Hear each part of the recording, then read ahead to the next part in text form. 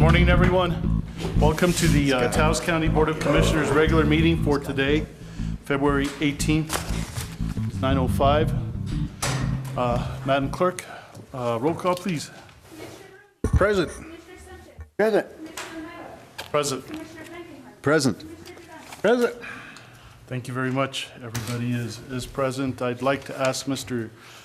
Josh Swazo to lead us with the Pledge of Allegiance. To the flag of the United States of America and to the republic for which it stands, one nation, under God, indivisible, with liberty and justice for all.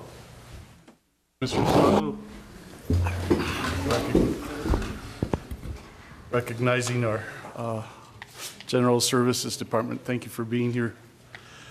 We'll move on then to the approval of the agenda.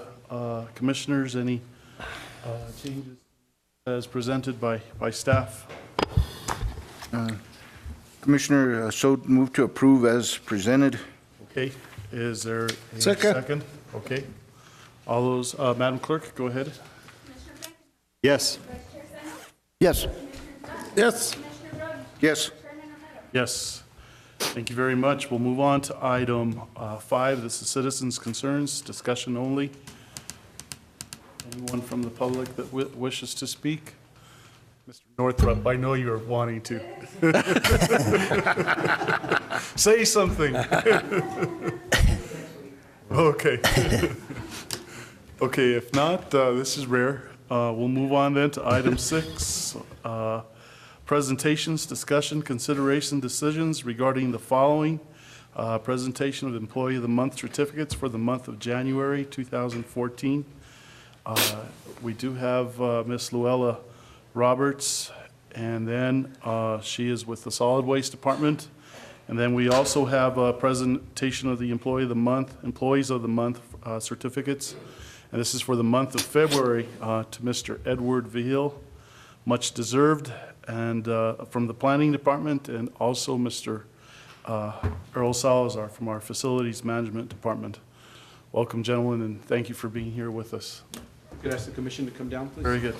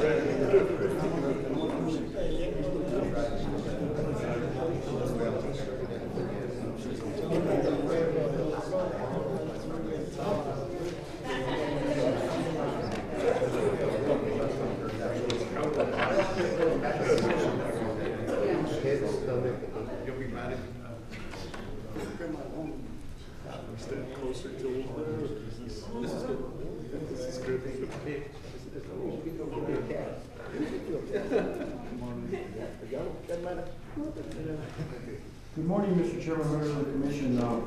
Today we have the Employee of the Month for January 2014, and I'm glad she's here with us today. Luella Roberts has been an employee of the Solid Waste for 13 years, and she has done a wonderful job for the Solid Waste program. And Luella gets to get a day off with pay, and here's her certificate. So I think that Luella deserves a round of applause for the wonderful work that she has done.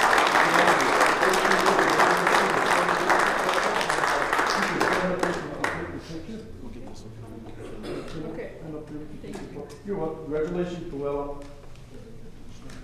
Chairman. Thank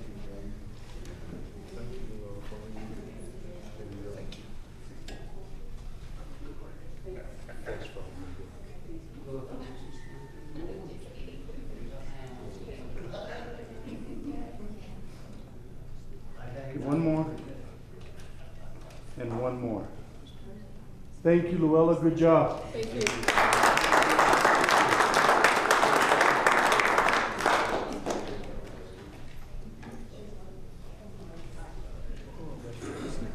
We have Mr. Edward Vigil.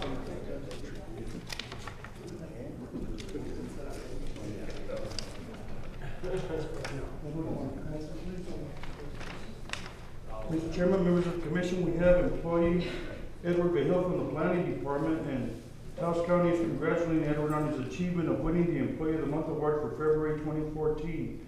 Edward is being recognized for his outstanding efforts and dedication to his position as planning manager. Edward began working for the county 17 years ago on January 30th, 1997 as assistant planner. Edward exemplifies what an exceptional employee he is, as he administers all subdivision special use permits and claim of exemptions for constituents. Among other things Edward does, he requires a lot of he does a lot of hard work on his part and is always up to the job. He has some massive undertakings and has succeeded. He's gone through boxes and boxes of paperwork, and I can attest to that, because if you walk through his office, he's crowded in paperwork, and I'm always telling him to clean this mess up. Just kidding, Edward. But he always does a great job, and he has a great attitude, and Edward is a consummate team player and a good source of reference for co-workers. Thank you, Edward, and for all your hard work and dedication.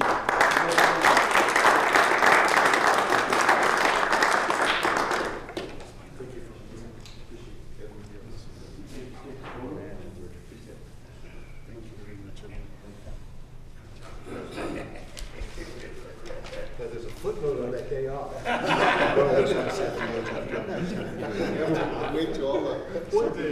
And Edward, would you like to say a few words? I didn't give you that, but would you like to say a few words on what you do and come up here? Just, I was remiss in asking him, but I wanted to give him the opportunity. Thank you, Mr. Trujillo. Mr. Chairman, Commissioners, Mr. Archuleta, Mr. Malone, Mr. Bellis, staff, members of the public, thank you for this award. I appreciate it. I'm very fortunate to be one of the individuals who has worked their way up through the Taos County ranks, and I'm very pleased with the co-workers that we have. Without the co-workers, I really wouldn't be able to be here in front of you accepting this award. So a lot of this goes to my co-workers as well. Thank you.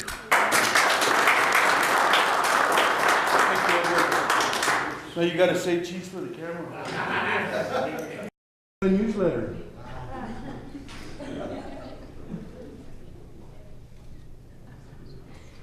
Thank you, Edward. Thank you. And last of all, members of the commission, general public, we do have Mr. Errol Salazar and Edward, Salazar. Just wanted to make sure, you know. La chancla, okay. The Taos County congratulates Errol on his achievement of winning the Employee of the Month award for February 2014. Errol is being recognized for his outstanding efforts and dedication to his position as Maintenance Worker 2 for the Facilities Management Department. Errol began working for Taos County 5 years ago on July 28, 2008 as a self-sufficiency coordinator. Errol shows up to work, which is always good, and gets it done right with attitude. No matter how big or small a job he completes, it is always done right. And I can attest to that. Edward was an instrumental part of us when we did the float at the last minute that we put it together. Errol and his staff did a tremendous job in putting that float together, so I know they do things right because he's a perfectionist. He had me up there with a hammer and wouldn't let me bend the nails, so he is a perfectionist. Errol was the foreman of the job to renovate the largest repairs room of the old county courthouse, which they did a great job. And he, with the help of his co-workers, made sure it was finished on time. Taos County is lucky to have Errol as an employee who takes pride in his work and has a great attitude. Thank you, Errol, for all your hard work and dedication. And Errol, I'd like you to say a few words if you get a chance. You want to say that? Say a few words. Thank you, Mr. Chairman, Commissioners, Mr. Manager.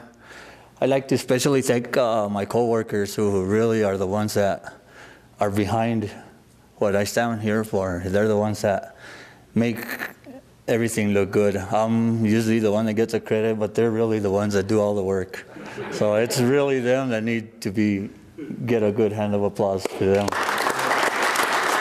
And special thanks to Mark, the director, who is always there to say, thank you guys, great job.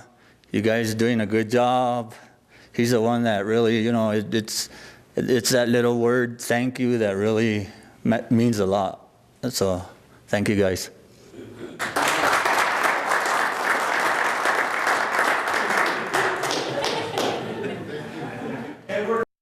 get you everywhere.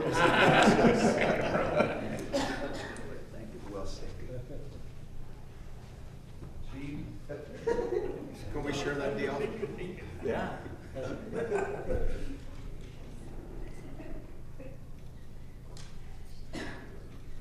Thank you, Edward. Thank you, maintenance staff. Thank you, all the hard workers in the county. Mr. Chairman, Commissioners. I just want to. A lot of times, I don't think that the commission and the public realizes the work that these people put in on the weekends, on the holidays, on the evenings. Over the weekend, this weekend, actually, Earl and Mark were out here and some of the crew because we had a backup of our septic system. And it was 4 hours, Mark, is that right, that you guys? Roughly, sir. It was about 4 hours of work that they had to do to get the county back in order and moving forward. And unfortunately, we can't predict those kind of things. We can't predict that they happen between 8 and 5. So it doesn't matter if it's 2 in the morning that our lights go out, that the electricity goes down, or that we have a backup. They're here 24/7, keeping the county moving forward. And I just want to applaud all of them again and all the staff for all their hard work in that.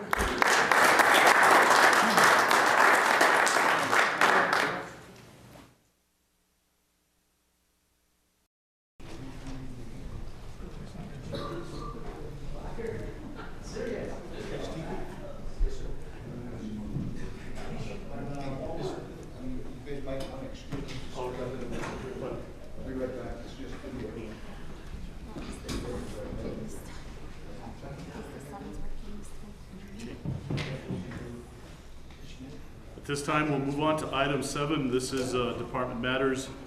Actually, item 6C, is discussion regarding the videotaping and broadcasting, the Taos County Commission monthly meetings. Ms. O'Donnell, welcome. Good morning, Chairman, Commissioners, County Manager, Attorney, and viewing audience. Before I begin my presentation, tell the Commission what a wonderful music event they put on Saturday at the Mural Room in the historic county courthouse. Commissioner Brony kicked off the occasion, and it seemed to me the assistant county manager never stopped moving, making sure everything ran smoothly. So I want to congratulate you on a new era of economic development. Today I'm going to touch on 4 key points. First, my qualifications, something the scope of work called for, but UNM did not respond to. UNM's non-compliance with the current county contract for videotaping. This is something new I learned after my last presentation. And here I was going to go through proof that with the current contract for cable casting with UNM, the county's paying a ridiculous amount. And I would like to call upon your IT, Dave Travis, if I may, with your permission, because he can explain just the IT. There was some talk about conflict of interest. However, I'm just asking for an explanation of technical things, which I don't see as a conflict. So if I could have your permission, if Mr. Travis could be called here. Travis is not available? Oh, okay. During the January 7th meeting, I told you UNM has 2 contracts now, totaling $22,000, one for cable casting, one for videotaping. And I will show you a contract with the former provider, which did have more services in the scope of work for cable casting and running the channel. And fourth, I'd like to ask legal and commissioners to show some compassion in its recommendations and decisions today, as the bids were basically the same. This process was confusing, and I understand there was misunderstanding. So about my qualifications, over the years I've seen many technological changes. I started with a wind-up Bell & Howell camera, 16mm film, gathering news, then went to VHS, next mini DVDs, and now gathering video with high-definition memory cards. My first 2 years of college were at Highlands University, where I had a radio show and worked at the student newspaper La Mecha. After graduating from New Mexico State University with a BA in broadcast journalism, I moved to Taos working with KVOT and KXMT, the old call letters of KTaos. I was news director and had a 5-day-a-week show called Taos Forum. I was a stringer for both KOAT and KOB. I had the honor of interviewing many famous people, including Jimmy Carter, Armand Hammer, Peter Fonda. That interview was done as we sat in the old courthouse jail on the plaza. In 1986, I co-founded the Public Access TV, Channel 22. I had the first show announcing Taos's own TV channel. I served on the Taos Local TV board for many years. I was on the Mayor's Advisory Board. I had a voice in negotiations for the new franchise agreement. We secured $70,000 to get equipment for the station. While I've done too many projects to list, commissioners might recall the work I did producing 29 reports on the building of the Taos County Administrative Judicial Complex. That was one of my most fondest projects. For the past 27 years, I've videotaped these meetings. I only had to miss 2 meetings. And when I videotape, I make it a point to show the audience when people's names are mentioned, when there are public hearings or historic events, like the honoring of our local veterans, some of whom are here, they are no longer here with us today. After years of videotaping in these chambers, I believe I am the most qualified of videotaping for your meetings. And I'm also willing to assist in the franchise renewal agreement with Comcast.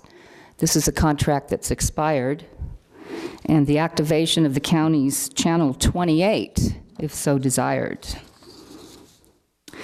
And regarding the scope of work, you know, it called for an external hard drive to be given to the county. I wanted to make sure that I could do that. So I copied the last 6 meetings I did from July to September, gave the external hard drive to the county clerk, who in turn gave it to your new IT technician, Mr. Dave Travis. And he's now putting those meetings on the county network for your archival files. I complied with that one new item in advance. Now, in checking with Ms. Ana Martinez to see if UNM had been giving her the meetings on an external hard drive, something UNM is contracted to do within 2 days of a meeting, I was surprised by her answer. And if I could ask Ms. Martinez to tell the commissioners what she told me.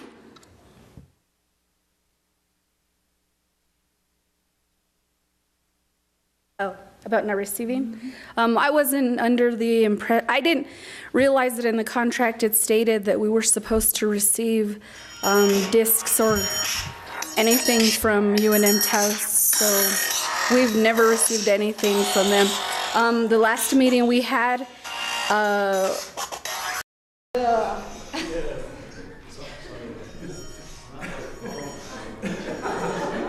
control your phone, Commissioner. Meeting we did have, we had problem with the audio, and so Francis did give us a copy of the DVD of the portion that was missed out on, but.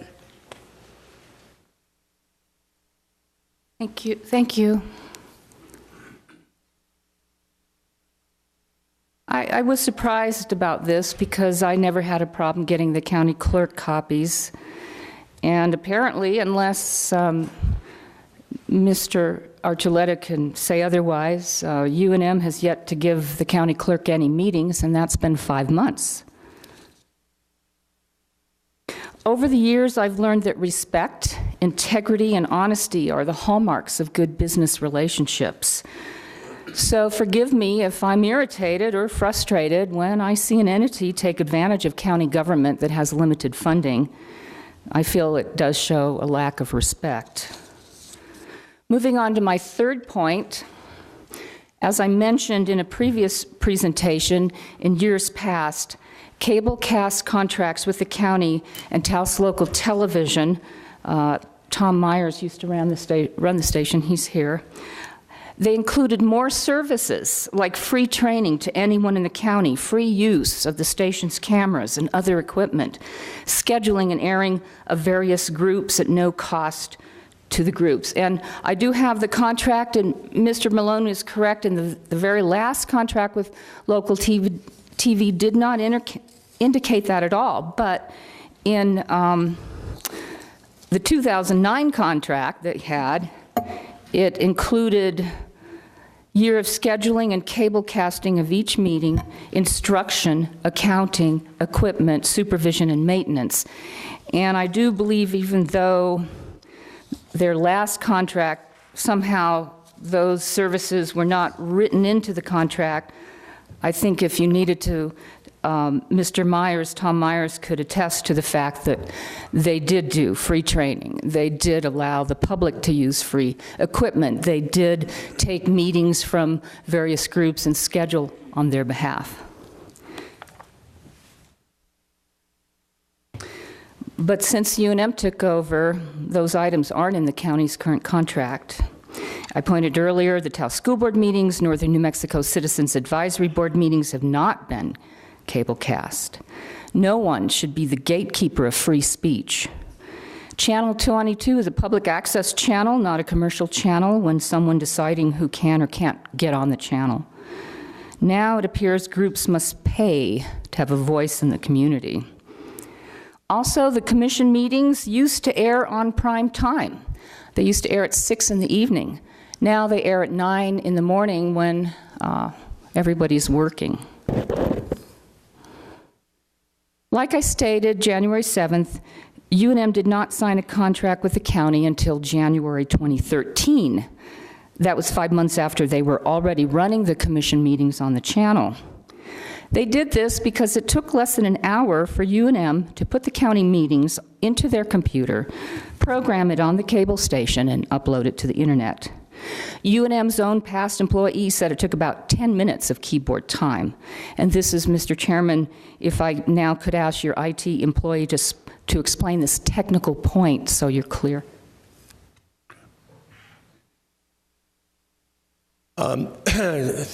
Currently they're using YouTube to broadcast their videos.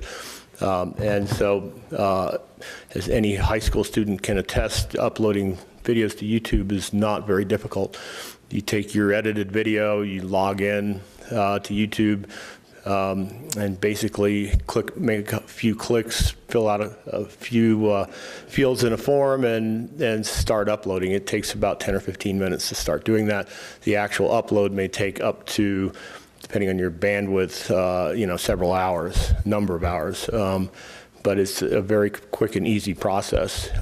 If it wasn't, you wouldn't see, so many YouTube videos out there. It's extremely easy to do. So.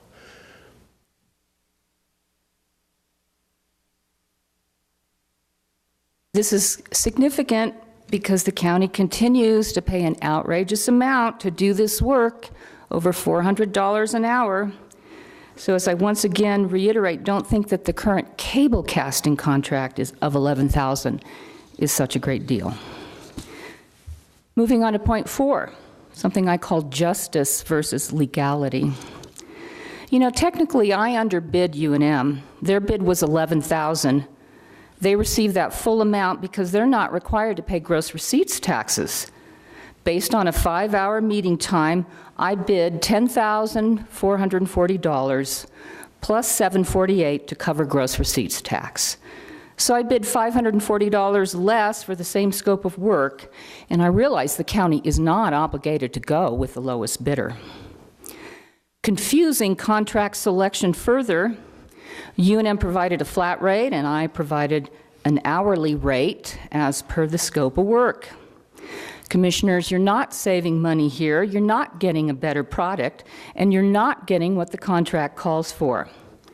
UNM is a powerful entity, surely able to sustain itself without having to take away jobs from small minority businesses. In closing, a theme we hear around the county these days and is illustrated in some comments I recently read in the local newspaper, written by 2 people I don't know, regarding elderly retired farmers who can no longer afford to pay property taxes, their land removed from agricultural exemptions because of inability to farm due to drought, old age, and poverty. Patricia Rogers and Willis Blackmore said, and I quote, "Laws and the administration of laws need to be balanced by compassion and flexibility," unquote. I have heard Commissioner Brony talk a lot over the years about the importance of supporting the small guy and receiving GRTs. Surely, Commissioner Sanchez, you understand what it's like to lose jobs at the Chevron mine and its impact it's had on your constituents. Mr. Malone, you have the reputation as a brilliant attorney for having won important legal court battles on behalf of the county. I really don't want to spar with you today, and I apologize for any past spars. I'm no match against you, Mr. Malone, but I can speak from my heart about what is fair, and I guess you could call that justice. By discontinuing the video contract with UNM and rehiring me, you will save money, get GRTs, and have the same quality of service you've had with me for many years.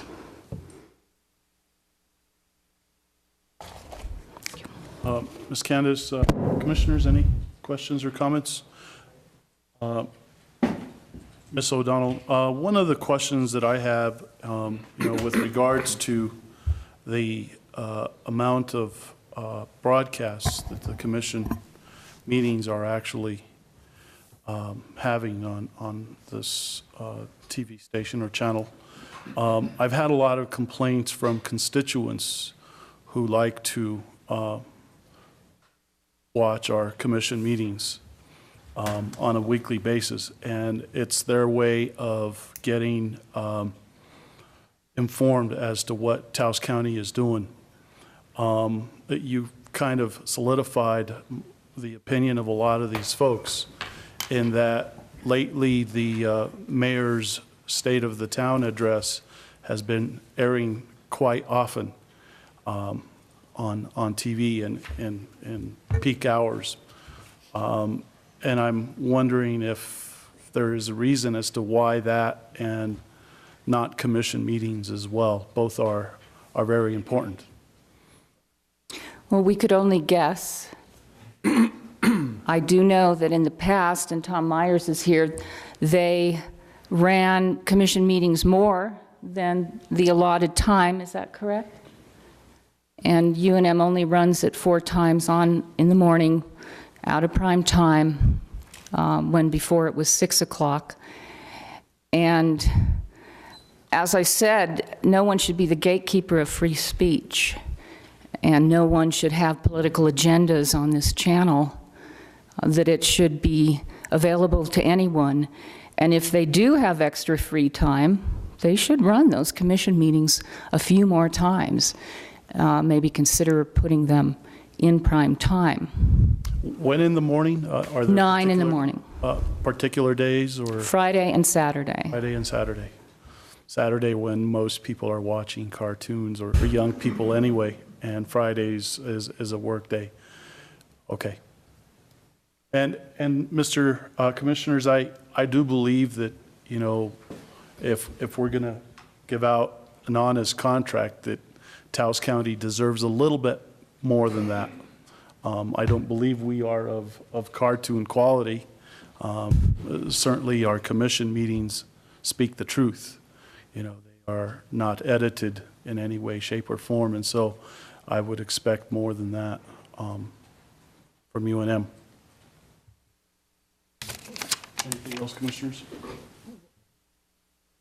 Mr. Archuleta, Mr. Malone? Mr. Chairman, Commissioners, Candace, thank you for being here today. First of all, we're talking about 2 different things. The $11,000 contract that we have with UNM is that, and that's not something that we have on the agenda today, and it's not something that we can make a decision on today based on. That's something totally different. We do not do the contract for the town of Taos, and for whatever amount of money that they put out there, for as many broadcasts as they put out there. The only thing that we can respond to is the Taos County's broadcast, the $11,000 that we spend for there. But that's not what we're here to talk about today. There is a second contract, and that's Candace's contract, which, again, staff has looked at in our assessment of that whole situation when those contracts came out. And again, UNM, I want to be very clear, UNM was not a bidder. Candace was the only bidder on that contract. We felt from the staff's perspective that it was way above 11,000. Again, if we took the number of hours of the commission meetings, and I know Candace and I disagree on this, and we respectfully disagree with each other on that commission meetings run longer than 6 hours. But if we went at 6 hours at her current rate, plus what it takes for production of that, it was going to come up above 11,000. And that's why we went back to look at other alternatives that Taos County has. Unfortunately, we have a budget that we have to stick to. And so that's what we're trying to do, and that's where we're at, commissioners. I mean, we're very frugal with our budget. We have a lot of different items that the commission asks us to fund, and we also have to do the work from day to day. And so in looking at that aspect, it wasn't, how can we continue to support small businesses? How can we bring a larger entity in? It wasn't anything about that. It was trying to stay within the budget that the commission set for staff to move forward. And that's what we did. And we'd be more than happy to open that up for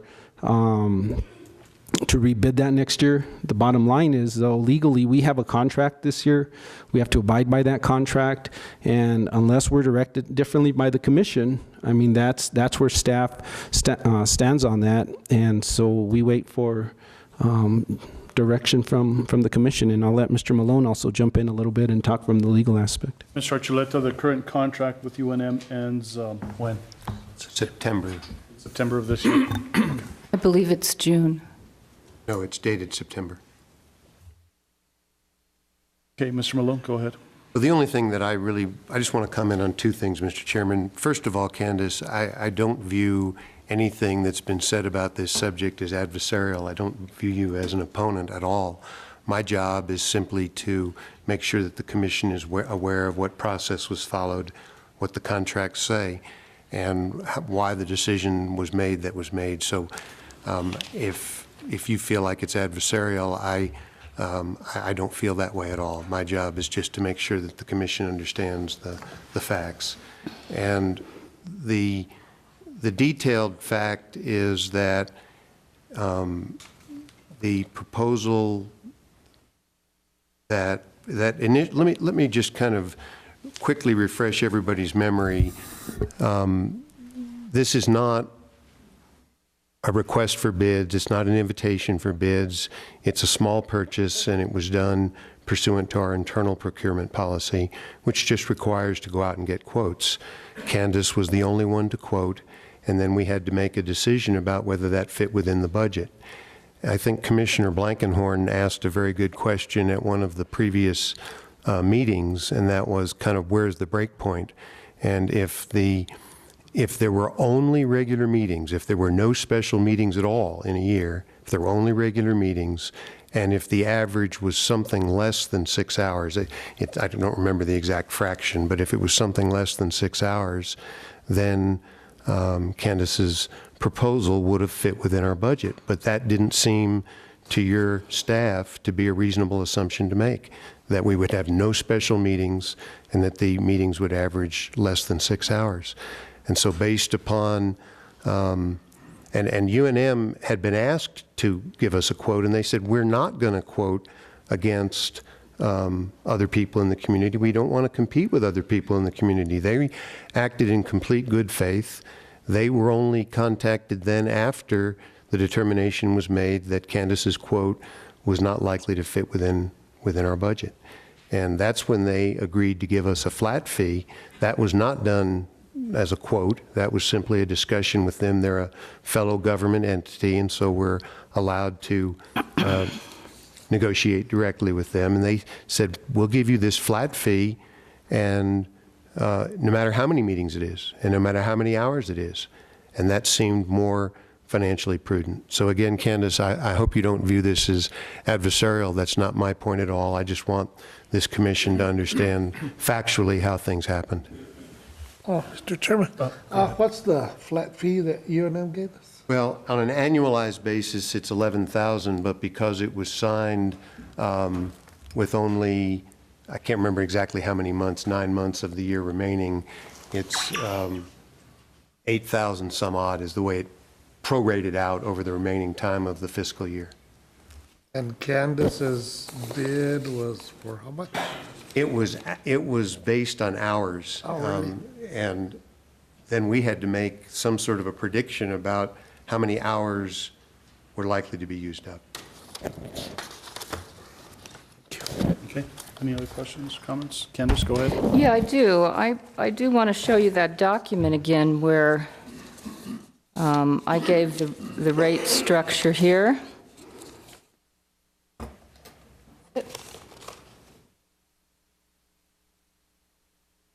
Give me just a second, please, here. I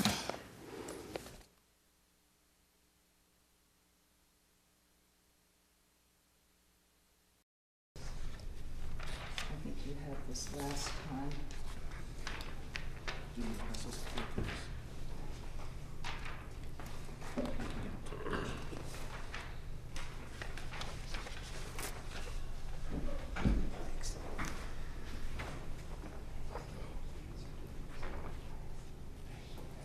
And I think I had given you this other document, I don't your copies of, that totaled the average meeting length of my contract at 4.7 hours, then totaled UNM's current contract hourly rate up to December, and it was 5.7 hours.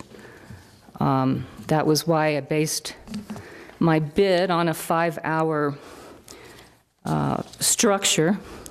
And as you can see, Commissioner Duran, they get $916 a month. You break that down for 2 meetings. I think they've only done 1 special meeting. Correct me if I'm wrong. That comes to a flat rate of $458 per meeting. My bid was at 3.5 hours, that's $315. My last year's, what I got was $350. For 4 hours, it's still $458.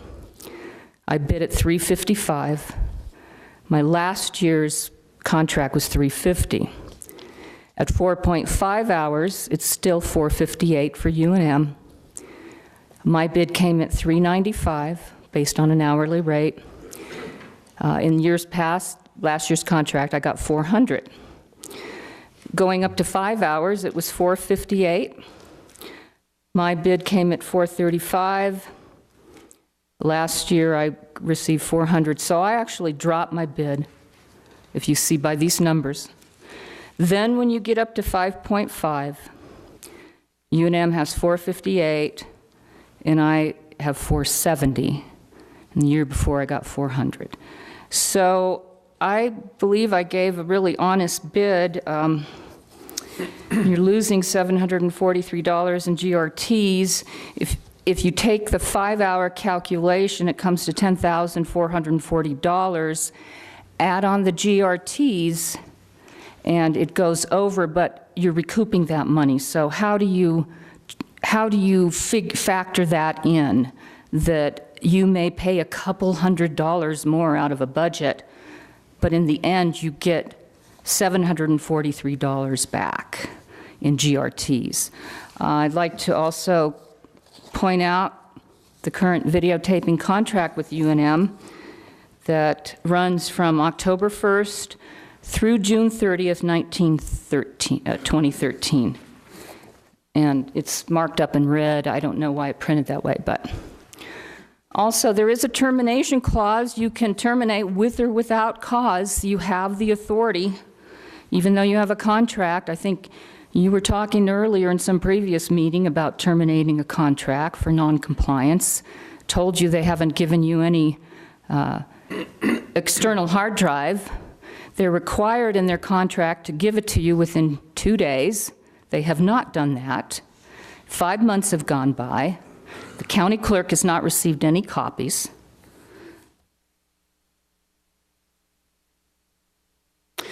The termination clause reads, if either party fails to fulfill its obligation under this contract in a timely and proper manner, or if either party violates any material covenant, blah, blah, blah, you have 30 days after the date of notice unless the party to whom notice is given cures the breach.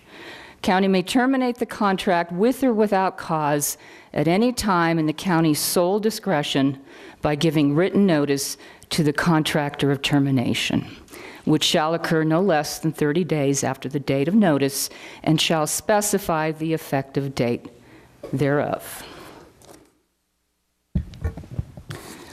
I think the other thing, too, is I was the only one who bid because, you know, there were people asked like Video Casa, some outfitter, Randolph Pierce, who the year before gave a double the amount of bid. And like I said earlier, there were 3 or 4 other people, businesses that were not called. And I understand UNM, they told me they weren't going to bid on this contract, and I believe them, and it's apparently true, but here's their letter. Taos County Commission Video Project Scope of Work Proposal, outlining what they're going to do at a flat rate with no specification of how many extra meetings they're going to do, just that the county will give them 5 days notice before they ask for a special meeting.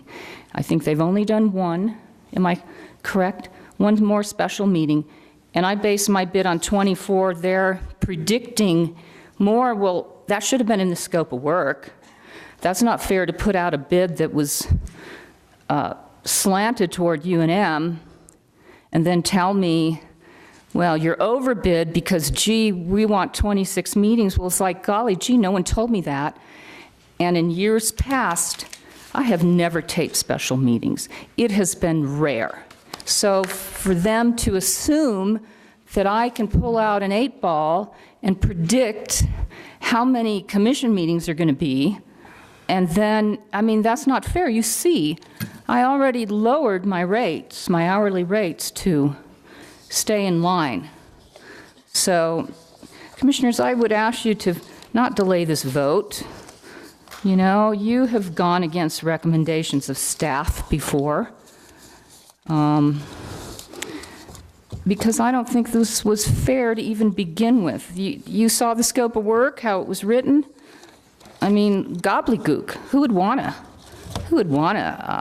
bid on that? It was the most confusing scope of work that went out. Mr. Chairman, it's probably for Mr. Malone. When Candace stated that they're supposed to provide the hard drive within 2 days to Copy of the minutes for the meeting. Is that a? That is correct. That's a part of the contract. Let me add, though, that if we learn, as we've now been informed that that didn't happen, the normal procedure would be to contact the contractor and say, why haven't you done this, and give them an opportunity to cure it. And that's the way we would proceed with any contract. There was another comment I wanted to make, Mr. Chairman, but I'll hold that, or unless you want me to go ahead and make it now. No, that's all. That's the only answer. This came up once before in one of the earlier meetings where this was discussed. I read to the chair, to the commission, the scope of work. The scope of work clearly identified that it was not just regular meetings. There are usually 2 regular meetings per month held on Tuesdays and occasional special meetings and work study sessions during the year. It was clearly in the scope of work that it extended to special meetings and work study sessions. Thank you, Mr. Chairman. So the paperwork that Candace provided us with shows that somewhere around 5¼ hours is the break even, and that's if there's no special meetings at all. That's correct, Commissioner. So pretty soon, staff is going to know, whether or not Candace's bid was under or over. Does the contract include the uploading from YouTube, this contract price? No, this is two separate contracts. Historically, what happened is that we had a contract with the previous group that ran Channel 22. That changed, and this goes back now a year or two ago. And so there's a separate contract for broadcasting.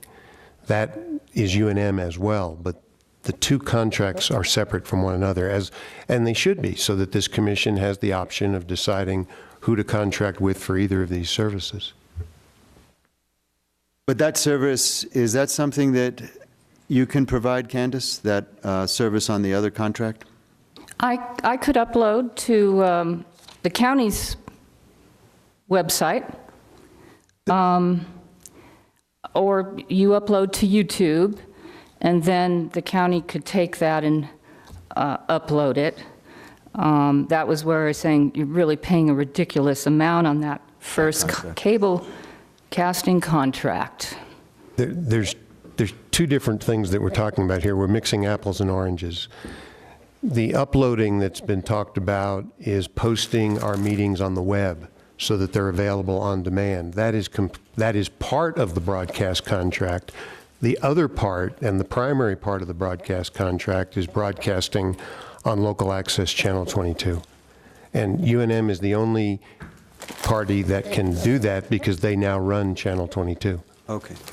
So, Mr. Malone, with regards to what the public is saying, that they're not seeing commission meetings anymore, but more than ever, I mean, I guess because of the election coming up, they're definitely seeing the town of Taos state address, or the state of the town address is, I don't know if there's any truth to that. I haven't had the opportunity to watch TV in the evenings, but in that contract somewhere, does it stipulate certain times that the commission meetings should air and at what time they should air? I don't think the contract has the time. It has the number of times per week, which is twice. Twice. Okay. It does have the times. Each meeting shall be broadcast on the Friday and Saturday following the meeting, beginning at 9 a.m. until the conclusion of the meeting. Each meeting shall be posted on the contractor's website for 90 days, blah, blah, blah. So it does give a time. In that case, they're in compliance with what the contract provides. And Mr. Chairman, again, I just want to advise is that, first of all, UNM's contract for broadcasting is not on the commission agenda today. It's a totally different contract. It's not anything that the commission can make an agenda, a decision on, and if we'd like to put it on, we can put it on, and staff could be prepared to talk about that. We're talking about the $11,000 contract, and I think if you look at the paperwork that Candace just put out, it was stated in the scope of work. Mr. Malone just read that. It also states that, and by her own testimony, she said at 5.5 hours for 24 meetings, twice a month, that it would come out to about a little bit over 11,000. And that's what staff took into consideration, is if we were out of here every commission meeting by 2:30, that'd be great. But that's not the reality of what we're seeing. We're seeing that we're running till 4, 5:30, 6 o'clock in the evening, every commission meeting. We have special meetings that we run 4 or 5 hours, usually morning meetings. And based on that, we did the calculation based on her proposal to the commission, and we were not within budget. And that's really what we're here to talk about today. If we take 5.5 hours, as she stated here, at $470 per meeting, and we calculate that times 24, it is right about 11,000. But that's not special meetings. That's not if we run over the 5.5 hours. And because of that, we had to stay within budget and figure out a different alternative to that, and that's what we've done. So I believe Commissioner Blankenhorn has brought some clarity to the situation, that there, in fact, are two contracts correct, Steve? That's correct. We have one for broadcasting that's been in place, and then we also have one for filming, which is the actual one for filming. broadcasting, when does that terminate? I can't tell you off the top of my head. Mr. Malone may have that, but I don't. I have it in my file. I'll look it up and tell you in just a second, Mr. Chairman. Because I am concerned that if we're paying fees to have these meetings broadcast on Channel 22, and they're only showing on Friday and Saturday mornings, then it does no good for our constituents who wish to see these meetings on TV. Mr. Chairman, Commission, again, I'll respond to that, but I'll again just let the Commission know that it's not on our agenda to discuss it. But we can renegotiate that contract if you want, but UNM is the only game in town right now for that. There's not another TV station that can do that broadcast. Now, Taos County has moved forward. As the Commission was well aware during our budget meetings, we moved to iPads. We hired Dave as our webmaster. The web has now been redesigned, and our hope is that we are going to broadcast the Commission meetings live via the web and have those available on taoscounty.org website. We're not there yet. I mean, we're working towards that. We're moving in that direction. But the other thing is that, you know, almost any household in Taos County, if you want to bring up a Commission meeting, you can download it from YouTube. You can download it from Channel 22. You can download it from the UNM website anytime you want to download it and view it. So The problem with that, Steve, is that how many people, especially the elderly in our community, have that ability or know of that ability? And Mr. Chairman, I totally agree with that aspect. And if the Taos County Commission wants to put more money into broadcasting it more often on the local channel, then, you know, at budget, we can definitely talk about that, renew the contract, and move forward in that aspect. But I would like to certainly see it come up in a future agenda to where we can renegotiate the times as to when this segments of the Commission meetings show up on public TV. I don't think it's fair to our constituents. Yes, Mr. Chairman. Candace? Mr. Chairman, you had asked when the contract is up. It's up at the end of the fiscal year, June 30th. Okay. Mr. Chairman, if I may comment again that even though Mr. Malone says that the scope of work mentioned special meetings, how can I give an hourly rate if I don't know how many special meetings or work study sessions are going to be done? That basically kind of killed the bid. I mean, the way it was written, how can you bid on that if you're so vague? Am I supposed to bid an hourly rate based on 2 more meetings when I knew most of the time you never do them? The last special meeting was an hour or something, so it wasn't that significant. Also, in the past, Taos Local Television received the full $22,000. The contract was not split.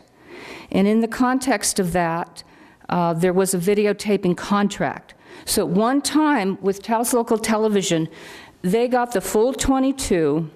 The videotaping was split. And so I do think it is a reasonable point here today that the cable casting contract, you're paying them an outrageous amount to do nothing. The videotaping contract scope of work was so confusing that I couldn't give. I mean, I immediately asked for records of public inspection as soon as the scope of work came out, because it was like, huh? So the $11,000 that UNM is getting to cable cast is significant. It does relate to the other videotaping contract. So I do beg to differ. And as far as there is not another channel to run the Commission meetings, I'd like to point out that the county owns Channel 28 on Comcast. It is a blank channel. It has never been activated, and now that Mr. Travis is here, he could easily activate it. It's a return feed Comcast will put right into your TV communications room, and you can run your commission meetings all on your own, over and over and over again without UNM. For very little money, you could activate that channel. It would not take much. A computer plugged in to Comcast, just like Channel 22 does now. And you'd save money in a cable cast contract you now have with UNM.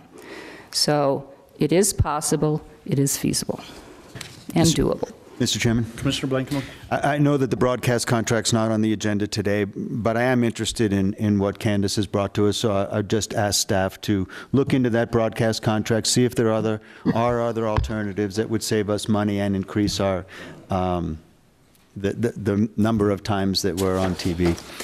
As far as the $11,000 contract that is on the agenda, I understand staff's arithmetic here, and I think I would have made the same decision based strictly on arithmetic. I don't, the 5 1/4 and the special meetings, when you add it all up, my guess is that the contract that you entered into would probably save the county some money. At the same time, I think Candace's many years of service deserve some consideration, and so my suggestion is that at the end of the fiscal year, add it all up, consider it, and then go to Candace and see if she can match a flat rate that you think is, well, that by that time it won't be speculation, it'll be clear from the numbers what the flat rate, the competitive flat rate would be.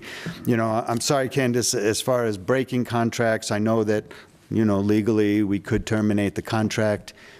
It's not something I like to do personally. I'll leave it up to staff, but it's it's breaking an agreement that you've entered into, and so I tend to shy away from breaking contracts. But I think at the end of the fiscal year, certainly it's something that staff could consider. Where is Channel 22 housed at? In the Town of Taos building upstairs, where the Town of Taos council meetings are held, upstairs.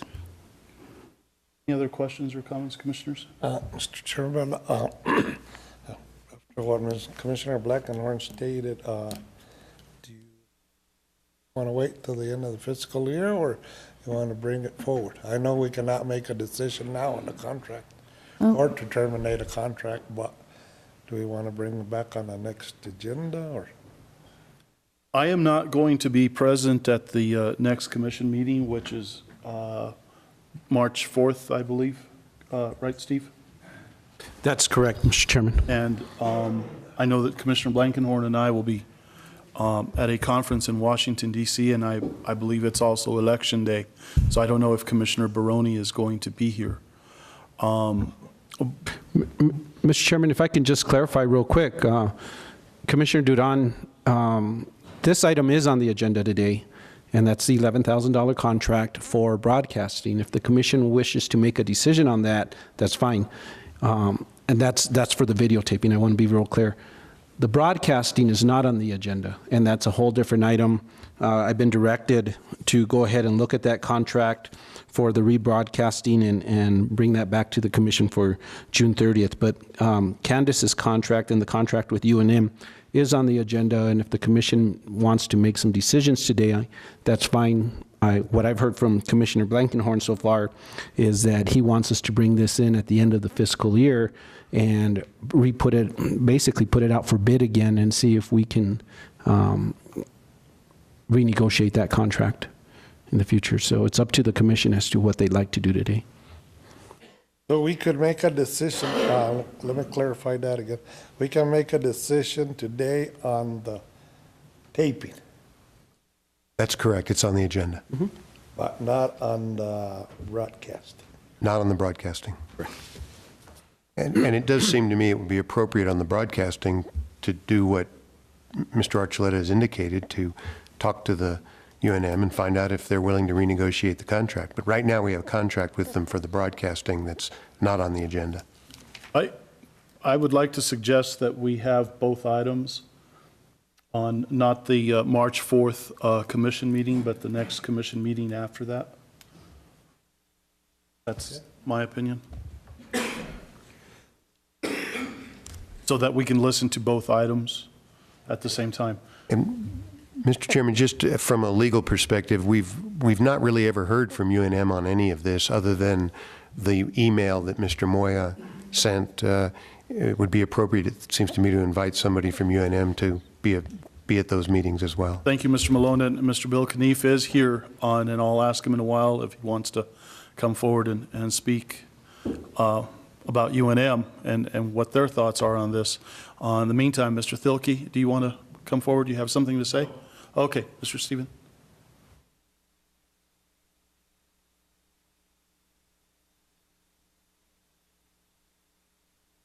I'm not familiar with the particulars of the contract and that disagreement, but my feeling is that you folks have a responsibility to provide the community with access to these meetings, as Chairman Romero was talking about. In the past, and I can bring you the tempo inserts that show how often those meetings were broadcast during the term that Taos Local TV had it, as opposed to the number of times they're broadcast now. And it's really shameful of UNM to abuse, so to speak, this opportunity. They should voluntarily be playing those meetings over and over again. What we see is democracy. I can't think of the woman's name. It's Democracy Now! It's a good program, but I don't want to see it over and over and over again. I only need to see it maybe once. But this is real easy for them. I have a feeling that with Democracy Now! You just sort of plug something in and it just sort of, feeds or loops on and on or something like that. This needs to be seen as an important archive. And it not 90 days. If you want it to be on the on the shelf for 90 days, that's fine. But it also needs to be someplace that somebody can go and get in a moment's notice. A moment's notice. Just the other day, I was looking at a Planning and Zoning Commission meeting for the town, and every minute and a half, 2 minutes, that tape, digital broadcast, whatever it's referred to, would catch. And then I would have to fiddle with the player. And it didn't respond quickly. There was this time lapse problem. And I kept going over and over again to try to get it to run smoothly, and it wouldn't run. It happened. I came back the next day, and it happened again. Finally, with all of these mistakes, there was a screen that showed up. It said video player error message. And it was from our good friends, YouTube and Google, telling me to do these 9 things. Come back. First of all, it said, come back in 30 minutes. Try again in 30 minutes. This is crap. This is BS, folks.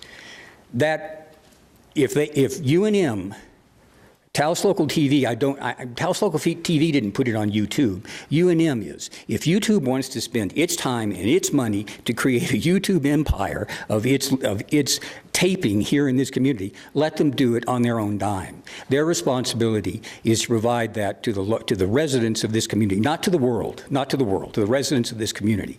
So they need to have a local server, not one that comes up and says, YouTube video player error message. I don't want to see that. I want to see your local server is down, somebody's looking at it, and we'll take care of it in 24 hours, 48 hours, what?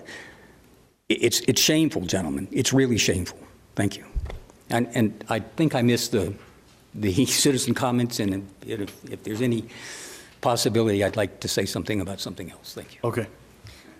Mr. Chairman, I thank you for listening to me, and I do want to say that on the videotaping side of the contract, they have not given you, as so required, copies of the meetings, which could be put on your website, given to the county clerk for her record. They have not done that, and that's been 5 months have passed. They're supposed to do it 2 days after the meeting. Thank you. Thank you, Candace.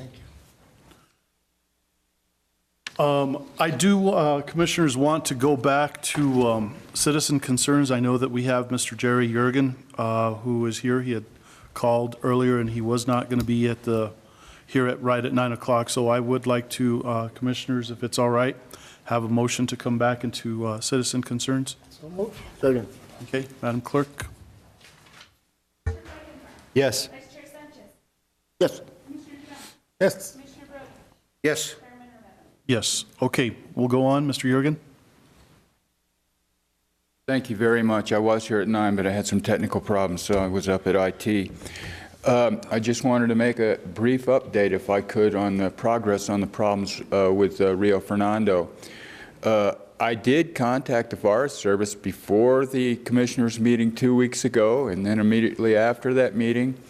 And I've tried to contact them several times. I know the county staff have been very busy at the legislature and haven't been able to stay on the Forest Service to try to get them in. But it does seem to me that they could have been either meeting with the staff or at either one of these two commission meetings to answer questions from you.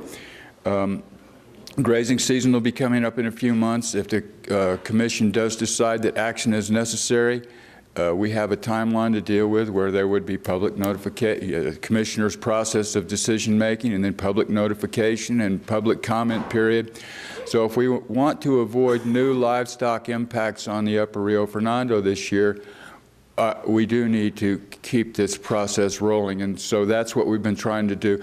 I talked with Julie Armstrong, the attorney who's engaged with this, just this morning. She expects to have a brief for Mr. Malone by the end of this week. I've talked with the director of Wild Earth Guardians, and they will be, at the appropriate time, they will be up here in support of the county taking action if necessary. And they are also looking for the resources to have their legal staff also prepare a supporting brief for the county's authority to take action if they so decide. And just briefly, the question has come up about scientific backing for the need for action on the Upper Rio Fernando. In 2006, the NMED came up and did an extensive E. coli sampling and did a 15-page report on the problems on the Upper Rio Fernando. In the 2010 to 2012 record of decision from NMED on the impaired waters in the state, it's called the 303D 305B integrated list. And that's the list that tells the impaired waters and various facts associated with impaired waters in the state. And the 2006 action, it lists that the Surface Water Quality Bureau Watershed Protection Section completed a special study of E. coli levels. That's the 15-page report that I was referring to. And it says the study demonstrated instances when grazing on the Flechado allotment probably increased E. coli levels in Apache Canyon and this portion of the Rio Fernando de Taos in 2006. And on the 2008 action, it says that data are sufficient to support a conclusion that the primary body contact use standard is exceeded for the Fernando de Taos. Therefore, this assessment unit is listed as non-support for primary contact. That means that it's not necessarily safe for children or fishermen to be directly exposed to that water. That's the 2010-2012 report. The most recent report is the 2012-2014 report, which lists the Upper Rio Fernando, which is the Tienditas Creek at Valle Escondido, up to the headwaters in La Jara Canyon. It says the assessment information is probable causes of impairment, E. coli. Probable sources of impairment, rangeland grazing, and source unknown. So the only known source on the Upper Rio Fernando for that E. coli impairment is listed by the NMED as rangeland grazing. And of course, there's not much other activities. There's a number of producers of E. coli on rivers, and especially on the Lower Rio Fernando too. But on the Upper Rio Fernando, as you may know, there's practically nothing up there but Forest Service land and the Flechado grazing allotment on the Upper Rio Fernando. So it's not surprising that rangeland grazing is the only source listed, and the only rangeland grazing that's going on is on federal land. So we do have scientific support, and that's why Amigos Bravos is supporting action either by the Forest Service or the Taos County Commission, and that's why Wild Earth Guardians has come in. The only other thing I'll mention is that there was a 2009 environmental assessment for the Flechado allotment, which ignored all the E. coli exceedances that had been listed since 2005 and claimed that there was no significant environmental impact. That was the conclusion of the Forest Service environmental assessment of their own work. So I think that was biased, and the 2009 environmental proposed actions included a number of actions that were supposed to mitigate the problems up there, and in the almost 5 years since that environmental assessment, none of those proposed actions have been taken by the Forest Service.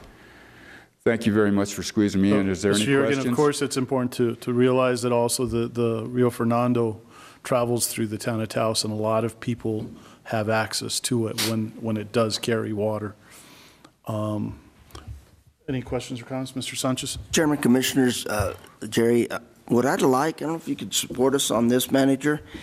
I'd like to get the Forest Service to come up. I've got some questions for them up in my area, District 2, and see if we can't put them on the agenda down the road sometime. Got some concerns up in my area, which I'm sure with the fire season, the way it's getting, everybody does, so it's something that I'm really looking at really seriously. So I really hope that we could do that, and I know County Manager Archuleta is working on getting the supervisor in. I asked the district ranger to come in. I felt like she could answer some of the questions about the Rio Fernando, which is in her district. She said that Supervisor Buck Sanchez wanted to be at any meeting with the staff, and so I assume that he's going to want to be at any meeting with the commissioners. It doesn't sound like March 4th is ideal, but I would certainly agree that there's a need for the Forest Service to finally respond to all the concerns of the citizens and the commissioners now about the Upper Rio Fernando, get in here and answer some questions and tell us what plans, if any, they have for making changes this year that would mitigate the problems on the Upper Rio Fernando. And you're right on that, Mr. Jurgen. We've discussed this for at least a year now, and we do need to take some action on it. That's the way I feel. Mr. Bellis? Mr. Chairman, I would just ask if the Speaker could submit the information he has to the Planning Department. We could analyze it. About 2 years ago, we were involved in some preliminary work with Rivers and Birds, NMED, and Forest Service on water quality issues throughout that area. And despite what is being represented, we also discovered that there were a number of inadequate and illegal waste disposal systems. And NMED's reason for not moving on that was that they said they would have to condemn them and then be involved in the cleanup, cost of the cleanup, and they did not have the resources. I also want to be careful in that we sit on, and later you'll review a document submitted to BLM and Forest Service on their scoping plans for range and land management. And I found them to be very responsive. So I would just want to be sure that before you were presented with the case and asked to make a decision that you had all the facts from staff. Thank you, Mr. Bellis. Mr. Archuleta? Mr. Chairman, Commissioners, I just want to clarify that the meeting with Forest Service, would you like that as a special meeting, or would you like that as a presentation as part of the regular commission meeting? I think it would be good to have a work study session. It seems to me like it will take quite a bit of time to discuss. I don't know how the rest of the commission feels about it. I'd love to meet with them. Okay, we'll schedule it as a work study, but that's another meeting based on we're still trying to get this meeting scheduled. Renell's got about 4 or 5 confirmations, but we are waiting for Mr. Sanchez to confirm so that we can schedule a date, hopefully for next week on that. So that'll be a meeting subsequent to this one. In response to Mr. Bellis, I will certainly be glad to kind of cherry pick my files, which are quite extensive since I've been working on this for a number of years with Amigos Bravos. But I will certainly present the best of that evidence to the county staff before in the very near future. And Mr. Jurgen, these copies of the reports that you have, if you could submit them so that we can include them in the record for today. Great. I would certainly appreciate that. Who should I give those to? Our county clerk.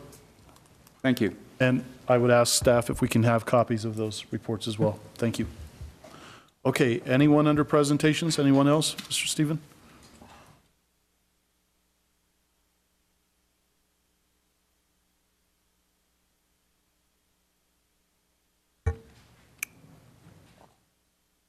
Buenos dias, Stevens Hall. Yesterday, as well as at approximately 7:02 this morning, radio station KKTC, a station owned, I believe, by Darren Cordova, broadcast a political advertisement paid for by the committee to re-elect Darren Cordova. The political advertisement was spoken by David Koss, the mayor of Santa Fe, who says he supports the re-election of David Cordova. I've only been in the same room once with David Koss, at which time I heard him speak at a public meeting. His words seemed reasonable and thoughtful on that occasion, leading me to consider him possibly a reasonable and thoughtful individual. David Koss is absolutely and unequivocally wrong in his support of Darren Cordova. I say if Mr. Koss was as familiar with the particulars of this particular place, this particular community, these particular people, as familiar with this particular watershed as I hope he is with his own local community, then I'm certain that as a reasonable and thoughtful citizen, Mr. Koss could not possibly support Darren Cordova. At least that's my hope. If, given an understanding of the particulars of this local community, Mr. Koss was still supportive of Mr. Cordova, then I would have to conclude he is not thoughtful and reasonable and could not possibly have the best interest of this community at heart. I believe his support is misinformed and is consequently lamentable. Darren Cordova is also employing the voice of Martin Suazo. I believe that's his name. The vice chair, and I believe that's his position, of the statewide, and I believe it's statewide, Community Development Committee, and I believe that's what it's called, in his political advertising. Mr. Suazo, in his barking and shilling for Mr. Cordova, says that Mr. Cordova has, through the use of community development block grant funds, made Taos a, quote, friendlier and comfortable place to visit, as well as reside. The emphasis and focus should be on the members of this community, the residents of this community, not the visitor, when spending community development block grant monies. Let's be very, very careful about where we cast our pearls. I say that Senors Koss and Suazo, before they come barking and shilling for Darren Cordova, should fully inform themselves about the day-to-day details of this particular community. Stick to your local voices, Commissioner Brody. Those are the ones we need to hear. Those are the stories that need to be told. It's just as simple as that. Darren Cordova and Rudy Abeyta have also spoken of the need for binding arbitration to settle the command center distress. Forget it. You would be doing such an injustice for this community to submit to any kind of binding arbitration under the auspices of the Department of Finance and Administration, when this is the agency, the department, that you asked for help almost a year ago with respect to trying to understand the particulars of a reserve account fund with respect to the JPA for dispatch. It's just unconscionable for them, Darren Cordova and Rudy Abeyta, and anyone else to suggest that you should submit yourselves to binding arbitration. Elizabeth Warren, the newly elected senator from Massachusetts, has warned us of binding arbitration. It's what all of us have given up just about, I believe, when we sign credit card contracts these days. That's corporate America. That's the thin end of the wedge, giving up any appeal that you may have to binding arbitration. Forget it, gentlemen. It's as simple as that. Thank you. Okay. Anyone else? Sir, go ahead. Come on.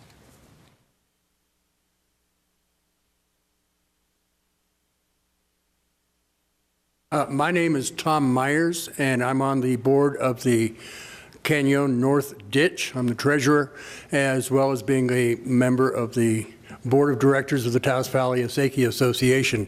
And we are very, very concerned about the state of the Rio Fernando, both upper and lower, as both the north and south ditches in Canyon get their water from the Rio Fernando. And with the amount of E. coli, it's almost dangerous to do vegetable gardens with that water.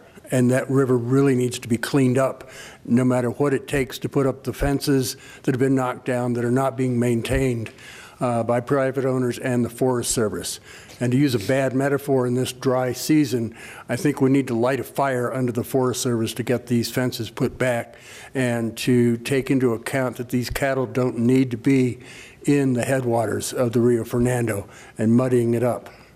And I appreciate the gentleman's work that you've been doing, and I'd love to have a conversation with you about that. That's my comment today. Thank you very much. Thank you, Mr. Myers. Anyone else? Sure. Thank you, Commissioners. My name is Bill Knief. I started Taos Local Television, got the 501c3 close to 30 years ago. I've known Candace just about that long. I just wanted to mention, and thank you, Mr. Romero, for the suggestion. I think it's a very good idea for everyone to get together, and although I'm not directly involved with the station any longer, I can assure you that Louis Moya would be very happy to meet in any kind of forum or discussion on these matters. Thank you very much. Mr. Knief. Okay, anyone else? If not, we'll move forward to item 7, department matters, discussion, consideration decisions regarding the following. Item A, this is a request for approval for out-of-state travel on actual reimbursement. Mr. Sanchez. Thank you, Chairman. Commissioners, I'm here before you today to ask for the approval for out-of-state travel and reimbursement on some actuals for Chief Jonah Olson from the Latier Fire Department. She's been invited to speak at the National Firefighter Life Safety Summit in Tampa, Florida. So she's been asked to attend on that. And what she's asking for reimbursement is some of the expenses, not actually to Florida, but from here to the airport. Her airfare, her lodging, all that's being picked up by the summit. So she's just asking for mileage and hotel in Albuquerque the night prior to the flight. So move to approve. Second. Madam, any other discussion? Yes. Mr. Sanchez? Chairman, Commission, also, Alan, this is a great thing for one of our locals to go out there and get training. The money that goes out of this, does that come out of their budget to go to Albuquerque, spend the night? There's 2 funding streams that each of the volunteer fire departments have. One of them comes from the state, which is based on their ISO rating, and then the other one is part of the excise tax, and they budget that out aside. A lot of the travel expenses usually does come out of the state budget under training. Oh, okay. All right. Thank you, sir. Madam Clerk? Yes. Yes. Yes. Yes. Yes. Okay, we'll move on to item 7B, update on the Veteran Cemetery. Ms. Anita Padilla, Grants Administrator. Oh, you meant to pass them up?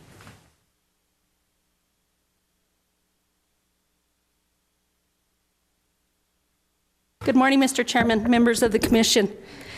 We have finally received all of our budgets back from DFA, and we're able to move forward on the projects for our grant agreements. One of the big ones being the Veterans Cemetery. You have before you a site map of where the Veterans Cemetery is located, and I need some direction. I have met with David Henry, who is going to give us a proposal for a master plan. But in doing that, as you can see, the number of acres for this property is 38.571, of which 20 are being donated to the Veterans Cemetery. I kind of need to know which part of that you're going to donate, as it is a primary part of the master plan. So I need some direction as to where you want to go from there. Again, I have spoken with David Henry. Richard Sanchez and I met with him last week, and he is here to kind of explain what his scope of work is going to be for that master plan.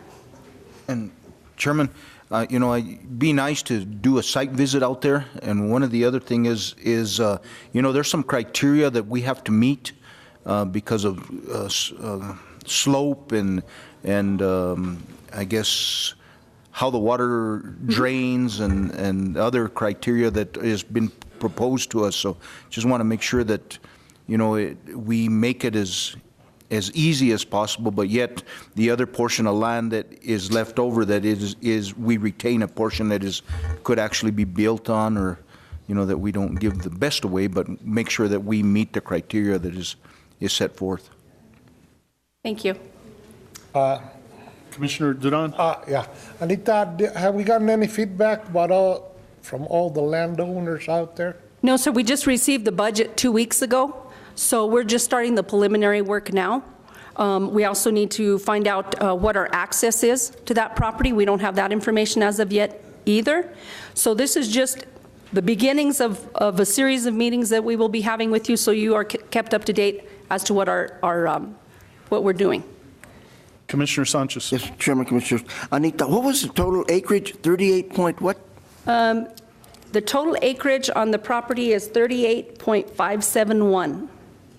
And you have a job description, or I mean a job description, my job. You have a description behind the site plan. Okay, I got it here. Okay, thank you so much, Anita. And before we go on to, sir, was wondering, Mr. Malone, would it be possible if this commission wanted to do a site visit today? Sure, you could do Would that. be under the realm of what's on for discussion in the agenda? You could do that. Okay. Thank you, Anita. Commissioner Romero, Chairman Romero, commissioners, members of the public, thank you for allowing me to, or at least contacting me to be involved. I think it's a very exciting project. We need to honor the veterans of northern New Mexico, and it's my understanding that the state and the governor are interested in making this a pilot project that could be set some precedents for future veterans cemeteries throughout the United States. So I'm happy to be involved. It's very early on in the planning process. I think, as Anita mentioned, it's a 38-acre parcel donated by the Clowers to Taos County 20 years ago. It's never, to my understanding, it's never been surveyed. We have a deed, but we don't have any property boundaries. So the initial work that I'm doing on behalf of the project is to contact surveyors, make sure we have clear title to the land, know where the boundaries are, know where the access is, and then get some topography done. So we're gathering cost estimates from local surveyors to do that work. The next step would be a very schematic master plan indicating how the parcel would be divided up into two. It's my understanding we want to make a 20-acre parcel and an 18-acre parcel. Whether the cemetery gets the 20 acres or the 18 acres and a future use, it's all undetermined at this point. There's been talk about some type of public use for the other parcel, whether it be a fire station, a substation, or something else. I think that's all great. We'll incorporate that into the master plan. So right now it's a schematic study. It's not a shovel-ready project. We're not moving forward with any construction. It's just forward to presenting my findings to you at a future meeting. And essentially what we're asking for today is your support. Very important project, and I'm glad to be involved. And Chairman, with that said, not knowing where the exact boundaries are and stuff like that, I think, I would like to go out and so everybody has a good feel of the property, but I think we need to make sure we know where the boundaries are first and make sure that we're even looking at our own property before we go out there. So, Mr. Chairman, let me ask this question. I think it was surveyed at one time. It was. Mr. Chairman. The reason is that when previous commissions wanted to put the landfill out there, so I'm sure there's a survey. I've contacted several surveyors in town, and they're not confident that there is. There's a deed packet which describes physically where the property is, which is great. Oftentimes we don't even start with the deed, so this is a good thing from the Clowers. And it describes where the property corners are, but nobody has ever put pins in the ground and surveyed the property for the county, and that's what we're hoping to do. At a future meeting, we will present costs associated with that. I don't think we're talking about a lot of money. It might be $5,000 to do a boundary survey and a topo. That would also indicate any utilities. I don't think there's any utilities out there. There's grid power on the highway, but there are no water utilities out that way. Water and waste, I think, end at the country club. This is about 2 miles west of the country club towards the Rio Pueblo. So it's very likely we'll need to drill a well for water, install a septic system. We have talked about fencing the perimeter of the property. That will all be part of the master plan. It has been surveyed. I remember from about 8 years or so ago, the commission did in fact tour that property when we were thinking exactly what we're thinking today. And we looked at the area, and it did have survey stakes on it. The question that I have for you is the 2 squares that are on this map, the proposed location, does that include both properties, or is it the one in the rectangular shape, is that the subdivision next to it? Mr. Chairman, members of the commission, the one you see that's in green, that is our proposed location. The rectangular one is owned by Elmer Garcia. Correct. So it is off of a road that was created by Mr. Garcia and his subdivision, and there is an agreement with Mr. Garcia that was executed some 8-10 years ago to be able to use that road to be able to get to this property. There is also an agreement for underground utilities that was executed with Kit Carson Electric Co-op at that one time. And that's something that was dealt by then County Manager Sammy Pacheco and Mr. Garcia in order to get electricity to that area at the time.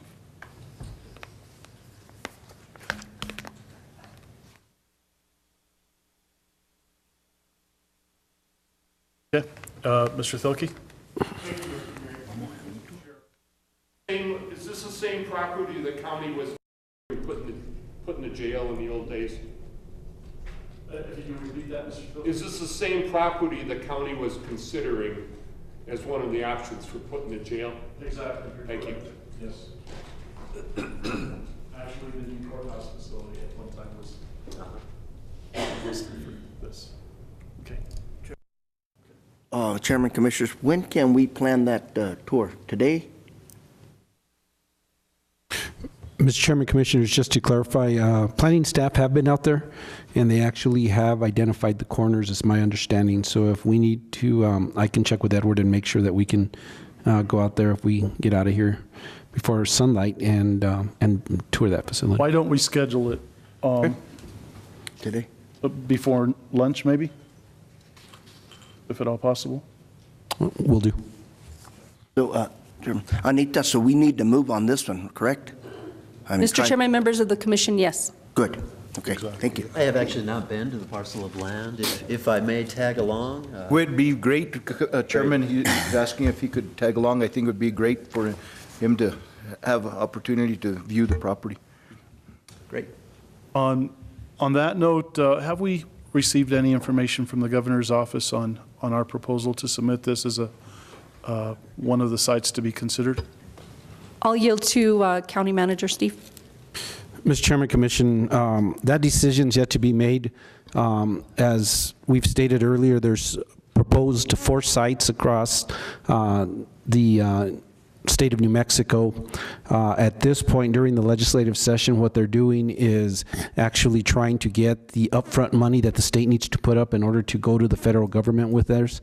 There is a lot of posturing. Yesterday, there was a veterans meeting at the Roundhouse, and there was a lot of people there from different communities basically trying to posture in order to get the veteran cemetery in their area.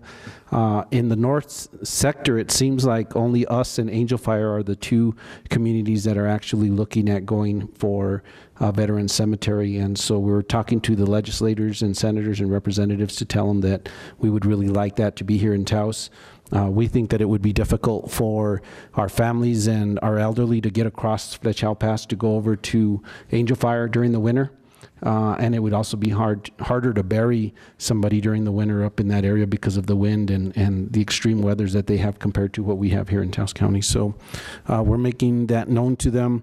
But the first step in the process is actually for them to go ahead and allot some money so that they can make that bid to the federal government.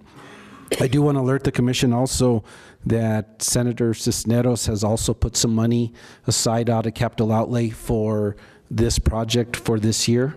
And it's my understanding that he was going to try to give Taos County $100,000 for the veteran cemetery. So, you know, we have, at some point, the commission's going to have to make a decision based on the decision that the governor makes, because it's my understanding from the senator that even if we don't have federal recognition, he would still like to put a veteran cemetery in Taos County.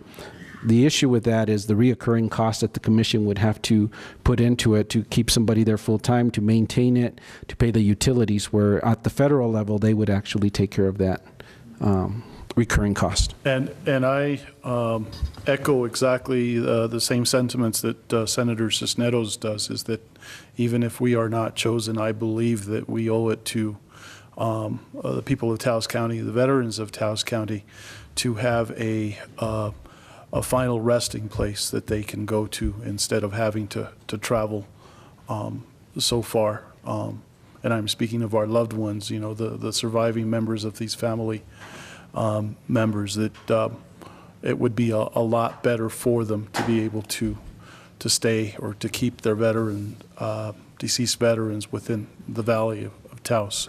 The question I had for you, Steve, is did the town of Taos submit a proposal at all? I know that in listening to one of their council meetings, both Mayor Cordova and Councilman Peralta had suggested a piece of property out by the landfill in a last meeting, and I thought that was kind of not a good place to bury individuals next to the landfill.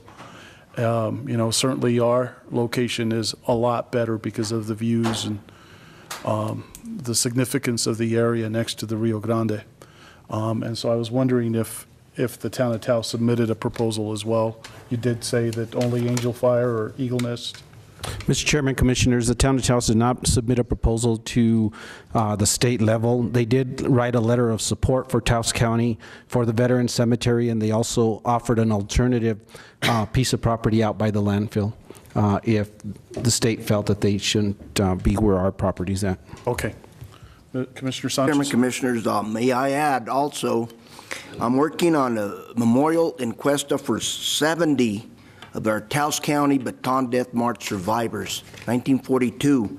So I've got the bricks already done. I'm just working on the ones that are supporting that, and I'm making brick for those folks that have given me money to make it happen. So I do want to put this together for the Memorial Weekend. But yeah, I just want to throw that in on the 70 from Taos County, all the way from Peñasco all the way to Amalia, where we had veterans. So. Thank you. Thank you, Commissioner Sanchez. So,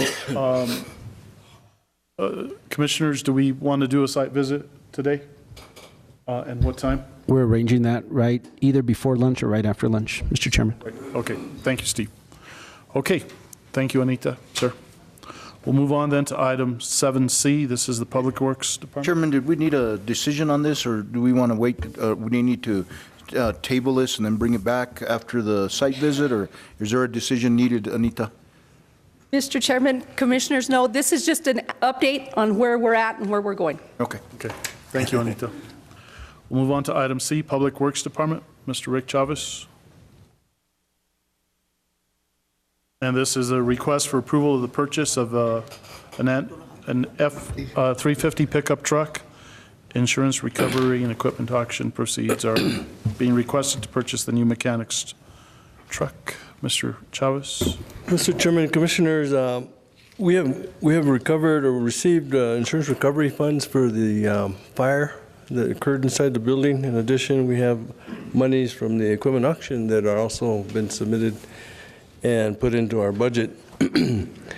So with this money, since the vehicle that did catch fire and burn and was destroyed was a mechanic's truck, along with tools and other equipment within the building, we are proposing to buy a new F-350 with the funds. However, I have been informed recently that our budget is still kind of in limbo because we haven't received funds from the forest reserves. So I don't know if it's proper to get your approval now, and then once those funds are received and our budget can sustain that, that we are allowed to purchase that truck. Chairman, how much money did we recover from? It was, how much money was recovered? A total of $70,000 on the insurance recovery, I believe. Okay. Along with about $26,000 from the auction. Sure. Or that might be $7,000 total, I don't know. Do you remember? Yeah, I believe it was just over 70,000 for all of the different claims, the vehicles, the equipment, tools. One of the claims for tools was paid out directly to the mechanic that lost the tools, so that was an additional amount. That's included in the set. Chairman, Rick, so this other truck here, we've got 2 mechanics, Yes, sir, Mr. Chairman. so Commissioner. that would take care of the one that's been out of a truck for a while. Right. So I've been hitchhiking around. We borrowed a truck from General Services, and they're anxious to get it back as well. And even with your approval, when we're ready to purchase it, it'll still take a couple or 3 months to get it.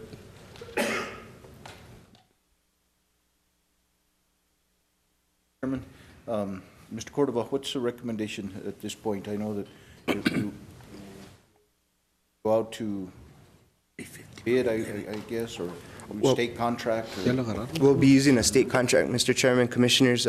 What I did recommend to Mr. Chavez, based on some federal funding that we had in his budget, about $248,000 of Title I money, because of the freeze and all the budget issues at the federal level, it hadn't been approved and appropriated.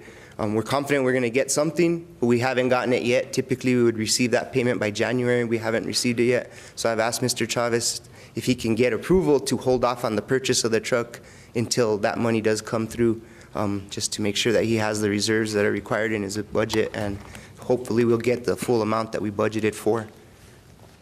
So I'll make a motion to approve with the recommendation of Mr. Cordova, approve the purchase, but waiting until we're sure that the money is there. Okay. Is there a second to that motion? Second. Madam Clerk? Yes. Yes. Yes. Yes.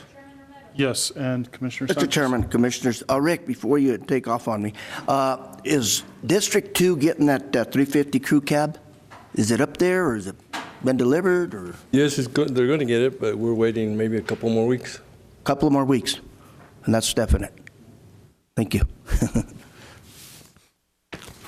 Okay. Excuse me. The next item, Mr. Chavez? Okay, next item, Mr. Chairman, Commissioners, is I'm bringing back the fiscal year 14-15 local government road fund projects for your consideration. I presented at the last meeting the projects that I recommend that you should consider. I had gotten additional direction to look further into this. What I've done in your packets is included a project in District 3, which is Old Santa Fe Highway, which again has paved most of the way. If you're coming from the south to the north towards Ranchos, it's paved up to the bridge at Rio Grande del Rancho, and from there it's base course up to Valeria Road. Again, that would be a logical project to complete. The only difference there compared to others is that it's relatively low volume, although it does have relatively good drainage and it does have base course now. So that's in addition to your list from the last time. Also, what included in your packet is the pending years projects that you all have approved, and I know there was some confusion last discussion. So there's 13-14, which is after this, after I enumerated the projects I recommend.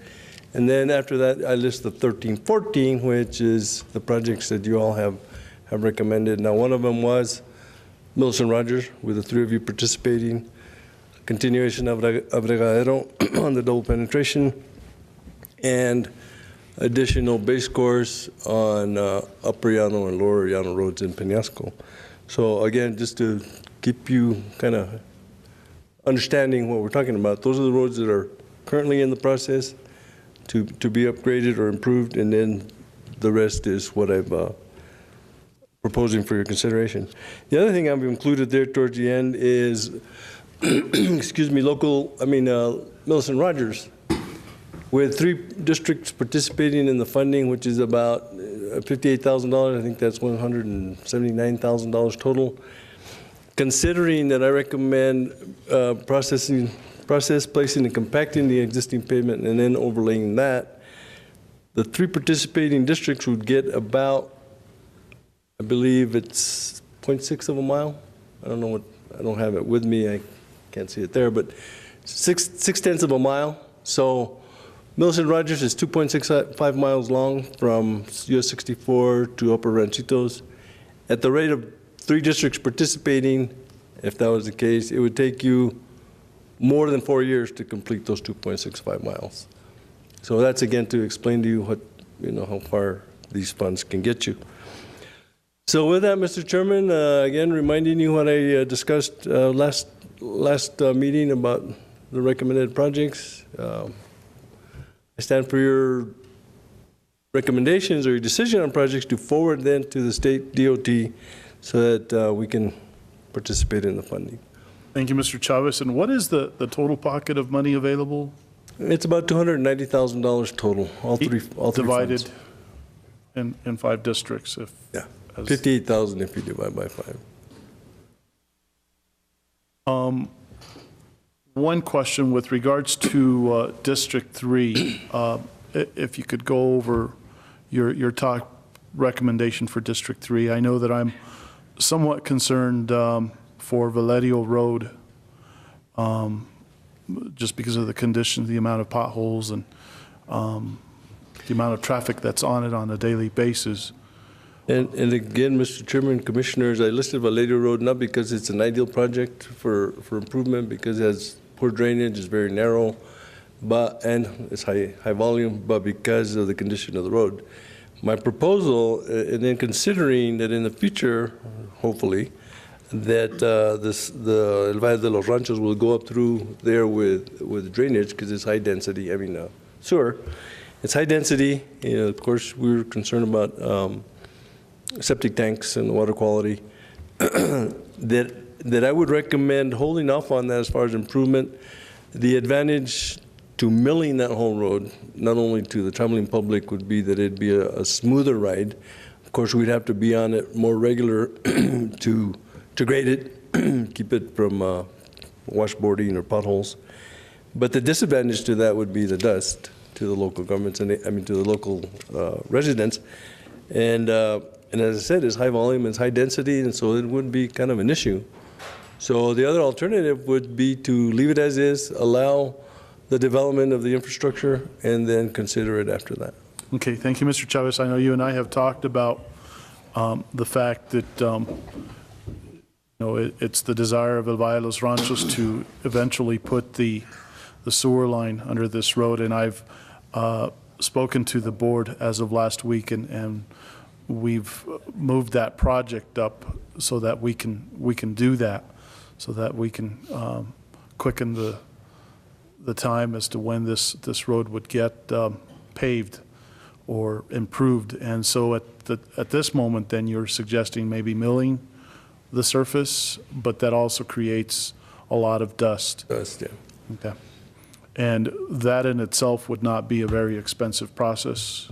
That would be done with our own forces, with our own milling machine, and I imagine it would take us maybe less than a week to accomplish. Okay, and then the other road, I thought I had seen Chamisa Road on here. Chamisa is a candidate because the town of Taos has paved their portion up to their limits, and again, that road has relatively high volumes, not as much density as Valerio as we talked about, but it would get you to Camino del Medio, which is paved also, so that's a kind of a logical progression. Okay. Commissioners, any other thoughts on other roads? No, not for me. I have a question, Mr. Chavez. For the year 13-14, which is coming up now for the spring, we were going to do, I think, Pittman Road, and then I changed, no, we were going to do over here by the hospital, Weimar. Well, Mr. Chairman, Commissioner, initially it was Piedmont, and then we switched over to Weimar. Okay. Weimar isn't a good candidate now because now it'd be out there in the middle of the town limits. Okay, so then, did you do the request to do base course in Upper Llanos and what? Yes, I did. Okay, so that one's done. Then for 215, I don't have no problem. We'll chip seal Santa Barbara. I don't have no problem. For Santa Barbara Road, chip sealing? For 1450, yeah. This way, the next commissioner will get the credit. Now, Mr. Chairman, Commissioners, as you consider the roads that you wish to improve, like Santa Barbara and the length of Santa Barbara, the money available per district might not improve all of Santa Barbara, it would just take you as far as the money lasts. So when you consider, like Millicent Rogers, this coming cycle will get you 6/10 of a mile. So consider that as you're choosing roadways for improvement. Commissioner Blankenhorn? Thank you, Mr. Chairman. The 174,000 that has been designated for Millicent Rogers, is that from the 12-13 LGF? 13-14. The 13-14 LGF, and now we're talking 14-15? Yes, sir. Okay, and what about the 399, the monies that had previously been set aside for 399? Are we talking the next coming budget, or? Well, LGF, my understanding was LGF was separate from that. It is, but 399's already been expended. Okay. And you haven't asked us for any opinions on the 399 for 14-15? No, sir. I'm assuming, I guess I would have to assume that it'd be the same level as was last year. So again, that's similar. Excuse me, to LGRF, 58,000 compared to 50,000, so. Right. So it would be something for you to consider to add that funding, either as a participating districts or your own, but that will certainly take you further. You probably get better prices if we bid these projects out to bid. Last year we didn't have that opportunity, so I think that it's better if we bid them out than otherwise. There's 4 sources of funding for us to get some pavement done somewhere in the county. The 399 that we all chip into, the LGF, CDBG, and then capital outlays. I expect that we're going to get some money for capital outlay this year, and I'm not sure whether it's going to be. Last time I spoke with Senator Cisneros, he told me that it was going to be given to us in a bulk, and then we would decide, because he didn't want to decide our roads. I thought that was a great suggestion, and I hope that that's how it works. So right now, the only roads we've committed to are Millicent and Camino del Medio, right? I mean, those are as far as major paving projects aside from relatively smaller base course and chip seals. Yeah? I mean, for my money, obviously, one of those roads is in my district, but I would like us to be able to finish Camino del Medio and Millicent Rogers and pool those funds. And then, obviously, that'll be using up mine for my term, but it just makes more sense to me to complete these projects rather than going half a mile at a time. So my suggestion for the road department is to utilize those 4 sources on those 2 projects and get them done. Mr. Chairman, that's... What 4 sources? Chairman? What 4 sources? Obviously, you were not paying attention, but I'm happy to repeat it. We get the LGF, of course, and then we get the 399 that each of us put into, and CDBG and capital outlay every year. We're going to get some capital outlay money for roads. It's called selective hearing. Those are the 4 sources. Okay. But three of us have agreed to pool our portions of LGF and 399. That's what we did last year on Callejon, and that's what we're doing on Millicent Rogers, and hopefully on Camino del Medio also. Well, thank you, Mr. Blankenhorn. Commissioner Barone? That's kind of what we agreed on. Camino del Medio is one of them bypasses that a lot of people use, and it moves a lot of traffic through the community, especially when the main road is busy. And it's probably one of the roads in your whole list that has the most volume. However, and it's a good idea to put as much money as you have into a project. As I said, you get better prices, but the timing of the funding is also critical. Okay, if we're talking 14-15 now, which means that There'll be 3 new commissioners here. that's not the real problem. Is that I'm 13-14. Right now, I have 2 what do you call those grant agreements. I'm missing the school bus route grant agreement. They lost it somewhere. So anyway, that money is available now, right now, to do the work. And I believe maybe even the budget on the match has been budgeted. So come spring, we could do that work. If we're talking 14-15, we're talking again about next year at this time, where we'd have to get the 399 and the LGRF and then put it out to bid and complete it before June 30th.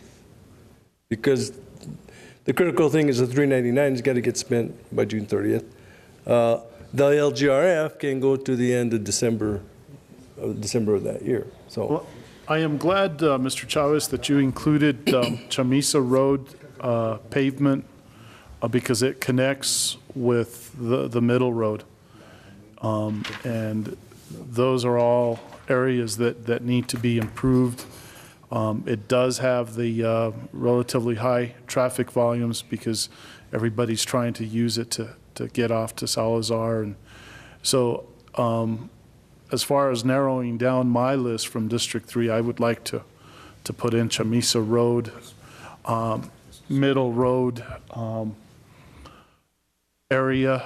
I don't know what you can do with the amount of money that you have, but that's what I would like to suggest, Commissioners. and again, Mr. Chairman, Chamisa Road, I'd have to put numbers to that, to the length and the width, and figure out how far we can get. We might be able to get to the end of it. If there's more money than getting us there with 3 inches, we would probably increase the depth of to make it fit. Either way, that we would work that out. And that would connect all of Chamisa Road from Middle Road to State Road 68. Yes.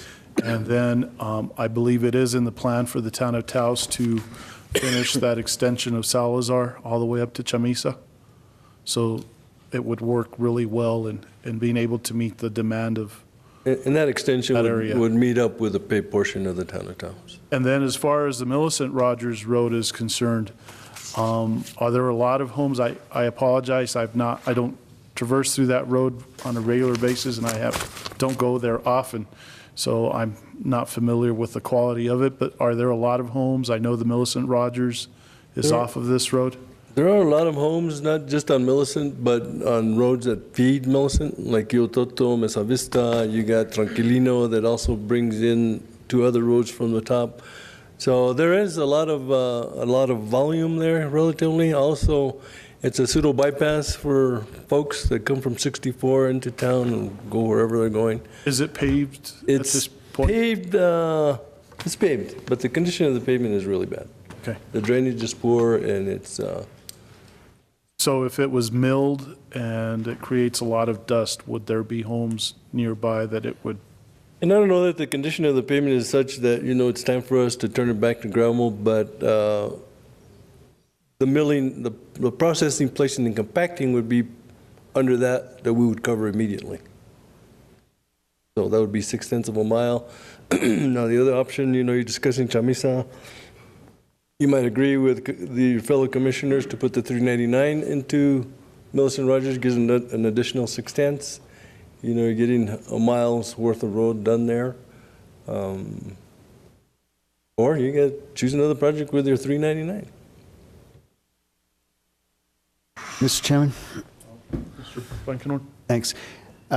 Yeah, one of the things about Millicent is that it ties in with Upper Ranchitos, and that had been a project years past, so it would be nice to finish from the Upper Ranchitos out to the highway, because it is an alternate north-south route, and there's a lot of local traffic and there's a lot of tourist traffic because people do visit that Millicent Rogers Museum. But what do you consider our plans to be for this year's capital outlay money?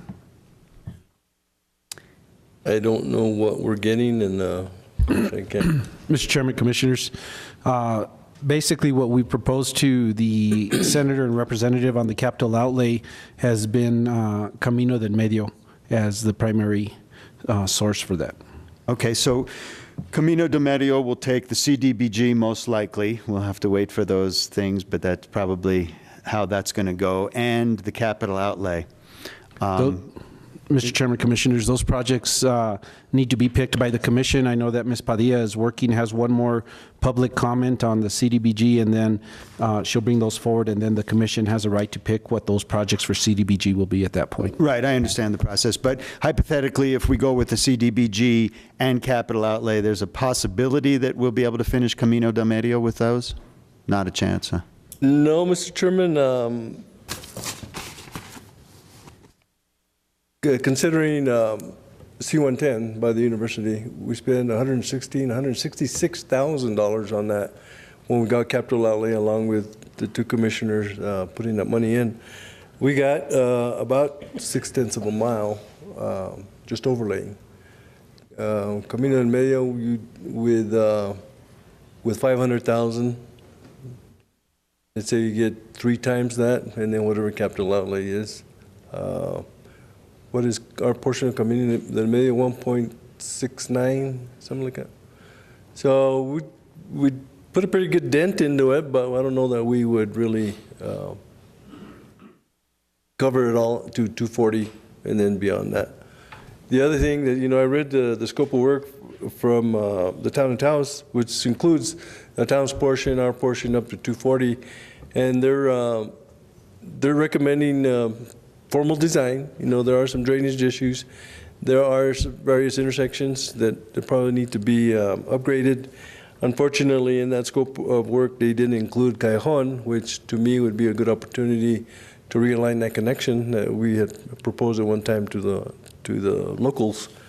But that was not included there. So what I'm saying is that if we were to do that without formal design, all it would be is an overlay like we have been doing on C-110. Of course, that would take us further, but to do it right, along with the town of Taos, if that ever happened, it would take some design.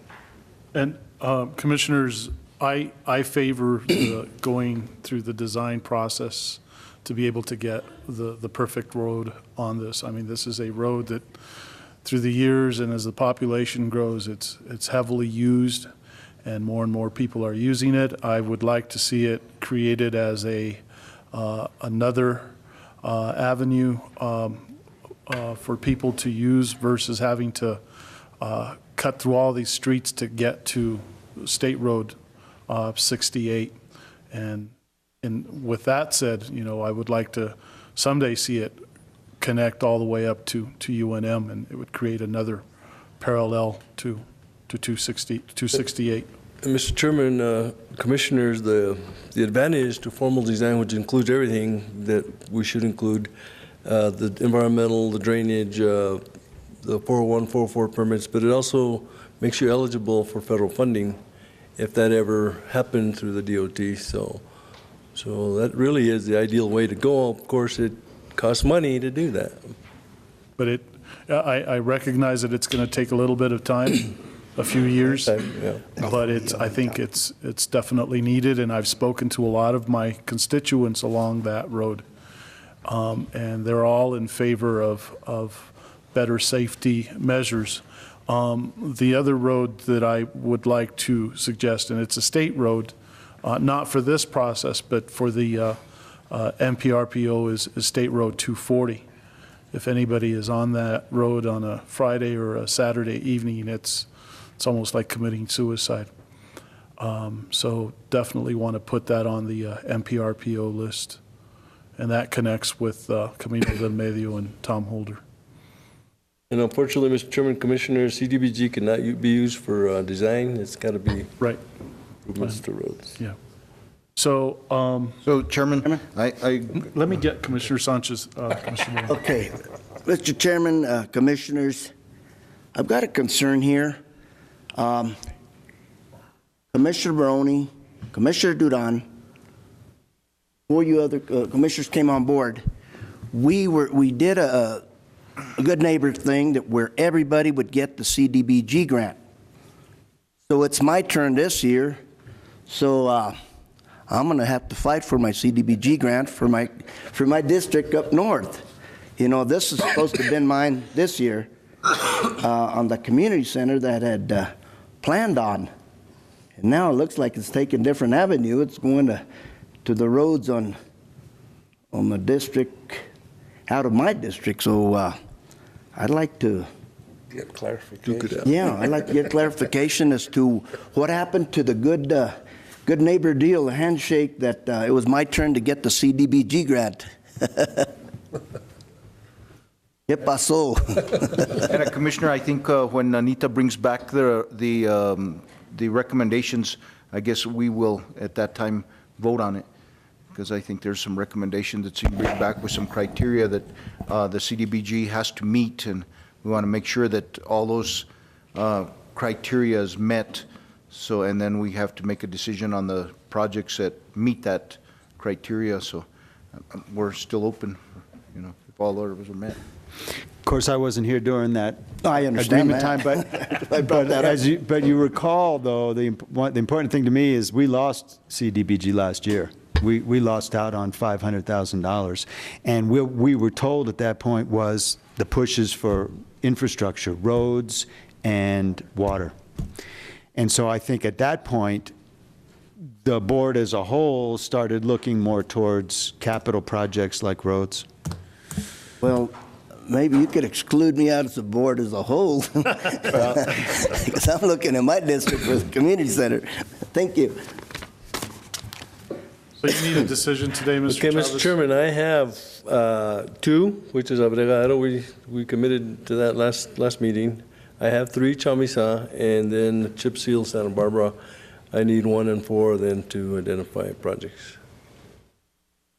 You're talking about 13, 14, correct? Or 14? 15. 14, 15, Camino de Medio. Camino del Medio, you say? Along with, then I would assume that your 399 would also go there? Okay. Okay, you need this in the form of a motion. I suppose so, yeah. Mr. Malone?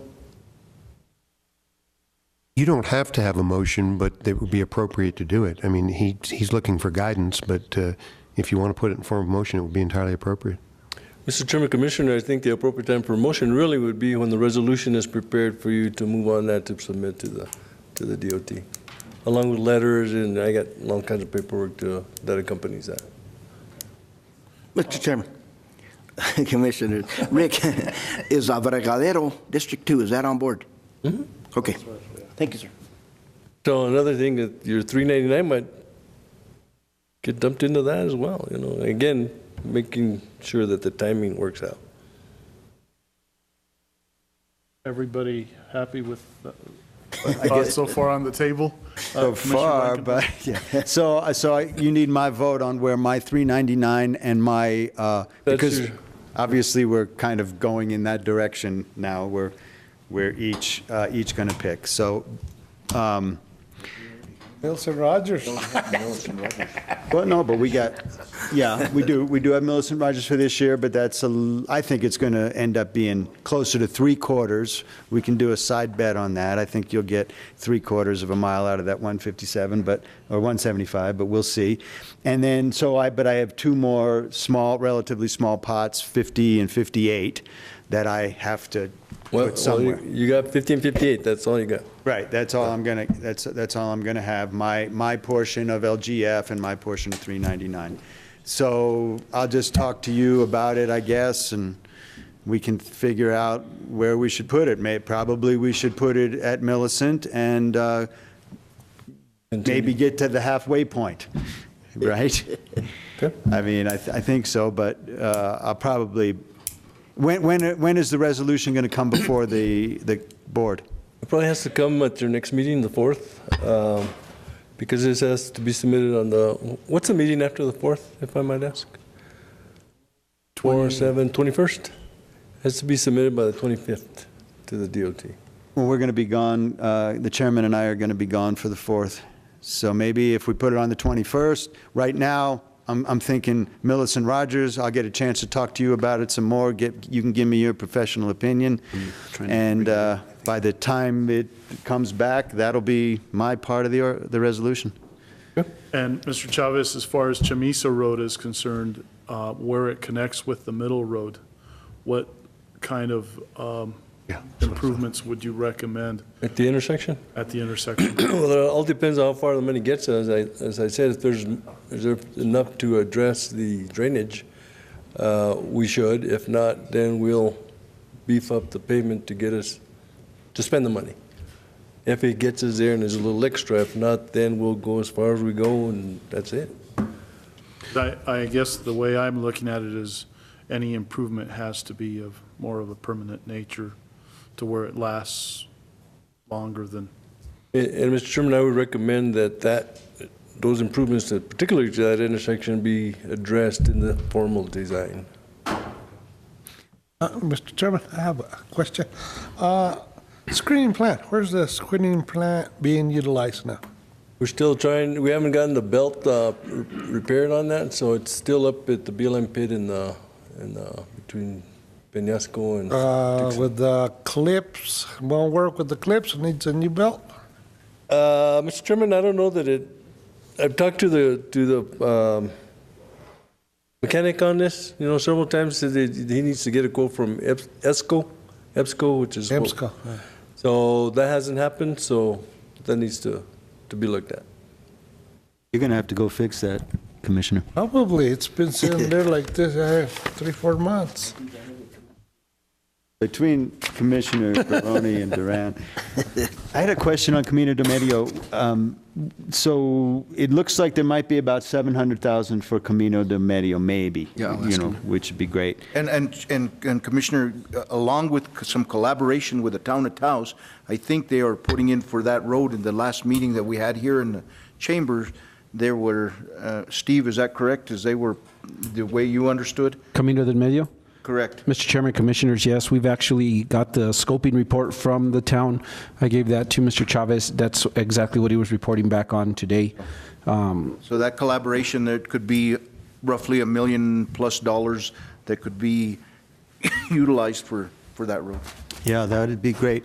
Is the plan on that to do a 3-inch fence to fence, or are we talking about the extra procedure and costs of engineering design? Based on the scoping report, it requires formal design.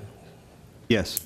Including bike trail, walking? Well, the additional, it includes right-of-way acquisition, which takes time, takes money, of course, and 4-foot shoulder to accommodate bikers and pedestrians.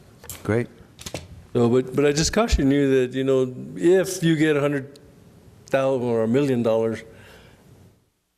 you all would have to coordinate with the town where to start. Now, again, logical termini are like at 240, and you get as far as you go with $1 million, and then you plan ahead with the other in the future. But again, it's going to take money to design, it's going to take money for acquisition, so your actual payments start shrinking because of these other things that need to get done. Mr. Chairman, Commissioners, I think the federal funding available. And you're eligible for federal funding, yeah. What we can include in our Washington, D.C. agenda. Mr. Chairman, Commissioners, in speaking with the town manager and talking to the mayor a little bit about this, it's really something that we're looking at phasing out so that we could do this as phase 1, phase 2, and phase 3 of a CDBG, and if that's where the commission wants to go. Just a quick breakdown of capital outlay. Commitments that we got, again, we won't know this until everything's signed by the governor, but Senator Cisneros, $100,000 on Camino del Medio. Representative Bobby Gonzalez, $80,000, and then we got commitments from Debbie Rodelli and also from Pete Campos, but we don't know the amounts of those commitments yet. And so that's just for your information. So if you add the town was also going to do Camino del Medio as their capital outlay. So we're looking at probably close to about $300,000 is my hope from the county side. if the town could come similar with that amount, and then we could get the CDBG, if that's where the commission wants to go with it, and the town gets CDBG, then we're talking about $1.6 million for phase one of the project. Mr. Chairman, Commissioners, I don't know if this is factual or not, but Anita tells me that the town of Taos is not eligible to apply for CDBG in the next cycle because they haven't utilized the last cycle, so I don't. Yeah. Good point. Sweet talking last meeting, that's what the town said. It's the completion of that project that they have over on SDS Road, I believe, is the road that they need to complete. I also want to, Rick, just to clarify, the next commission meeting after the 4th would be on the 18th, and so you're saying that your reports don't have to be in until the 25th? Yeah. So that'll give you enough time to get your reports and stuff done if we take it at that commission meeting? Yeah. Okay, could you make sure we get it with Renell on the calendar for the 18th then? So, Mr. Chairman, Commissioners, we'll be bringing this back to you in a formal motion on the 18th when the full commission will be here.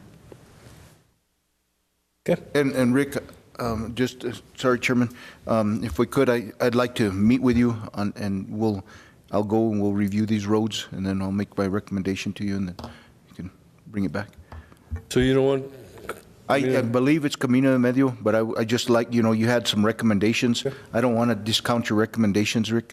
Okay. I mean, you've taken the time to put them here. I want to go meet with you and visit those roads, and then. Okay. Okay. And Commissioners, Mr. Rick, I would also like to look at some numbers on Chamisa Road, and any thought as to how we're going to improve that connection with the middle road. What's left of it to get. Okay.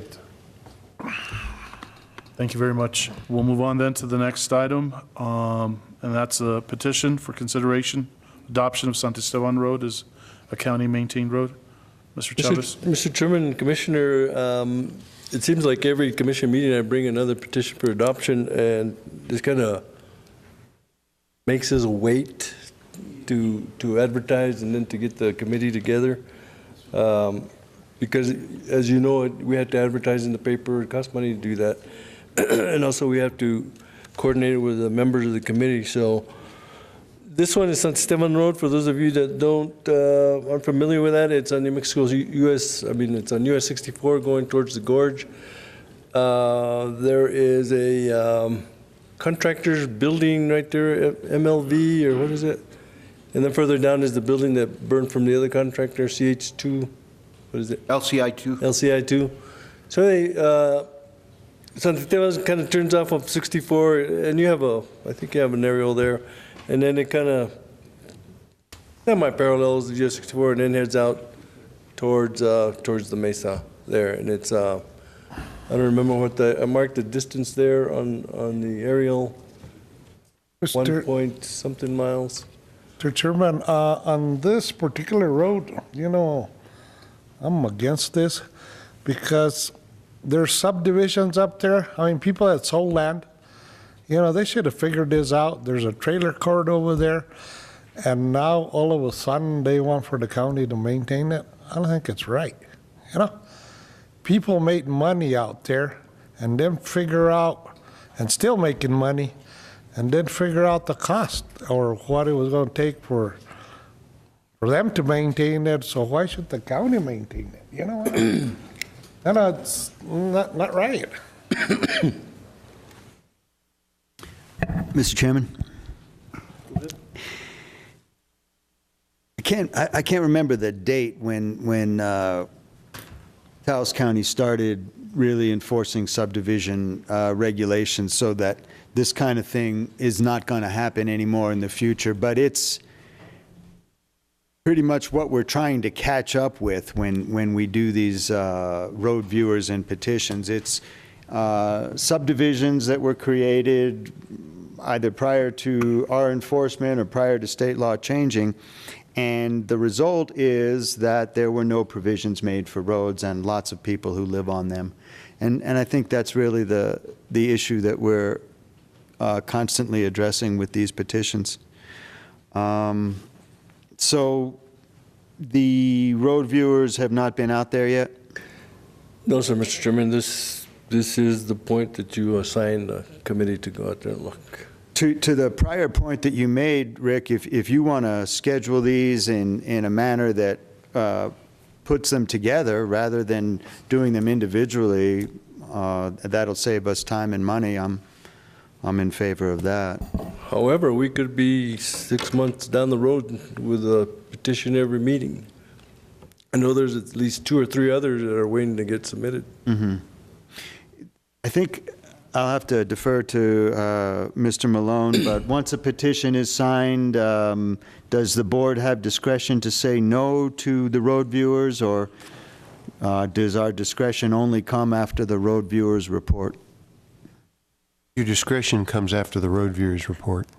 So this is basically a formality. Once we get the petition. If the petition is an appropriate petition, and this one is, it's got to be, it's only, the statute has a very low bar. It's just 10 landowners within 2 miles of the area that's being proposed.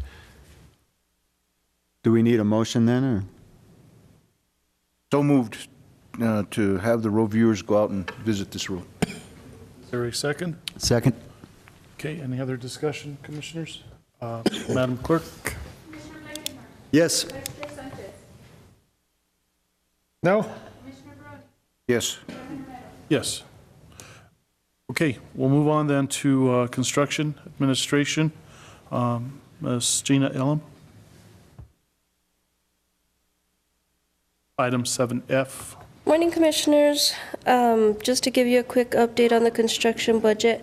In your packet, you should have 2 separate attachments. The first one is a pretty detailed overall summary of the budget and what expenditures we still have outstanding. I won't go in detail over it, but I am here to answer any questions you have.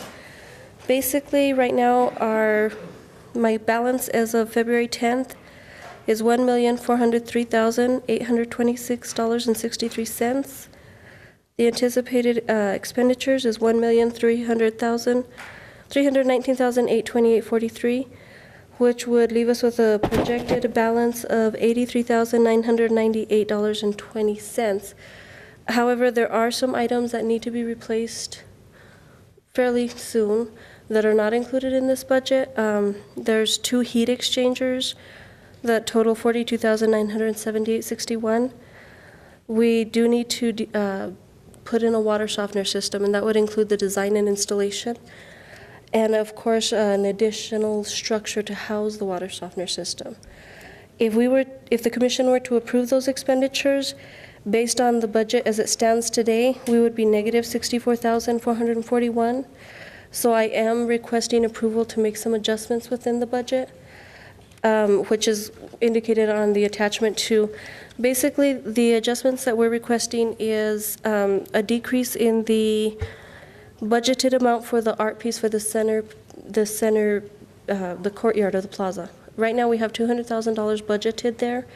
We're requesting to cut that in half to allow us to put out an RFP for approximately $100,000 for, I think that's a good amount of money.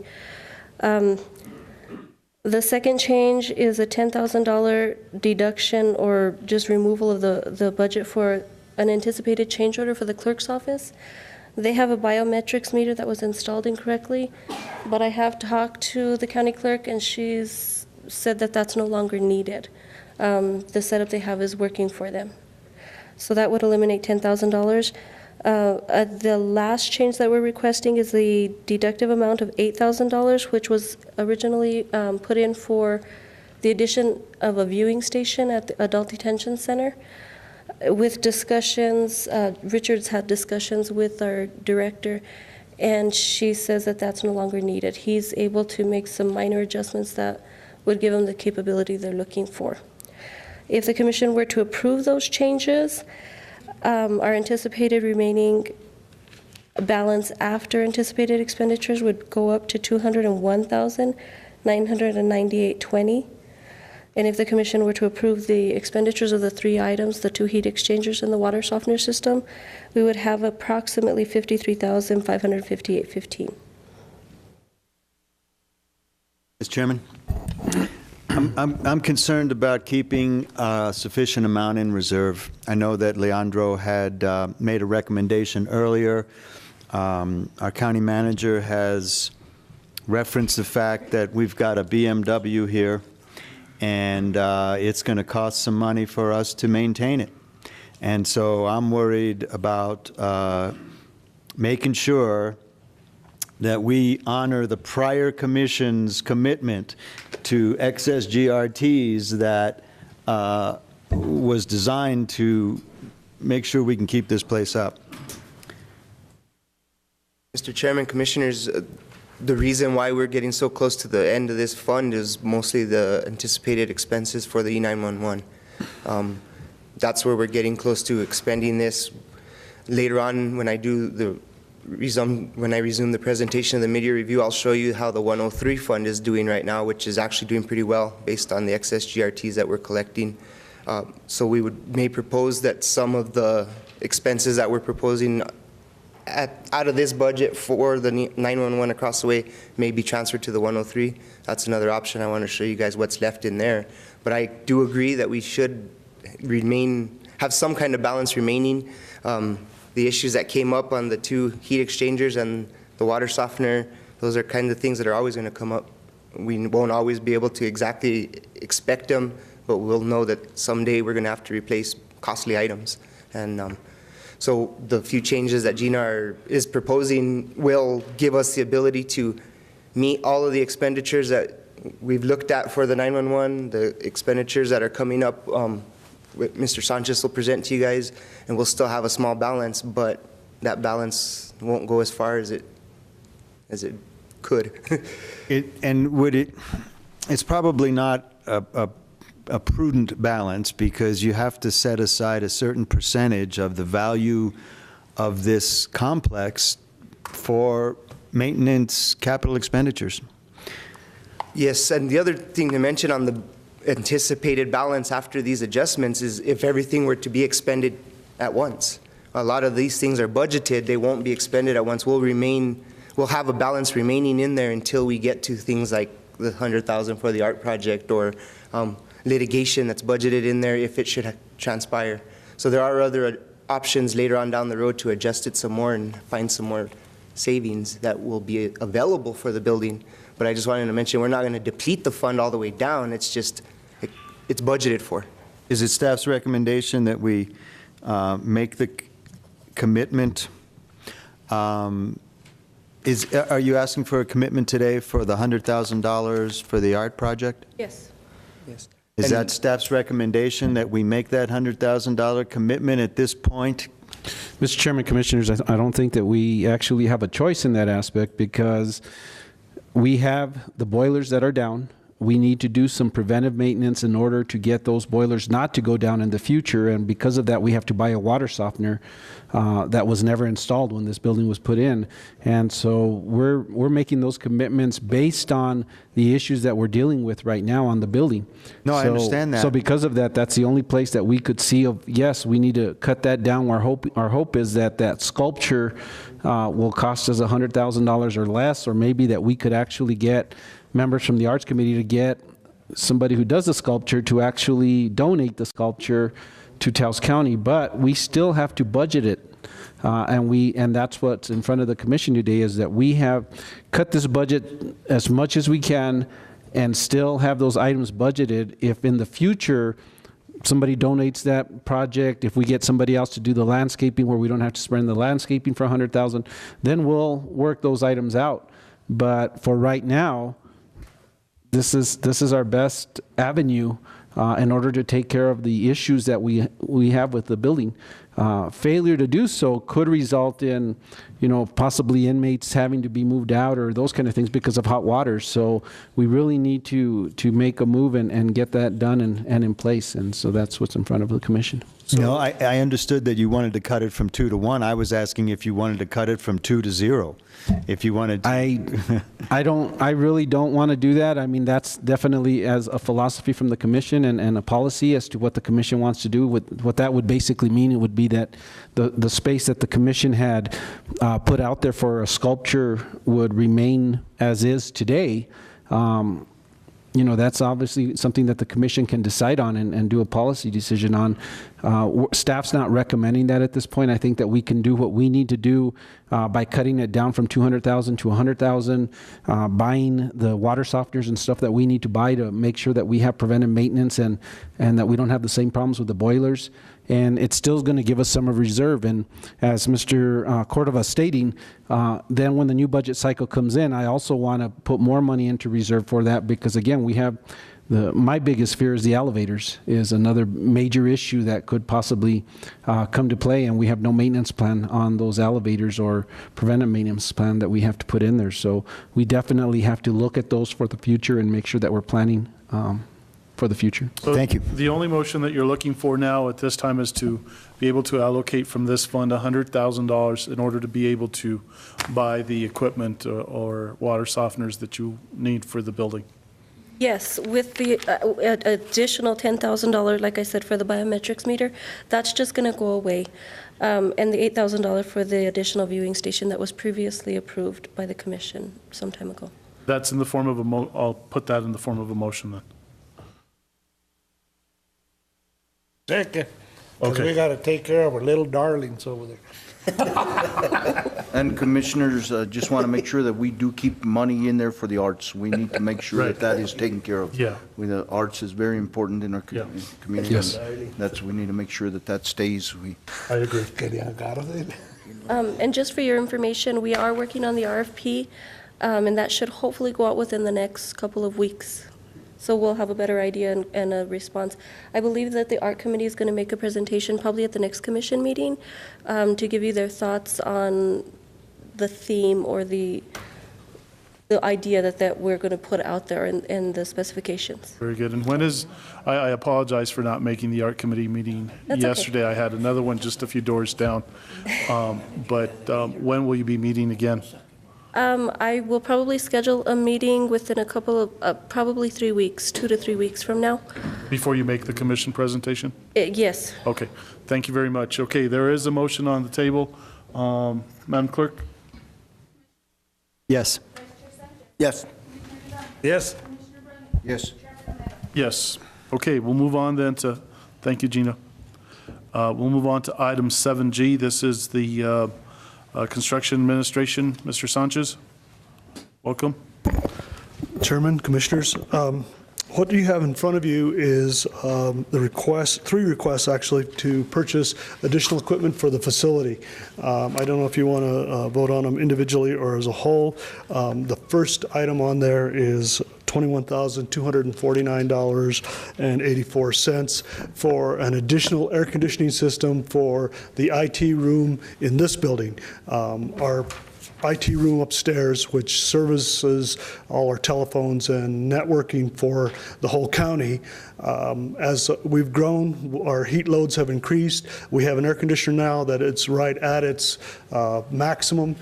We need to, both our IT director, Mr. Cordova, and I feel that we need to ensure the durability of our infrastructure by installing another larger air conditioner, which will, again, accommodate some anticipated growth in that area. So the first expenditures. These are the monies that we're talking about are the ones that we just modified now on the budget? Yes, sir. This is what they're going into? This will all be coming from the construction fund.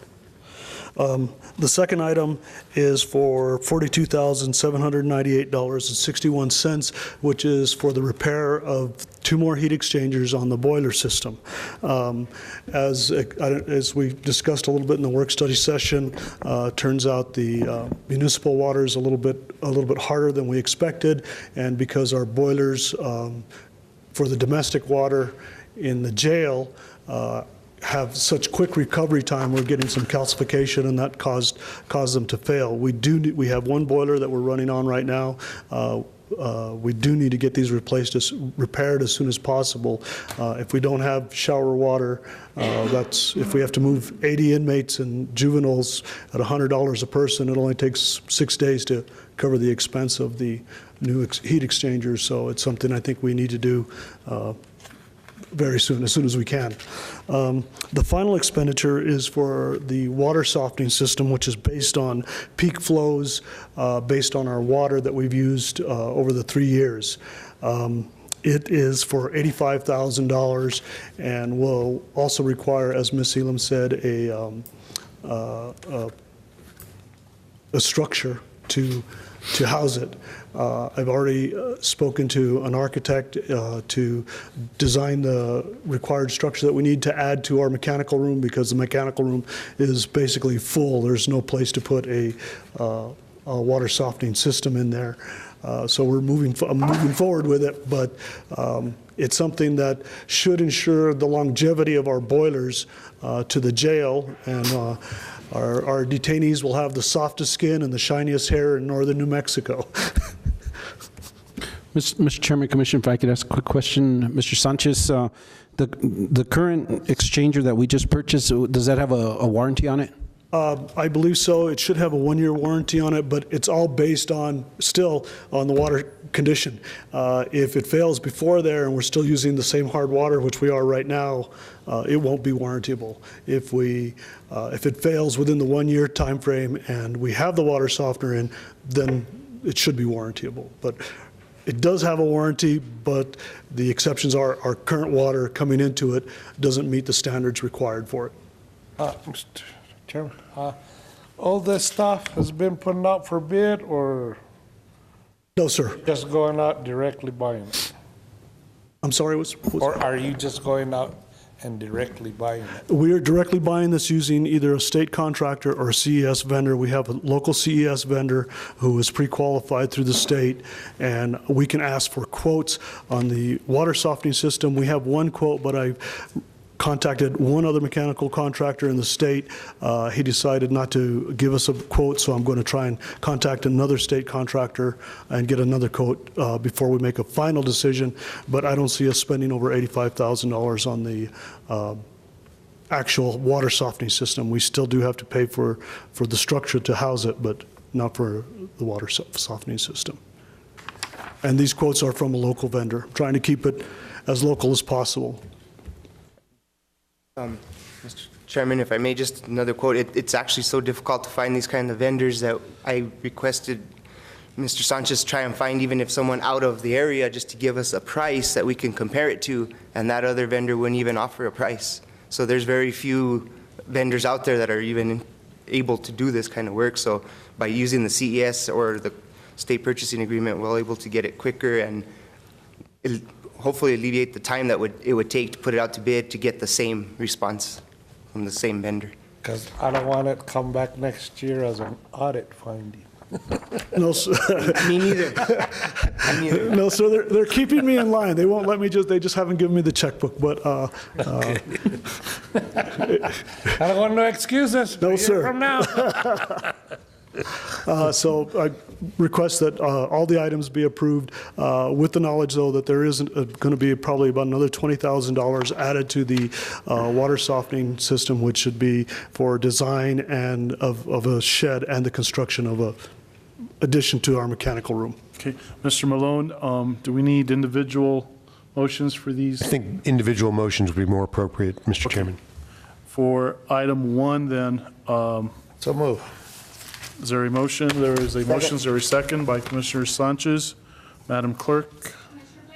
Yes. Yes. Yes. Yes. Yes, and for clarification, that amount is $21,249.84.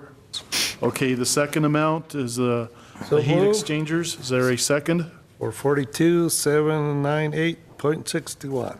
Okay, I'll go ahead and second. Madam Clerk? Discussion, Chairman. Discussion? Richard, you know, in my experience with heat exchangers, I mean, it's like a radiator, kind of. Yes, sir. Can we not remove those or extract them, take them somewhere and have them boiled out and then reinstall them? Has looked at that? I mean, just looking at the money savings. Yeah, from the manufacturer, I don't know. It is like a big radiator. I mean, Right. they're 6 feet I tall know and with cast iron tanks on the top and the bottom. Right. And I don't believe the actual piece, wholesale is right around $8,000. I have talked to some people, but it's just generally not done when there's scale involved in them. I don't know why nobody does it. It's usually replaced so that they have a warranty on the part. I haven't been able to find anybody who could do it. Something we might look into. Yeah, we have the one that the one that we took out was, that we did repair. We cut it open to see what was wrong with it, and several of the coils were actually scaled shut, and they're 1-inch diameter.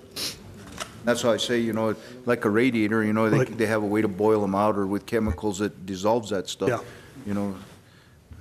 I think with the water softener, one, that'll take the hardness out, but I think that's something that we're going to have to work on our maintenance plan also. I don't know that it's going to be a requirement once we do the water softening, but because the volume of water that does go through it, I am talking to different vendors, see if we could put bypasses so that we could flush them out on occasion, because even with a water softener system, there's still other heavy solids that can precipitate out into a high-efficiency boiler. Okay. Thank you. Any other discussion? Madam Clerk? Yes. Yes. Yes. Yes. Yes, and the third request for $85,461.44. Move. Okay, is there a second? I'll go ahead and second. Madam Clerk? Yes. Yes. Yes. Yes, and our county manager has informed that the staff from the planning department is ready at this time to take us on that site visit of the proposed National Cemetery area. Mr. Chairman? If I may, we've got the gentleman from what our commissioner out there, I'm sure he probably wants to head on out. If we could just listen to him. And thank you, Commissioner Sanchez, and I was going to acknowledge Mr. Commissioner Olivas from Mota County. Thank you for being with us. And yes, Commissioner Sanchez, we'll go ahead and move on to that particular item. It's item H, right? H. Yes. Okay, very good. Need to amend the agenda to? No, sir. Okay. It's the next one. We're already there. Okay. Okay. Welcome, Mr. Olivas. I really appreciate that, Chairman Romero and Commissioners. There was actually the item, and I could answer any questions that you might have, maybe give you a brief update on what is being proposed, but I think Mr. Rick Ballas, did you have a presentation in regards to this item on the Rio Grande del Norte National Monument Plan? Item H. A little later, yeah, we had recommendations. The scoping plan. Okay, yeah. Do you want to go ahead and do that? That's what's next. We're item H.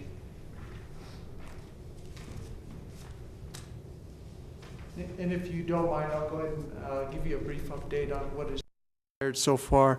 As we all know, that on March 25th of 2013, the Rio Grande del Norte was designated a national monument.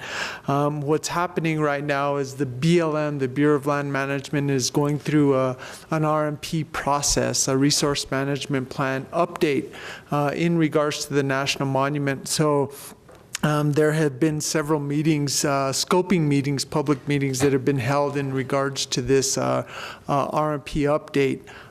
Here in Taos, they had one meeting. They had one up in Cuesta, down in Santa Fe, and then up in Antonito. So there has been 4 different meetings that have been proposed for this RMP update. So just to give you an update, on March 6th is a deadline to make any recommendations, changes or recommendations in regards to how this resource management plan is going to be updated by BLM. There is they're currently looking at many different factors within that RMP. One of those, just as an example, is there's a travel management plan that is potentially going to be proposed in regards to this area specifically. There's cultural significance items that are found within the National Monument that they're actually proposing to steer visitors here in Taos County away from these archaeological sites, petroglyphs that are located within the area. Orilla Verde down in southern part of the National Monument is an area that has been developed over the last few years to and it has been necessarily a gateway to the National Monument here on the southern part. So there's a lot of use that's happening in that area. One of the other areas that's highly used is the Gorge Bridge, the Taos Gorge Bridge. That is one area that's being discussed right now for future development in regards to getting people to visit that area. The third one, which is actually very well developed, is the Wild Rivers Recreation Area up in the Cuesta area. And I think some of the comments that are being proposed at this time is to really identify certain areas where people can go to so that some of these cultural and natural resources are not being compromised. One of the other major issues within the National Monument is the tri-state, the tri-state transmission lines that are being proposed along 285 or Highway 522 from Costilla down into Taos. So these are pretty hot topics that are being discussed in regards to this RMP plan and what BLM, how they would manage the landscape as it develops. So if you have specific items in regards to the county and providing any updates, I'm open to go ahead and hear those at this time. There's many different individuals, not only here in Taos County, but across the state of New Mexico, who are offering comments. And again, that March 6th is the deadline to go ahead and apply for any comments. This process is probably going to take up to 2 to 3 years in order to complete the process. But right now, the way it's situated is if you don't provide comments prior to this March 6th deadline, then you won't be able to intervene in any of the future final drafts or anything that happens in regards to the RMP. So it's essential to make some type of comment. BLM is required to go ahead and respond to any comments that are proposed out there. But I think the basis of this RMP is just making sure that folks who come into Taos County to visit the National Monument are actually steered into a specific area versus getting into some of these natural resource areas. So just a heads up in that regard. I'm hopeful that Taos County Commission, since you guys were very instrumental in making sure that this landscape got protected, this body actually provided several resolutions in regards to the National Monument proposal, so we greatly appreciate that.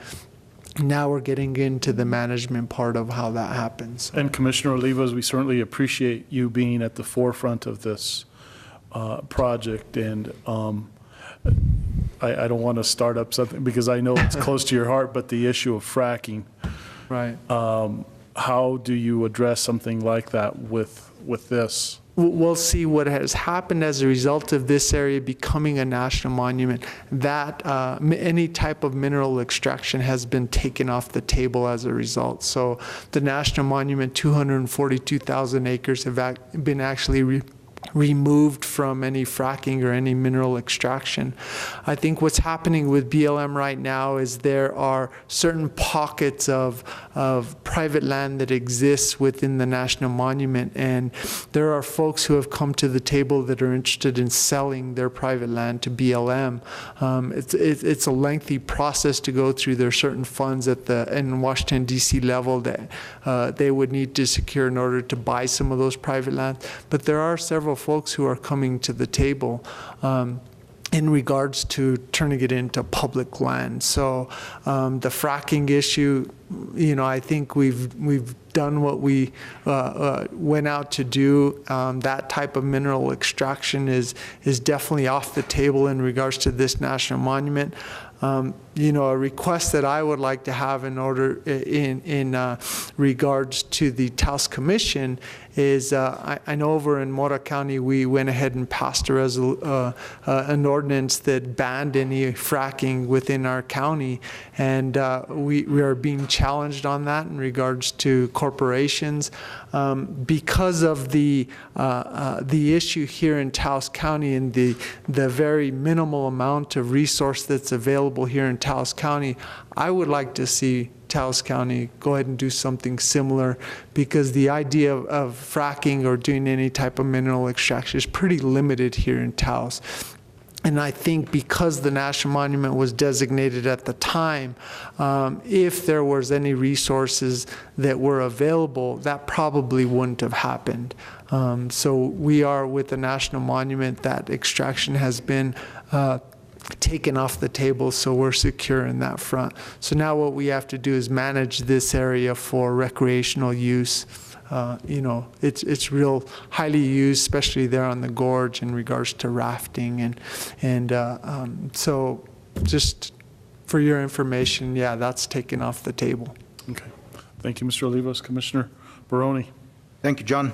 And I did attend the meeting that was there, and it was great to hear the constituents voice their opinion. But you know, we just want to make sure that one of the reasons that was very important, and I think when we wrote one of those letters, that we want to make sure that the traditional uses continue, and not just recreational uses, but the traditional uses. So we just want to make sure that that continues. Yeah, thank you, Mr. Barone. Actually, I've been tasked with that, writing some of those comments in regards to those traditional uses. And the way it's actually presented in the proclamation for that national monument is it does preserve the traditional uses.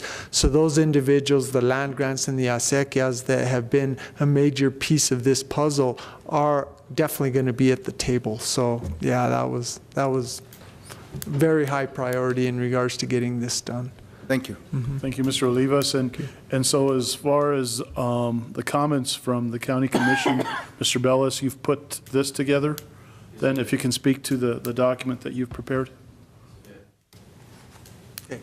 Thank you, Commissioners. Appreciate it. Before that, Mr. Sanchez. Mr. Chairman, Commissioners, Commissioner Olivas, I know we've met several times in Washington, D.C. with the Rio Grande del Norte, and I compliment you for all your hard work. You know, we made it happen. And like Commissioner Barone just touched on, I see where we have the fishing, kayaking, swimming, hiking, biking, hot springs. But nothing was said on the wood gathering, which at one time we did touch on that. We wanted to make that be part of this culture, like Commissioner Barone just said. So if you could continue with that. So actually, we just had a lengthy discussion about that item within our coalition about how we're going to provide comments in regards to that item.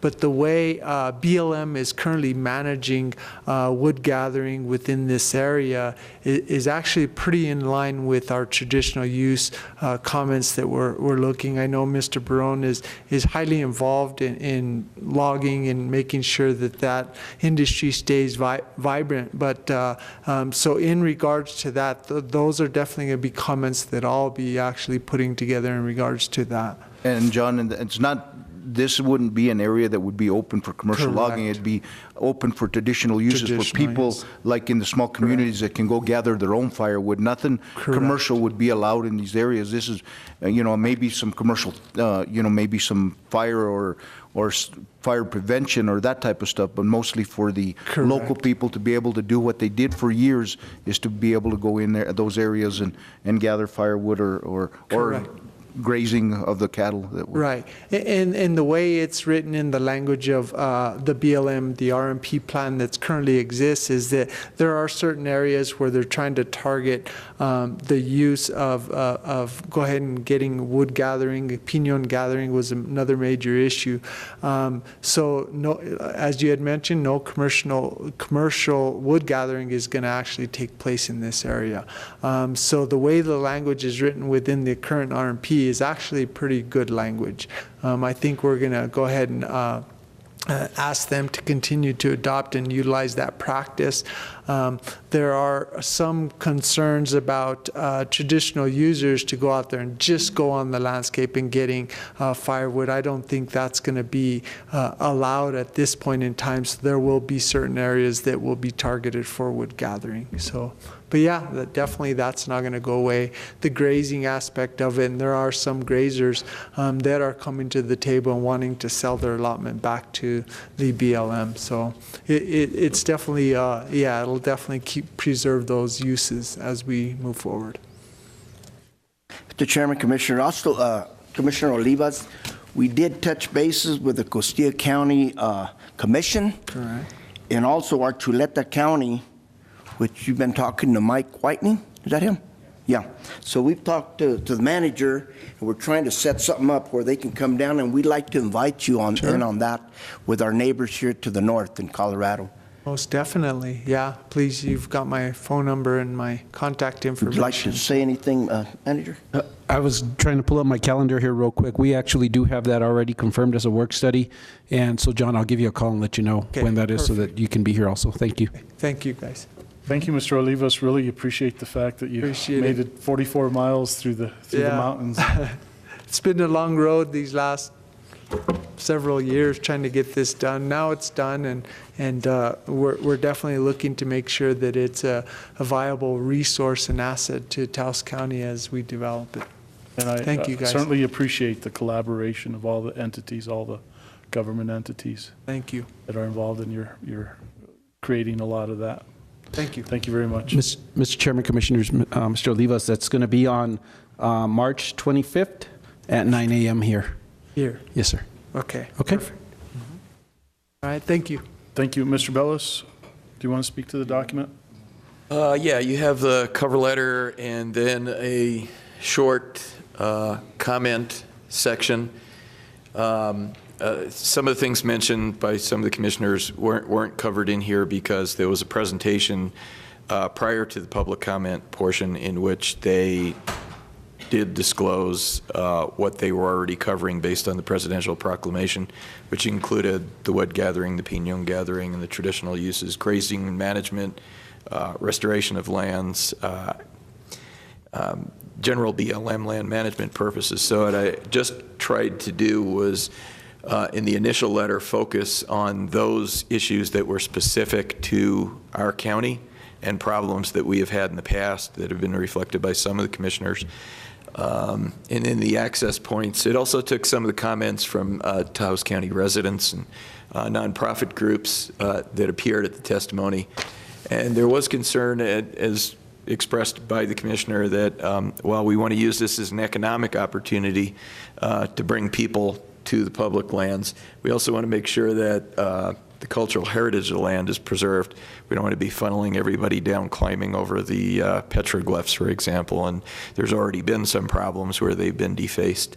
That doesn't mean that people can't have access to them, but there is a plan in place that BLM would document first all these historic sites and would make materials available to people, or it would be, access would be limited to supervised tours of these sites, which certainly we should support. The two main access points, three main access points actually for us, would be just north of Cuesta at the Wild Rivers, as was mentioned, and we would certainly like to see that highlighted for the benefits that that Cuesta and the northern part of the county would derive. Beautiful area. The other part would be the John Dunn Bridge, which we maintain B007, which goes to that. And that's also one of the hot springs on the opposite side of the river that's highly visited, Black Rock, and then Manby Springs, which is off Toon Drive. And in all three of those locations, we have agreements with Forest Service and BLM through our Sheriff's Department to provide law enforcement. And there's really only one ranger at this time for that entire area, so it's almost impossible for him to be everywhere, including the gorge, which is where they spend most of their time. but there have been a lot of break-ins because people realize that these are areas where people are going to park their car and go on a 3.5-hour hike or kayak down the river. So that's not good for us when people that visit our area become victims and they come back and their windows are smashed and all their belongings and their camping gear are gone. So we would like to work with BLM since agreements are already in place. And particularly, we could use our Title II and Title III monies to coordinate with them to provide better law enforcement.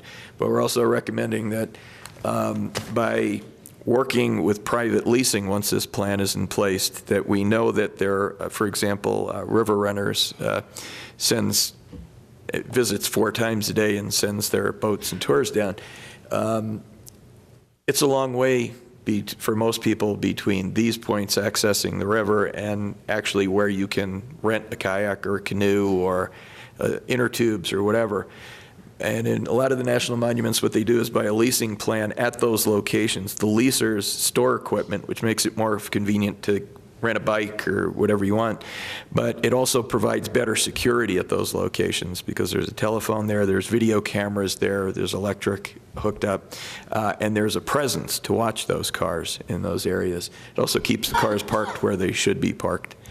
And there's a plan with which Commissioner Blankenhorn and Commissioner Baroni and I had met last year, just before Christmas, with the property owners of Toon Drive to talk with BLM about the idea of connecting a road parallel to the gorge, which at that time they didn't have the right to use their money to purchase that right away, but now do under the National Monument, that it would be a direct trail between 007 at John Donne Bridge and Toon Drive. And the reason for doing that is because if you put your kayak or inner tube, whatever it is, at the bridge, it takes you only about, in a slow stream flow, about 35, 40 minutes to get down to the next spring, which is your only way to get out before you go into the box canyon, so you better get out.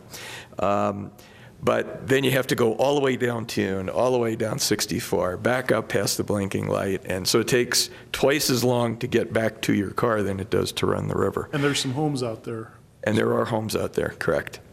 The other part we looked into is the idea that Toon Drive already has a property owners association and a road maintenance agreement, and Rick Chavez had done some work for me, and our GIS people did, and we showed that we could actually maintain that road cheaper than it costs them to maintain it, and that if we finished out 007 and created sort of that shortcut in those 2 access points, consistent with the goals for the BLM, we could channel a lot of traffic for economic purposes to that small area, which is already pretty popular, and there are no cultural or historic landmarks that would be disturbed. And it's the easiest way for people to get in and out. And the BLM has a gravel pit at the end of 007, which they would lend the material to make all this happen, and we would just be doing the maintenance. So I think that's got some great potential for the county to step up and create its own economic development and be visible and solve a problem for the homeowners. Because it's very unfair right now that that road, and I use it a lot to get to the river, takes a beating, and very few of the people that use that road actually, and are paying for it, actually live on the road. Most of them are generated by fishing, hiking, hunting, tubing, kayaking, and the use of the springs. And then there's also a couple of hotel-type operations down there closer to the river. So that was one. The second is trails, which some of you are already familiar with, and there's, in the Intergovernmental Council, there's been a plan with Red River, the Ski Valley, Cuesta, all of us to work together on a trail system.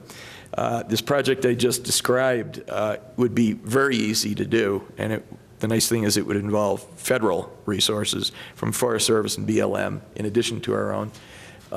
But whatever is developed in an expanded trail system in the National Monument, we would like that to be coordinated with what the Del Norte Trails Project is doing, what the Toon Drive Trails Project is doing, and the others. So it fits in to help augment tourism, not just be a single detached recreational trail. The Gorge Bridge. Rick, I know that traditionally there have been some areas that had in the past been used as shooting ranges. Including by BLM. Shooting myself in the foot here, but is this allowing for that, or is that going to be taken into consideration? I know that the Romeros, is that Martin, had at one time a business out in Tres Piedras that allowed for that. This commission, well, previous commissions approved it. Is it still in business? It's not, and the reason for it?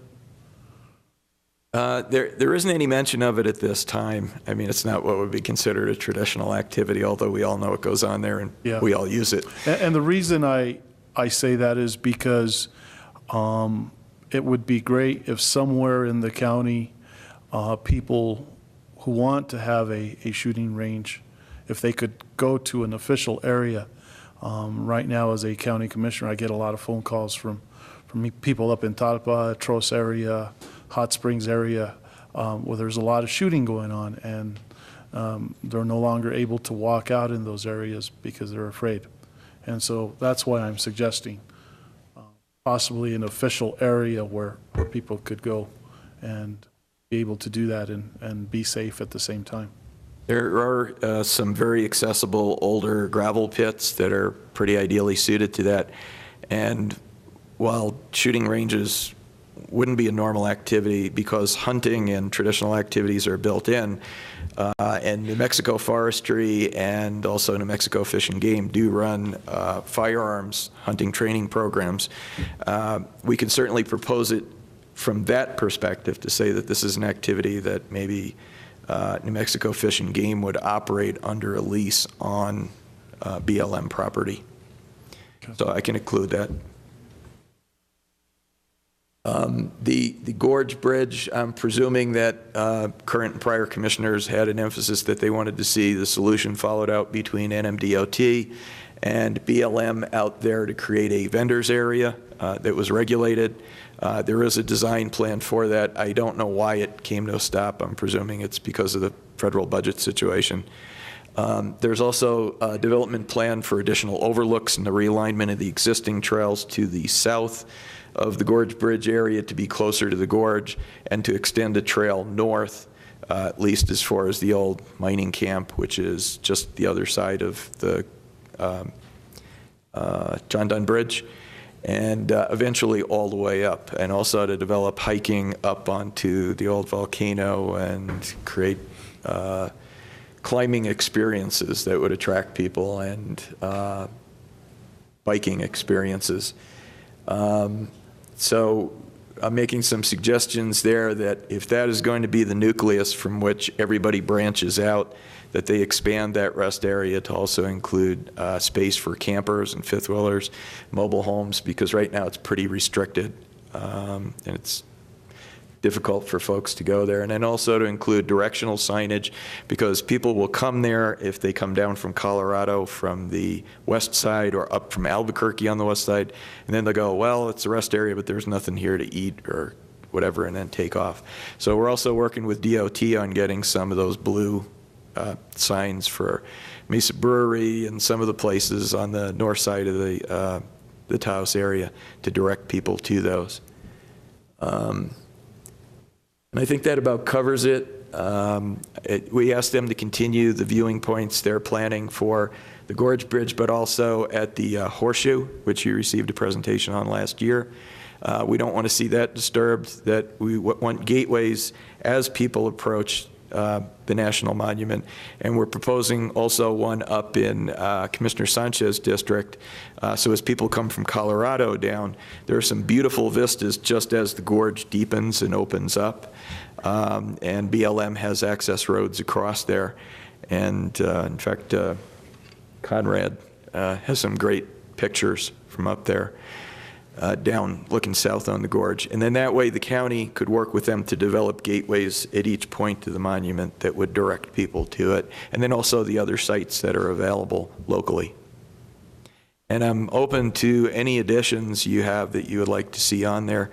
We will submit a more detailed report before the March 6th deadline. We want to get a preliminary report in to indicate to them the broader subjects that we want to dialogue on, including forming a group with them to explore in more detail the trails.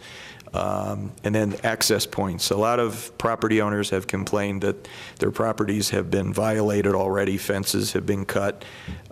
People have left trash on their property or, torn up the roads. So we want to be sure, again, we don't inconvenience those people that are involved in farming and ranching and that they suffer at the cost of increased tourism. Chairman, Commissioners. Rick, also, I'd like the idea of putting a sign out there on the 522 in the entrance of Cerro, because I've seen the sign down there at the, almost, by the landfill. Yeah. Well, they have that Rio Grande del Norte monument, but that's about, 5 miles down the road, You need one closer. And if we could put one up there, I like your idea, one there in 522, that would be perfect. Absolutely. Thank you. Thank you. Okay, so this will be submitted then before the deadline of, what is it, March 6th? This will go out tomorrow with signature chairman, and then, as I say, we'll follow up with a more detailed report.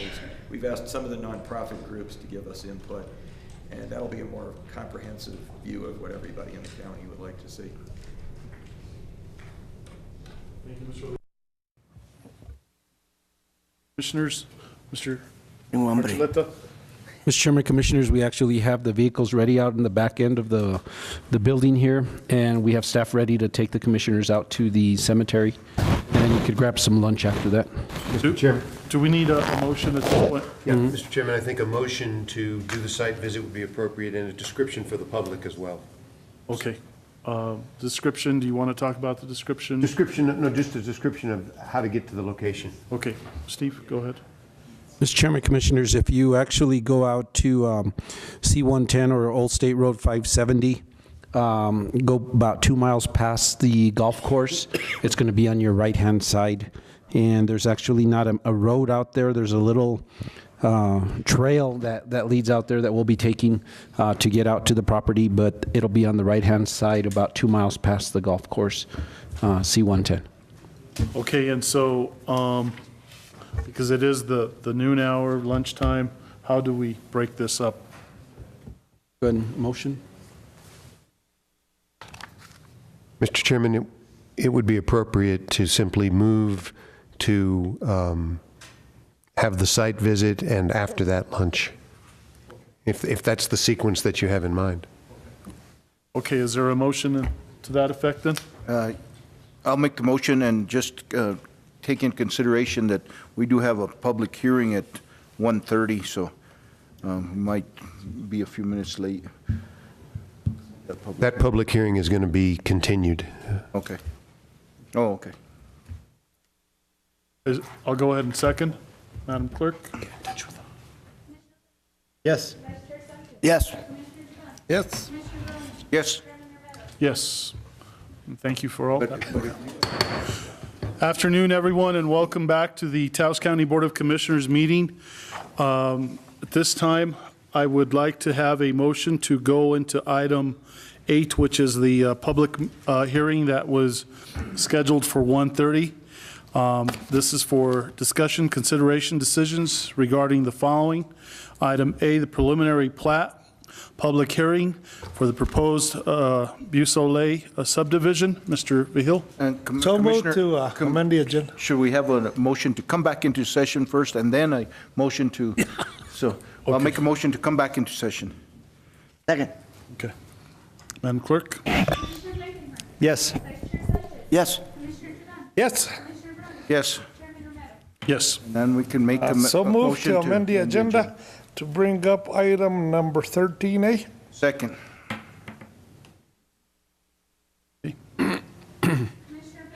Yes. Yes. Yes. Yes. Yes. And this is to open the public hearing, correct? Correct. Okay, Mr. Edward? Thank you, Mr. Chairman, Commissioners. Mr. Archuleta, Mr. Bellis, Mr. Malone, staff, members of the public.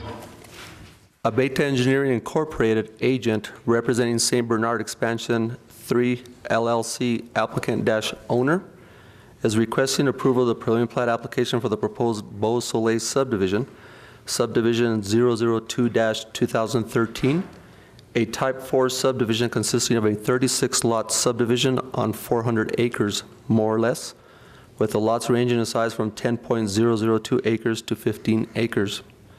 The proposed project is located northwest of Taos, New Mexico, off of County Road B as in boy 143, also known as the Hondo Seco Road, approximately 1.5 miles west of New Mexico State Road 230 and County Road B-143 intersection in the Des Montes area, Taos County, New Mexico. The proposed project is further described as lying within sections 1, 2, 11, and 12, Township of 26 North, a range of 12 East, and is further described as tracts 2 and 3, map 3, survey 3, parts of tracts 1 and 3, map 58, part of tract 19, map 44, and part of tract 8, map 59, all within survey 4 of the 1941 Taos County Reassessment Survey, and described as lying within the Antonio Martinez and Antoine LaRue grant. Mr. Chairman, Commissioners, permission to approach. Mr. Chairman. Very much.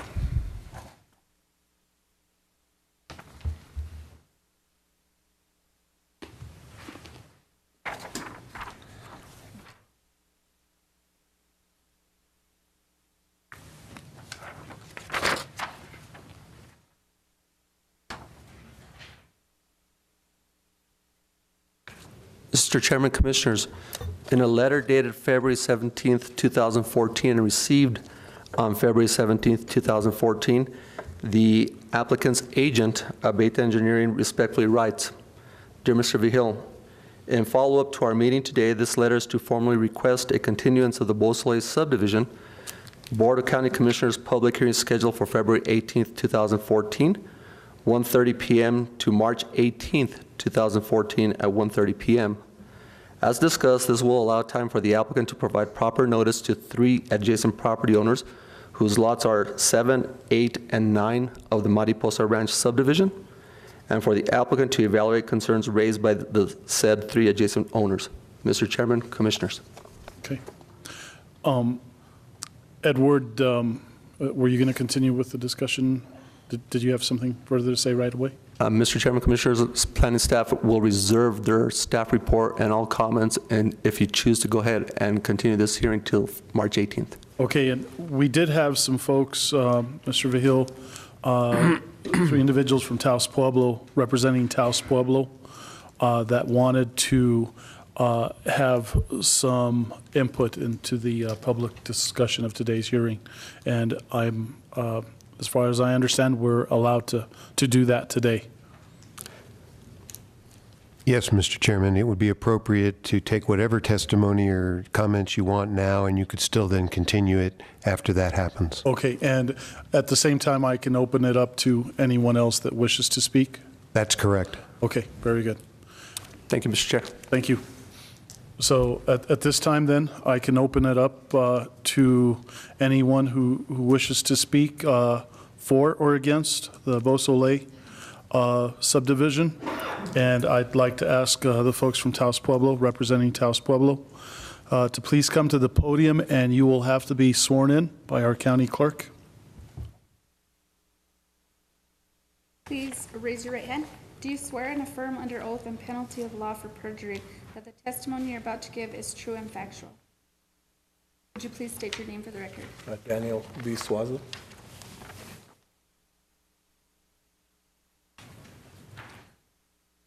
Good afternoon, Board of County Commissioners. My name is Daniel V. Suazo. I'm the Secretary for the War Chief of Taos Pueblo. I'd like to introduce my Lieutenant War Chief, Mr. Albino Lujan, and also Riva Suazo from the Taos Pueblo Realty Office.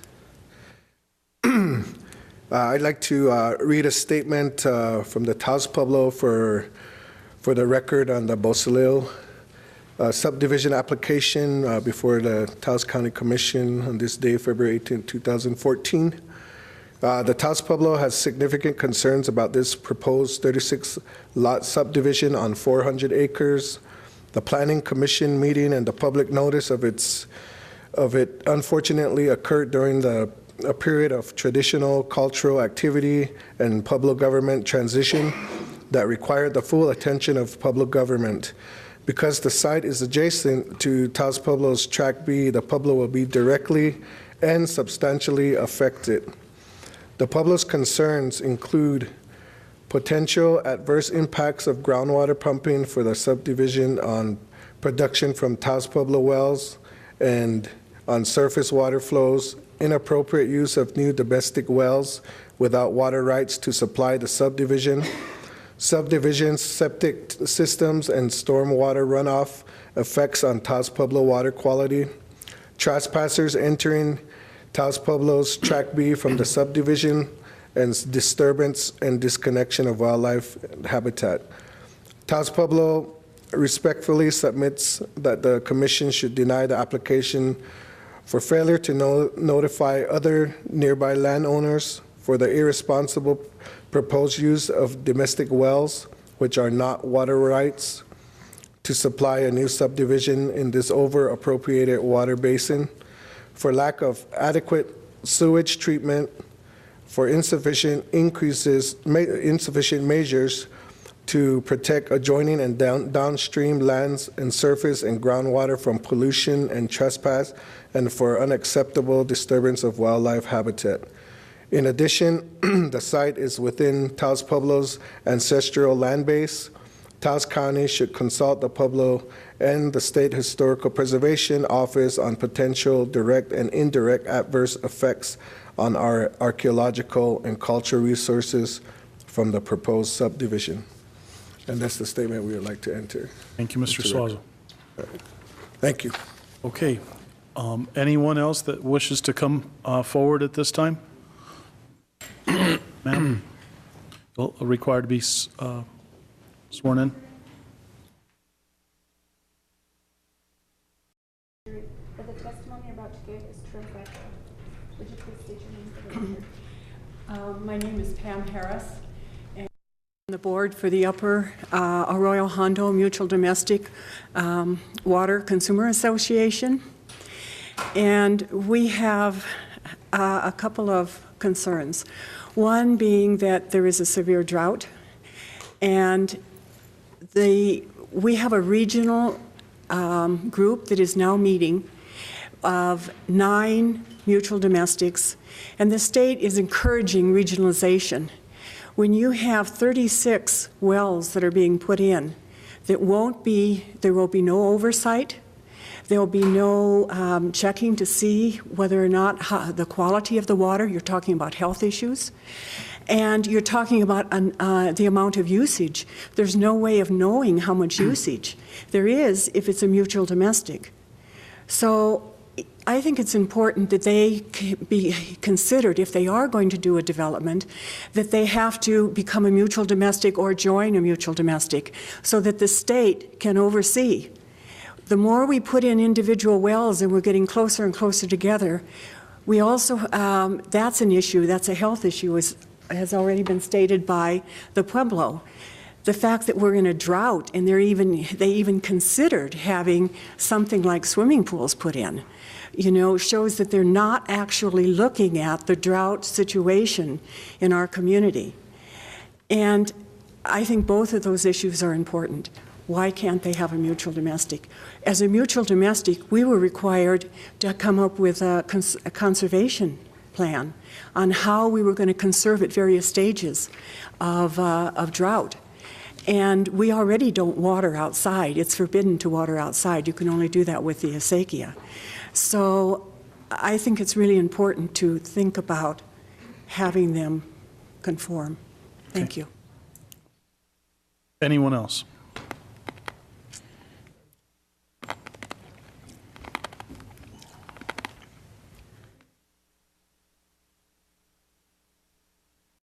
That the testimony you're about to give is true and factual. Would you please state your name for the record? Floyd Archuleta. Most of you probably know that I'm the president of the Lower Des Moines Neighborhood Association. The reason that I'm here today is to let you know how passionate we are about this subdivision going in. Just because our wells did go dry, we counted 16 wells that had gone dry in Des Moines area, and that's Lower Des Moines. One of our neighbors probably lives closer to the subdivision than us. He drilled his well 400 feet down, and his well went dry. He had to dig down 600 feet. Now, if the developer's saying it's costing $30,000 to go 500 feet, that's a lot of money. That's more than we can ever afford. We met with the engineer and also with the attorney, Scott Sanger and Alex Abeta. And I think that's the way to go from here on. If there's any other proposals being done, if they can meet with the neighborhood association first. When I came to propose this same issue to the planning commission, they didn't give any regard to what I said about our wells going dry or anything. I mean, it could have been stopped there and at least talked about it, about our concerns. We haven't even dealt with the Abeta settlement, and it's still ongoing. But here we are allowing subdivisions to come into our areas where our wells did go dry. Everybody at that meeting that night opposed to the swimming pools, and we were able to work with Scott Sanger and Alex Abeta to throw all the swimming pools out. At the same time, they had said, because we asked the developers to contribute some monies for a matching fund if we can get the county to ask for some monies for a traffic study or a traffic design in the crossroads, because the crossroads, there's so many near-miss accidents and some actually accidents that have happened. As I understand, they were supposed to have done this a long time ago for school buses, especially because there's a school just down the road there. And they never did do it. So we need to really look into that. It's a very, very dangerous intersection. But if we can get the developers to pitch in somehow, if they're going to be in our area, they should be able to contribute something, as far as I think. But anyway, 36 wells is a lot of wells. That's an awful lot of wells. And that's, you know, I really don't want Des Moines to look like Arroyo Seco. Arroyo Seco, I don't know if there's any place to drill anymore because it's so congested already. But if we don't, we want to ban the swimming pools from Lower Des Moines, all of them. In fact, we're even considering banning the subdivisions until we find out what's happening with this drought. It's scary anymore. I mean, we have to pay attention to our waters. If we don't, we're the ones that are going to suffer and having to dig deeper, and we don't want to do that. Thank you. Okay. Thank you. Carlos?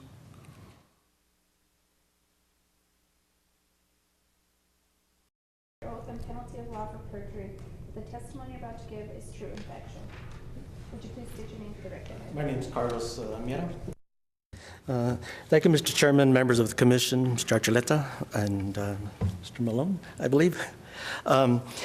Yeah, just to kind of follow up with some of the discussion that Floyd brought and not try to be too redundant, but on January 15th, we did send the County Commission a letter where we outlined some of the concerns that we had within the Lower Des Moines Neighborhood Association.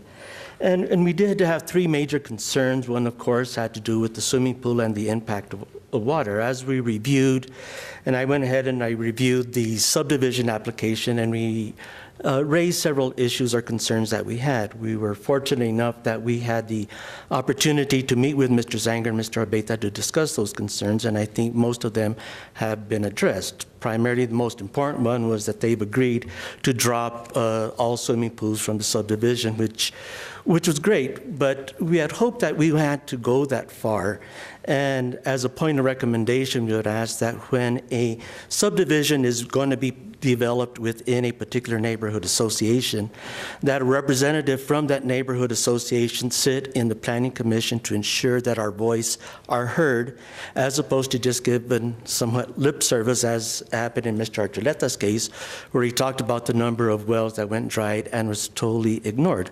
My well was one that went dried over the years as development below us continued. So the more you pump below us, the more the higher ones begin to drop as the water runs to the south and southwest in that particular area. So we know there is some impact in the groundwater in the shift and the changes there. So it's something we'd want to consider, that, you know, that the neighborhood associations have a more of a voice, as they are more familiar with the geological formations and the impacts in those particular areas. The other item that we mentioned, of which we were concerned, was the cumulative and overall impact of the number of subdivisions going within that area. We know there are another subdivision being proposed along Valencia Road, and with this one, you have the Mariposa. I think there's, 7 or more subdivisions in that particular area. And there is a cumulative impact that we may need to take a look at. So we'd encourage the commission to either look at that area either as a planned unit development or something a little bit more specific, so that we can look at address the cumulative impacts.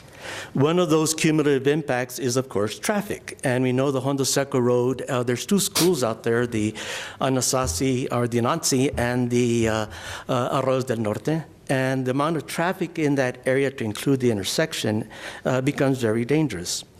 We would like to partner with the county, along with some of the developers and large landowners in that area, to come up with a traffic design or designs to improve the intersection and the line of sight along the state road and in the Hondo Seco area. We know that before we can go to approach the legislature for any type of funding, it does have to be in the county infrastructure capital improvement plan. And so we would like to do is enter sort of a public-private partnership or a joint venture between the large landowners, the subdividers, Taos County, and the neighborhood associations to take that aspect on, as we believe it's a health and safety general issue, especially because the number of accidents that happen in that intersection. So with that, you know, again, thank you for the opportunity, and we'll see you back here again in a month or so. Okay. Bueno, gracias. Thank you. Mr. Chairman, Mr. Mira, just a point of clarification. On the ICIP that you're talking about, that's for which road? Is it the lower Hondo? We'll look at the Hondo Seco Road. Okay. Which would be from the intersection, because the part of the road is state road, so you have to look at the state partner. But you have the Hondo Seco Road from the both sides of the intersection all the way down through the school. Okay. Because there's a lot of road improvements in there. If you remember, once upon a time in another life, as the planning director and director of community development, we participated in developing a design or a plan for that road. But not all of the proposed amendments or the changes to improvements to that road are completed. Okay. So we know we need to widen the intersection. You know, we need to do some work along where the Mariposa covers there because of the amount of traffic to the school area. So we know there's a lot of work that needs to be done on that particular stretch of road, and because it also crosses the state road, the state also needs to be an active partner. Thank you. It clarifies for me. Thank you. Okay. Is there anyone else that wishes to speak? Sir, go ahead and come forward. Swear and affirm under oath and penalty of law for perjury that the testimony you're about to give is true and factual. Yes. Thomas Harris. First, I'd like to thank the commissioners for approving the speed humps near the church, Nostra Senora Dolores, and the great leadership of Commissioner Blankenhorn in having that done. Thank you very much. You cannot imagine how effective that is in reducing the traffic speed to the posted traffic speed of 15 miles an hour. I'd like to talk to you about water. The question is the water in the state of New Mexico over appropriated by the state engineer? Of course it is. We have the situation of the Pecos, very evident of drawdown. We have the situation on the lower Rio Grande, very obvious of the drawdown. People have been testifying here today about the seriousness of drawdown in wells. We are over appropriated. I don't know what you can tell the governor. Maybe we'll get a new one here pretty soon that can do something about it. But we are over appropriated. There's drawdown. We're living in a desert. Thank you, sir. Thank you very much. Anyone else? Okay.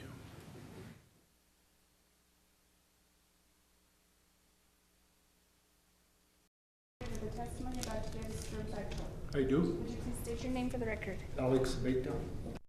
Mr. Chairman, Commission members, just a moment. It's all right to allow him to speak at this time if he's one of the parties presenting for the subdivision? Mr. Chairman, you can let anybody speak and then later move for continuous if that's what you want to do. It would make sense if there's not a lot to be said to go ahead and take the continuance under consideration, but it's entirely appropriate for you to let anybody speak. Okay, go ahead. I just want to make a general statement in response to the concerns that were raised here. This subdivision application meets all the requirements of the county's subdivision regulations, which includes all applicable state agency reviews, such as the state engineer that reviewed groundwater pumping effects. There's a water study that shows that the groundwater basin can sustain the full build out of this subdivision for a minimum of 50 years. There's a septic tank approval. There's stormwater management. There's a consultation with the SHPO office.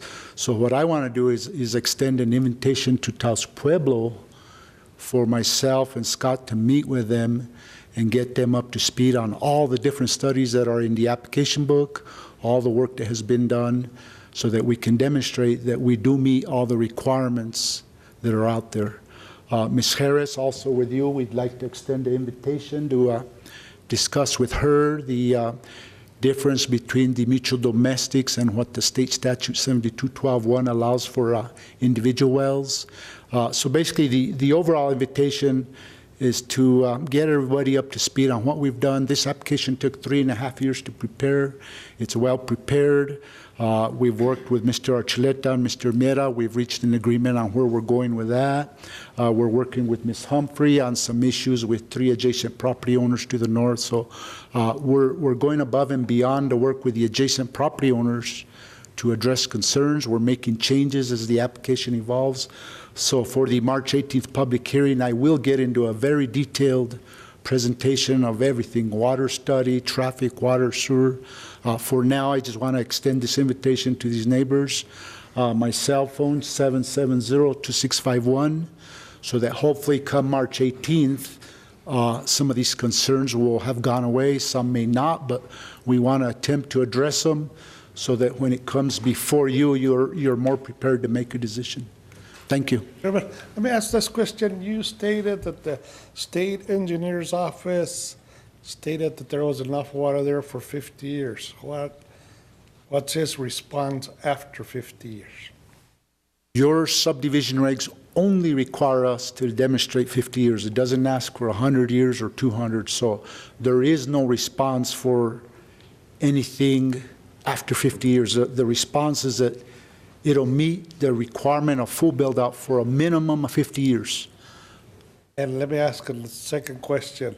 Under the water domestic, why is it that the subdivision did not approach the water domestic water, see if they could hook up from their wells? One of the issues with local mutual domestics is that they all have used up all their water rights, and in going to mutual domestics for the idea of connecting to an existing system, the water rights is always the issue. We don't have memberships available. There's no water rights available. Your subdivision regs allow developers to drill wells under 7212.1 without purchase of water rights, just like an individual doing a family lot or a claim of exemption. So we did not approach the neighborhood the mutual domestic for the idea, but we'll discuss it with them, and I'm not sure they would have water rights for 36 additional lots. Okay. Other questions or comments? Thank you, Mr. Abeyta. Thank you. Okay. Anyone else that wishes to speak today? Ms. Humphries, go ahead. You'll have to be sworn in. Oh, yes. Guilty of law for perjury that the testimony you're about to give is true and factual. I do. Would you please state your name for the record? My name is Mary Humphrey. I'm an attorney in town, and I just make a statement to keep the record clear. I am indeed working with the 3 property owners that didn't get proper notification. I just support a request for a continuance so that they can work out some issues. Okay. Thank you. Very good. Anyone else that wishes to speak today? If not at this time, I'll go ahead and close the hearing. No? Keep it open? Yeah. But I will ask for a motion then. Mr. Chairman, I have a question for Mr. Vigil. When did the Planning Commission approve this? Mr. Chairman, this item went before the Planning Commission, I believe, on December 11th of 2013. Okay.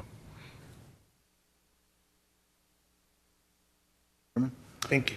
Commissioner Barone. I'm going to turn to Bob. We need to, I want to make a motion to go ahead and grant the request of continuance, but is there anything else that needs to be done? Needs to be to a specific time and place. So again, to March, well, I guess we need to look at Mr. Archuleta. The request is to March 18th. Is that a regular meeting, or is that a meeting that is within the parameters of staff, Mr. Vigil?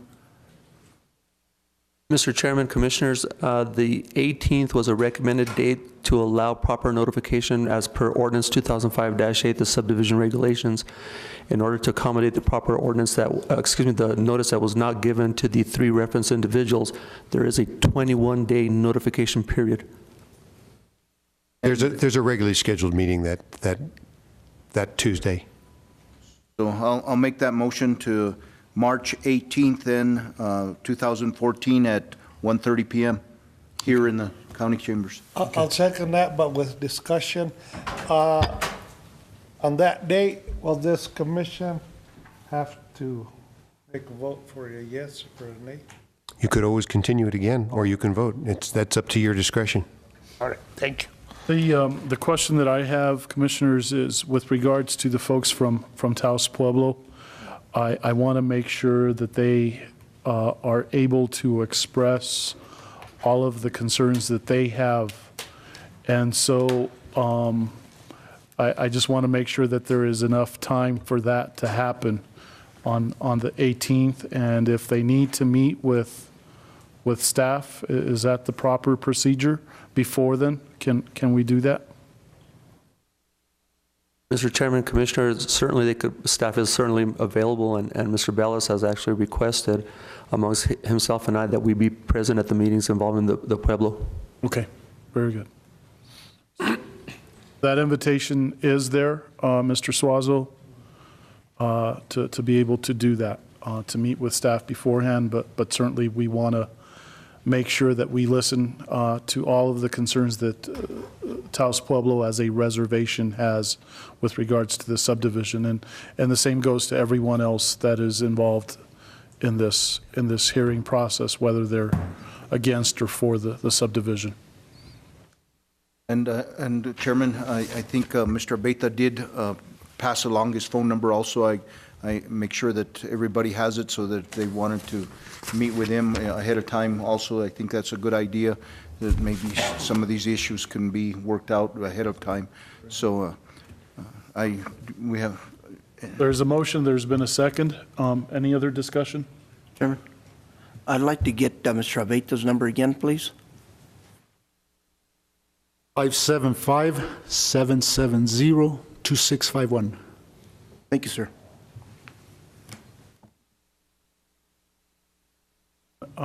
Can we allow public discussion anymore at this point? We still can, right? Okay, go ahead and move forward. Mr. Chairman, you have a motion pending right now. Okay, so call for the vote at this point?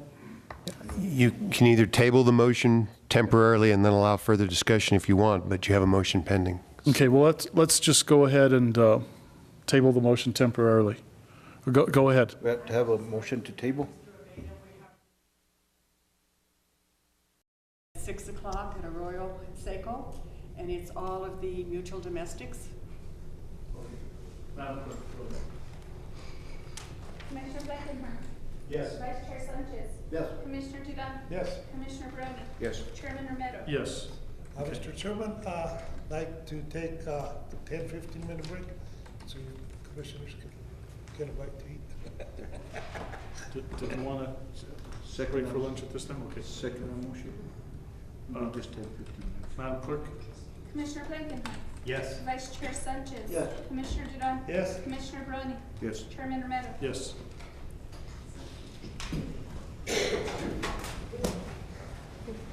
Hey, Commissioner, you guys ready? I would have to sell. Put some of those in your stomach and then drink water. Darn. Makes me feel better. Oye, ¿cómo estaba el mezcal? No, don't worry about it. We'll work it out. How's mezcal? Come on. Mezcal. Oh, man. Bailando. Toda la noche. Oh, yeah. Did they pack it in? Ya luego, Te ponían a cantar. la son. Salieron todos corriendo. Dame. Corrieron hasta Peñasco. ¿Qué va? Para una autograph de mí, nada. The commissioner, they let him do the last song for mezcal. They let him do the last song for mezcal on Friday night, they said. Oh, hey. Yeah. Jodiendo. Did we want to start? Go ahead. Don't move. Come back. Second. Okay. We'll move on to item 7I, New Mexico Department of Transportation. This is, I'm sorry. Moving ahead here. Yes. Yes. Yes. Yes. Yes, sorry about that. We'll move on to item 7I. This is the New Mexico Department of Transportation Paseo del Sur corridor study. Mr. Bellis.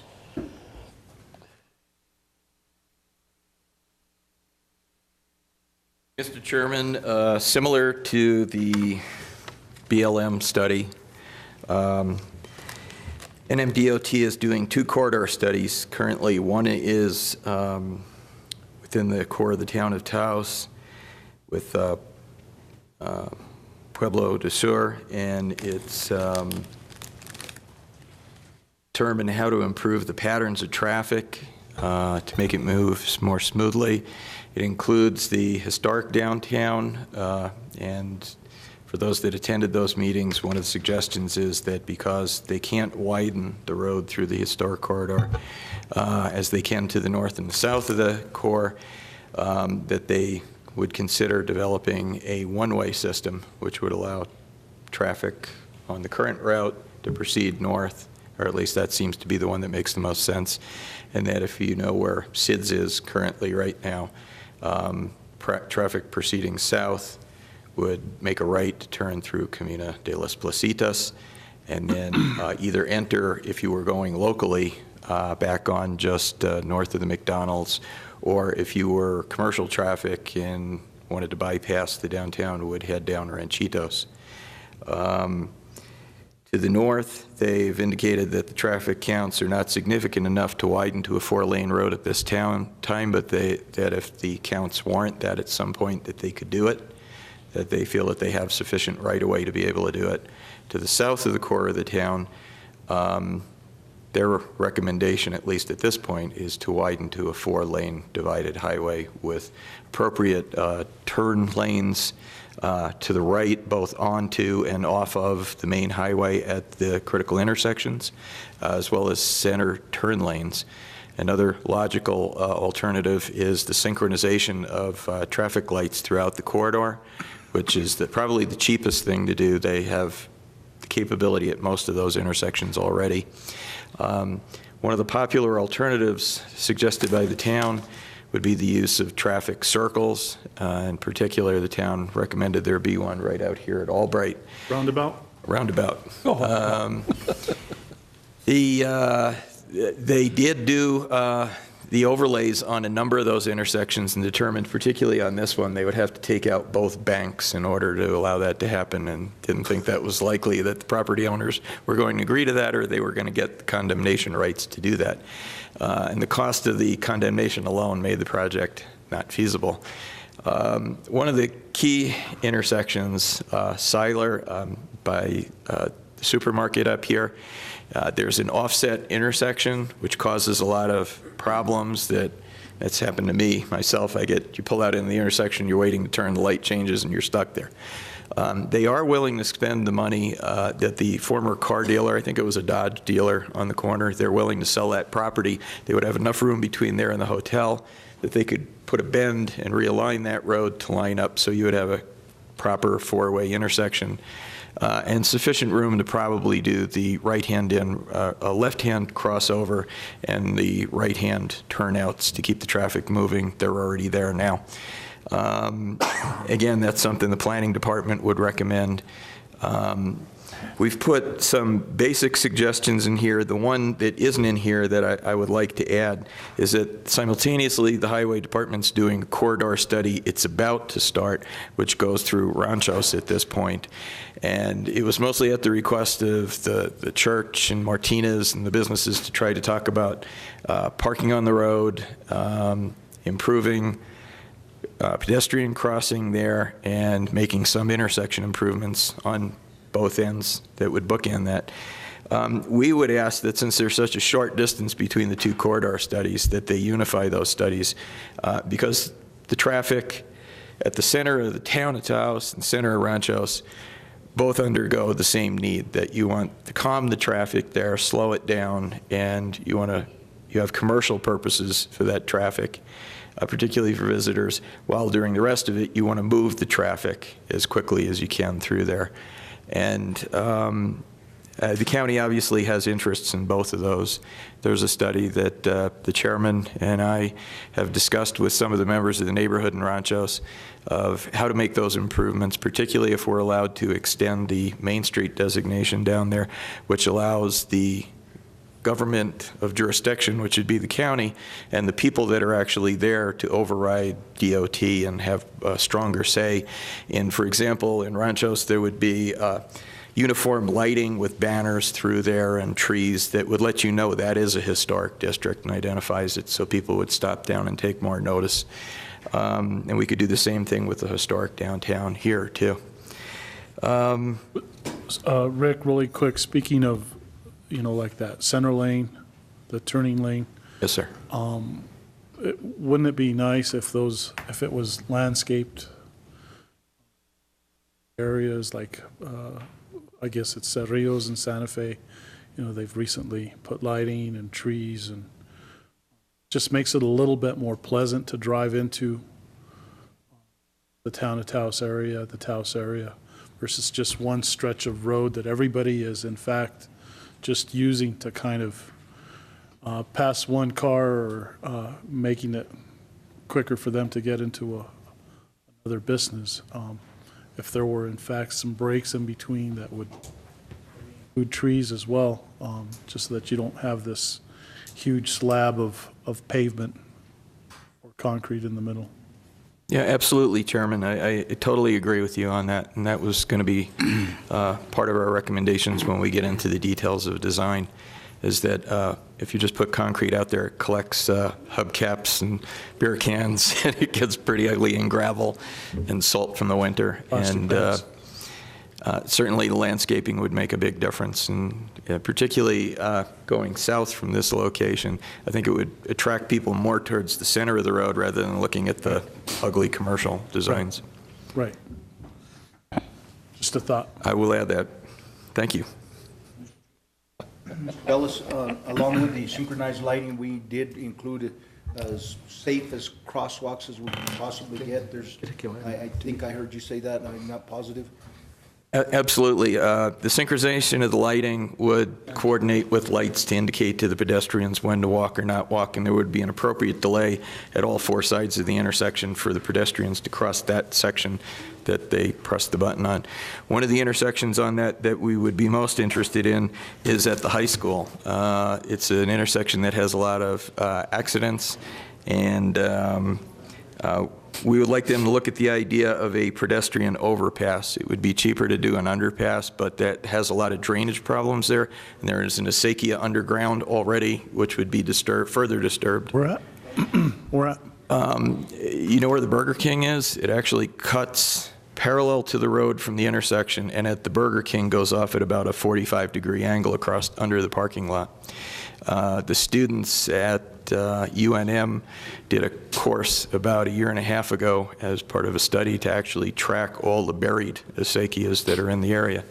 And that is also part of what's caused the flooding problem at that intersection. Is there's no storm sewer, there's just a drain well, and the acequia used to go up the hill towards the high school. And so there was a natural drainage field there, which now the Housing Authority and the new affordable housing project's on. Anyway, so if we could do a pedestrian overpass there, I think because it does connect to the affordable housing, there's a lot of seniors in there and handicapped people, as well as moving the kids over there. It would serve a multitude of purposes. It'd also be a way for kids to get their bikes over there. But I think it would also make a nice gateway.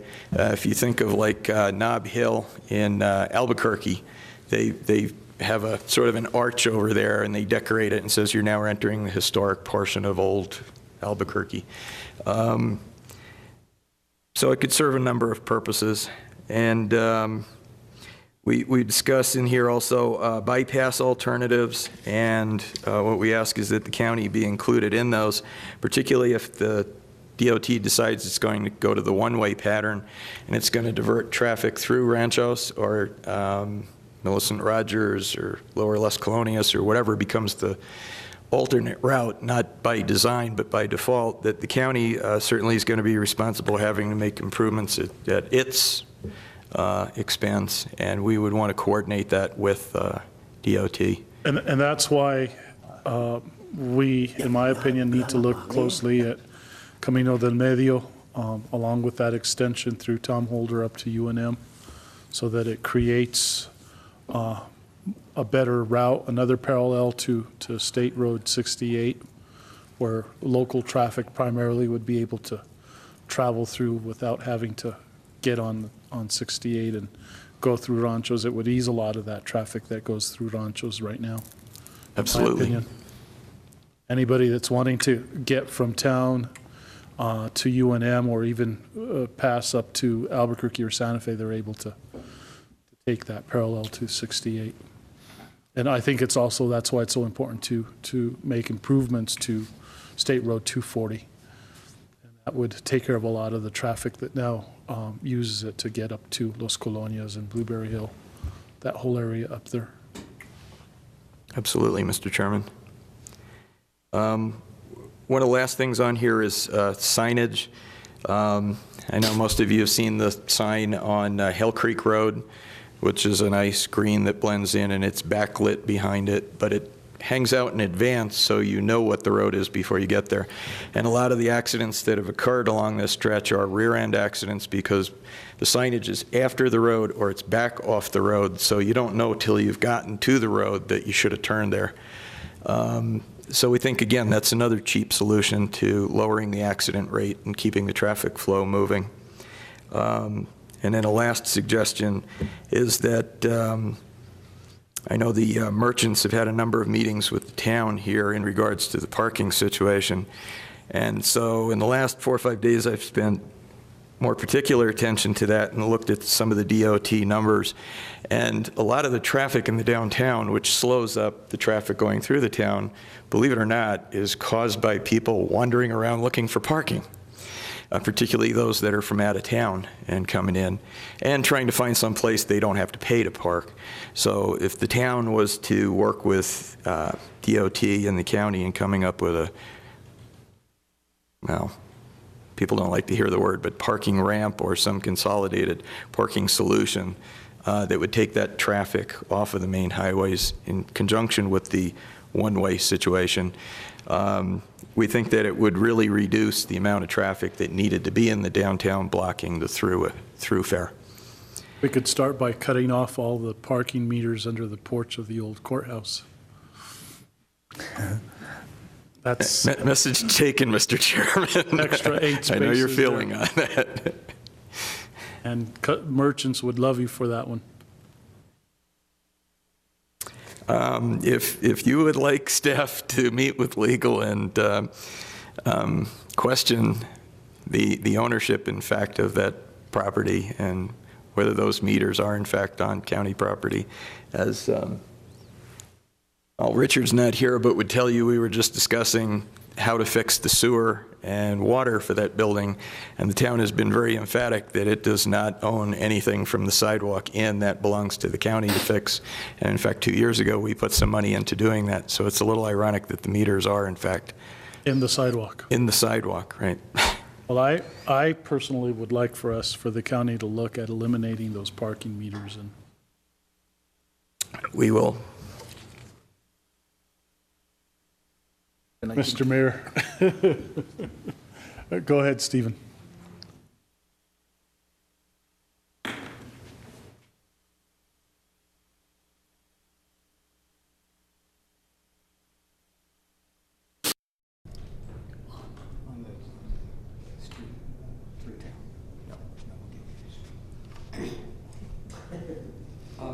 I've been to both of the meetings, the road meetings. There was one in October and one in December. And at the very first meeting, the gentleman that was representing the consulting firm, I don't remember his name, during the course of his intro said that one of the suggested alternatives was a one-way pair. And he said, but he didn't understand why it was included because there didn't seem to be any support for it. But anyway, it was there. So there was obviously somebody that had sort of, let's nudge this in. Later in that meeting, a gentleman that I believe was also from the consulting firm. It's difficult sometimes to know who's a consultant, who's the state. Nobody sort of owns up. So this gentleman stood up from the back with authority and said, when they were talking about one-way pair, he said, one-way pair is not going to be considered, just rest assured. That was pretty much his statement. It was a quote, very simple. At the second meeting, that's all they talked about was one-way pairs. So I asked, well, why? And I didn't get an answer. If it's not reasonable to consider it, why are you considering it? At the first meeting, I asked the consultants, I said, are the lights synchronized? They're not, or they didn't seem to know whether they were or not. And I said, in your experience, what kind of effect does synchronization have? I just had considerable, not so much, nothing at all. And the guy quickly just said considerable. So right there, that should be the first approach is let's find out what does synchronization do to the town in terms of moving traffic. I don't care how much money it spends, let's find out how much it's going to cost. And if the state's responsible for it, why isn't it happening? At the second meeting, there was a gentleman who was big fellow from the state, twice as big as I am at least, like so. I said to him, when they were talking about the light and the strange traffic pattern at Seiler, I said, somebody said that a light was installed and it was intended to be a directional light. And I said to the fellow who was sitting right behind me, I said, would you check and see if that's the case, if that really is a light that's supposed to signal, when somebody comes up and it registers, turn left, that you can turn left so you don't get this awkward situation of people playing bumper cars in the middle of the intersection. So I don't know what the story is with that light, but supposedly, according to the testimony of residents here in town, somebody said that light was intended to be directional. So I don't know if it is or not. So maybe that solves that whole problem. Who knows? At the second meeting, the first series, it was done the same thing in the morning for business owners and for government officials in the afternoon. I believe the woman's name was Polly Ray. Spoke eloquently about the number of studies that had been done and why weren't they being incorporated? Why wasn't the advice of those studies being incorporated? Nobody had an answer. There's the numbers cruncher data fellow with the consulting firm was talking about projections using present day numbers to make projections into the future, 20, 30 years in the future. And I said, that's fuzzy math to impose 30 years into the future the conditions that we now experience. What I used as an example was that just that day or the day before, I'd heard that there are vehicles now that for short distances, and it's sort of the highway idea with you turn your your machine on and it drives itself. Obviously, that's not going to work in town, and the idea was not to indicate or not to say that's what's going to happen, but rather you don't know what's going to happen 30 years in the future. And he agreed. He said, yeah, you're right, it is fuzzy math. My last point is that as you're doing this consideration, as you're going through what your desires are, what you think is best for the community, use maps. Get maps. Get paper maps that map the traffic studies, map the counts, map street patterns, show which, just a black and white map that shows the streets and show what's paved, what's not paved, and how you, the county, us, we, the community, wants to extend. And that means talking with the town as well. So it seems to me that Rick and French need to be brought into this conversation as well. And it's about how roads are the road to the future, so to speak. Be careful of bypasses. Be careful of turning Camino del Medio into a bypass. My own feeling is that even in the worst time of day around here, you can get to almost anywhere in 10 or 15 minutes and stay within the speed limit. Now, if you're trying to get from Hondo to Ranchos, that's a different matter. But if you're here in town, a few minutes will get you just about everywhere you need to go. And we don't need to drive fast, and we don't necessarily need to pave every road, is my feeling. Thank you. Thank you. Okay, Mr. Bellis. Again, I was just looking for suggestions from the various commissioners, particularly those whose districts are affected by these studies, that you feel may not be included in here. I didn't want to suggest anything that you may have had an objection to, so we're bringing it to you before it goes out. There'll be a GIS map attached to this that'll identify the intersections in question. Mr. Bellis? Sorry. Go ahead, Commissioner. No one-way streets, no one-way pairs, but synchronized lighting to try to address this. I think that synchronized lighting is imperative. Chairman, Commissioner Barone, we actually don't say in here that we want one-ways. What we do is we ask for a community group of the impacted business owners, the county and the town, to more closely examine that, to see if there's a way that it could be done so that it positively rather than negatively impacts parking and businesses, and that they rely on that study group for their final conclusion rather than the engineering figures. You've got some of my points, and being on the board of the MPRPO, I believe one of the meetings that we had up in Los Alamos, the New Mexico Department of Transportation stated that there was some funding that was going to become available to improve that corridor between the Horseshoe and Velarde as you go through the river. I believe that's supposed to come in 2015. But along with that, there's also the study that you're asking that hopefully they will incorporate along with the rest of Paseo del Pueblo Sur and Paseo del Pueblo Norte. I firmly believe that those improvements to Camino del Medio would definitely allow for an ease of the traffic system on 68. But I'd like to also suggest those landscaping of the turning lane so that it's not one big piece of pavement. And again, I don't know how we can approach this, but I would certainly like to see, and I don't know how the rest of the commission feels about this, but eliminating all of those parking meters that are under the porch of the old courthouse, if they are in fact within our jurisdiction. And Commissioner, if we, under the County Commission report, I did put on, I attended several meetings with the downtown merchants, and I'd like to make a little report then. Okay, and, very good. You guys can decide what you want to do. But thank you, Commissioner Roney. I think that's something that I attended a couple of those meetings with the merchants downtown and listened to their concerns, and they've done some studies on their own, but I can kind of make that report at that time. Okay, very good. And Mr. Chairman, the last thing on here, which I overlooked, was that since this same corridor represents our main public transportation corridor, and it's likely that will be where any workforce or affordable housing is built to give people access. And I know a number of you are involved in trials projects in support of those. We're indicating that since this is always going to be the major north-south, that any improvements made, it be mandated that they include pedestrian and cycling lanes, preferably offset from the road so they're safer. Right.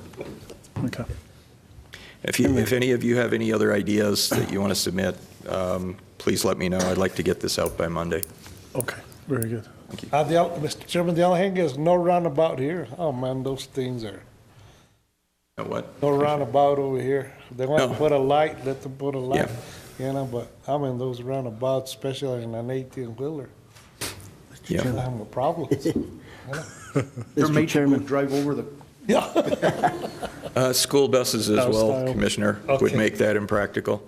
But cost alone, DOT said it's just not going to happen. We'd have to take too many properties. All right. Mr. Chairman, I know you're talking about the meters in town.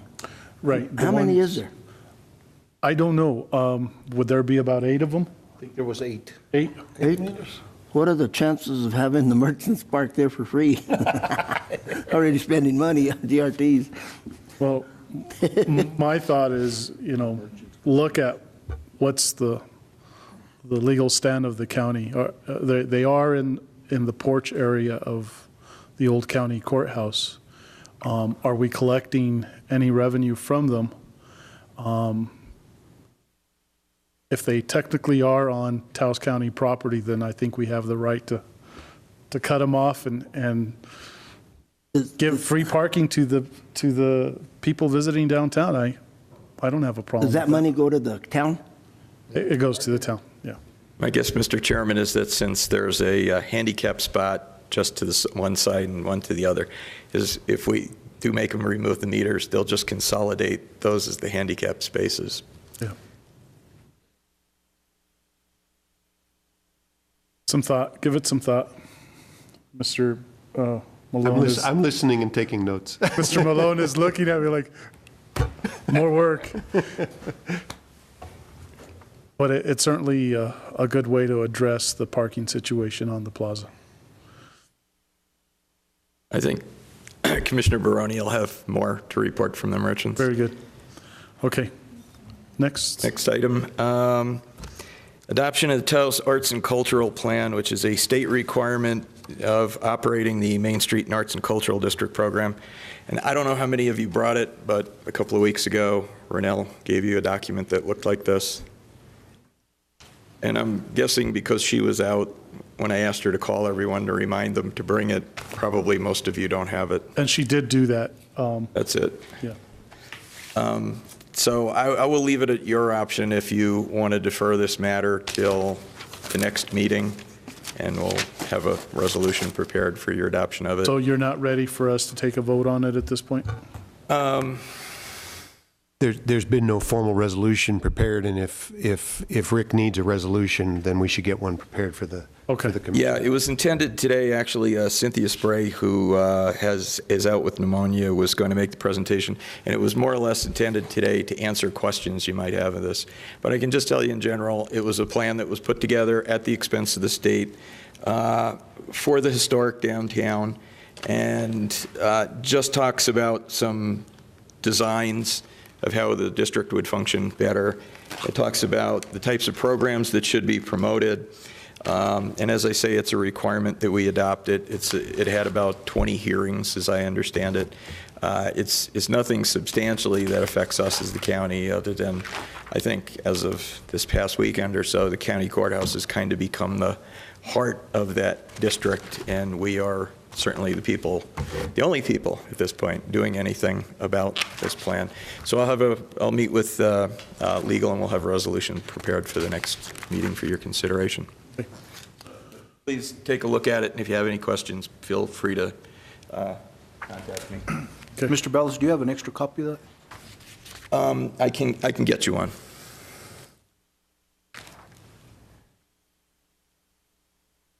Again, Cindy was to make a report on the Old County Courthouse, which I'll do just briefly.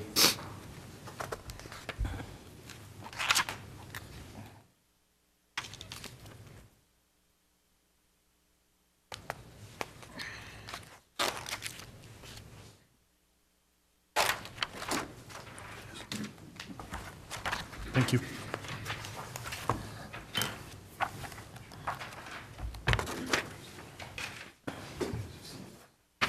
Yes. What I passed out is a copy of an ad that was in the paper, and I guess it about sums what we're doing in one place, and that was that in July, you passed a resolution which dissolved prior resolutions in regards to the Elk County Courthouse, and we named some specific activities we wanted to do. One of which was we wanted to draw more public attention to the murals. We wanted to draw more traffic into the building. We wanted to do more in terms of economic development. And we also wanted to do something in way of promoting the arts, which included everything from our traditional arts and crafts and working with the community centers to our painters, sculptors, and other artists in the downtown, and performing arts. And as you can see, we kind of covered all of that this weekend. We did an opening on Saturday with 2 Grammy Award winners, Max Gomez and Jim Lauderdale. And Max donated his time and effort and brought the other artists in. The folks that did the lighting and the sound, Mitch Miller, who's also part of our Aries radio group, donated all of his time, not just for this event, but for the debate and the play and everything that went on, which, you know, there's no way we could have afforded to do. There was a couple of local artists, one from the Mesa, Taos Mesa, and the other from Amalia, which is Randy Pijuan, and they took the old jail and put their works in there, and they also did live painting inside the jail. And while the concert was going on, painted the artists from different angles, which was a really interesting take to see how somebody could do this very realistic painting like a photograph in just the time the artist was on the stage, which was about an hour. So it was pretty remarkable. And they did all the ad layout and the artwork for the posters, all for free. And they're going to also exhibit, if you have a chance, during the play, which you'll all be getting invitations for free, too. They're going to comp all of you, and you were comped to the other show, too. I know a few of you could make it. And of course, we have the play coming up, which is a community theater, and they're donating the proceeds from that to the restoration of the courthouse, and that's the general theme of this. These things didn't make money. People donated their time, but if there was any money made, it's donated to the county, to the account that used to be for rents for the restoration. And we got involved in government, too, which was interesting last night. It got a little heated. There was a debate of the town council candidates up there, as long as we were set up. And I have to tell you, the mural room looked great.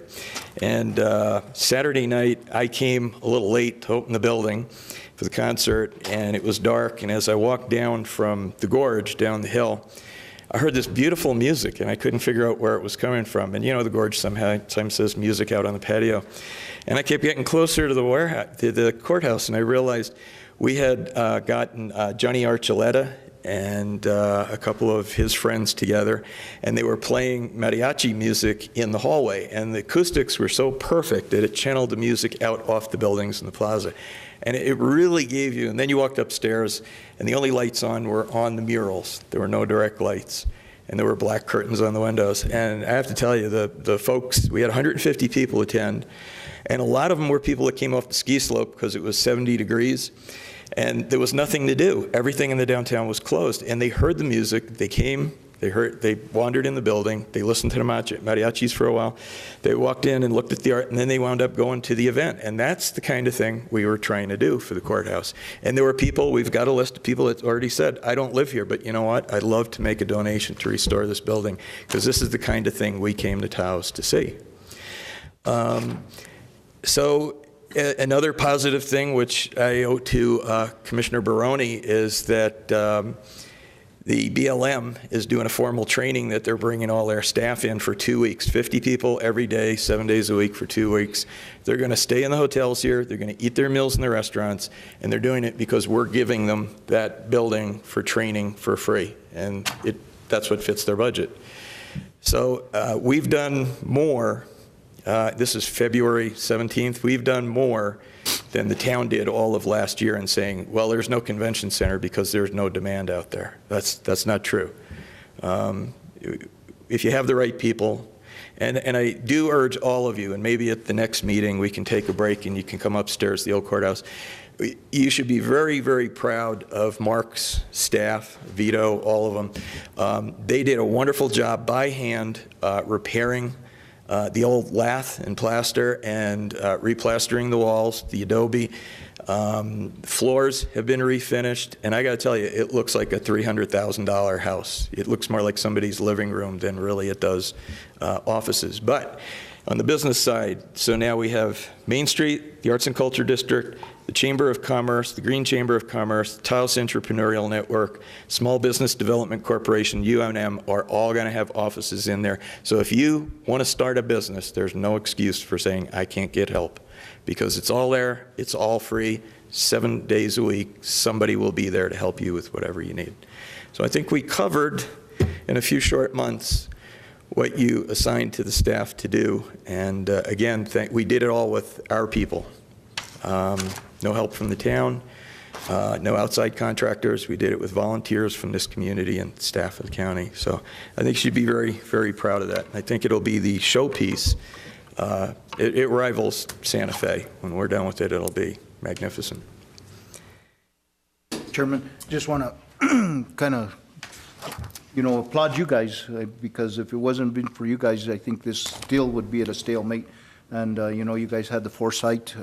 I think we all worked together on this project, something that 8 years ago I said I really wanted to do. It was a dream, mine too. I'm sure it was a dream of some of the other commissioners, but, it was, and the town kept wanting to buy it. And we said, we don't want to sell it. We want to fix it up. We want to make it the center of downtown. And I think we've done that, commissioners. I think it's coming to fruition now that we're moving forward with what we set out to do. And I mean, if you guys haven't been there, make sure and go. I mean, that room that our staff fixed up is, I mean, just to see the mud plaster on the walls and the diamond finish they left on the walls, and now the way it's decorated, it's awesome. The art in the jail was just spectacular. I mean, in the old jail cells, there were just some phenomenal pieces in there. And then just watching the crowd excited downtown again, people saying, this is the kind of thing we need downtown. It was just great to hear that night. So I just want to applaud you guys for taking that chance. And, I think we made it. We're making it happen. Mission accomplished so far. Yeah.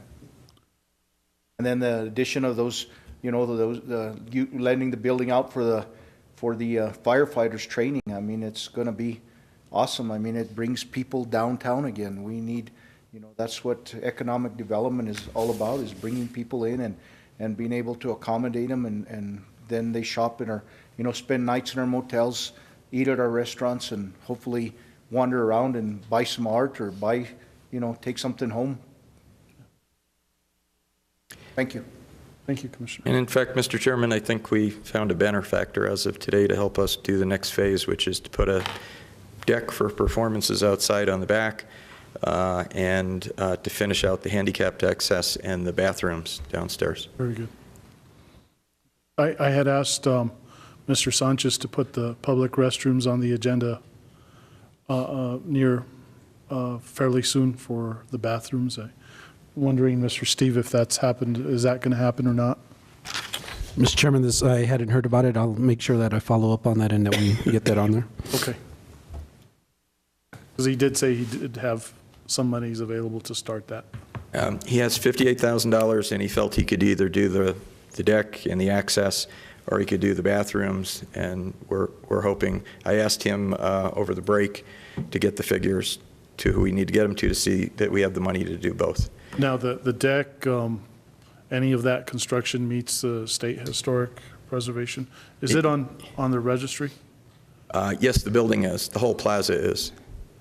And yeah, our plans will be submitted to them, but we had already discussed it with them when they were here. We're working with the McCarthys on the property behind, and SHPO felt that it would just add to the sense of the whole historic district of along with opening the alleyway, opening the district back up to what it used to be, that people used to park in the back there when they used the courthouse as well as the front. So there were two fronts to the building. We're going to try to recreate that.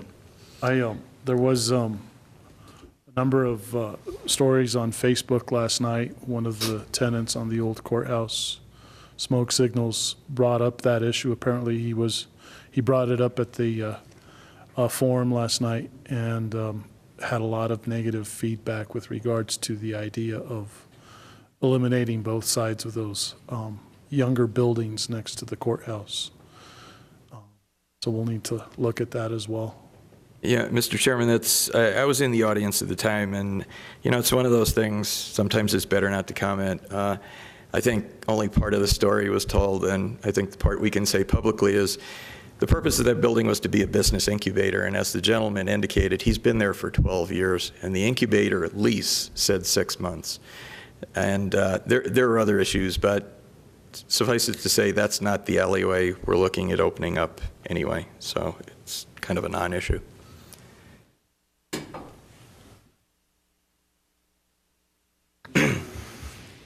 The next item, I guess, on the agenda is the contract for the WUI coordinator, and there is an update to the one you have in your packet, which I'll distribute.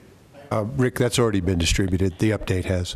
Stephen, did you have something to say? Go ahead. And I guess just if you have any questions on it.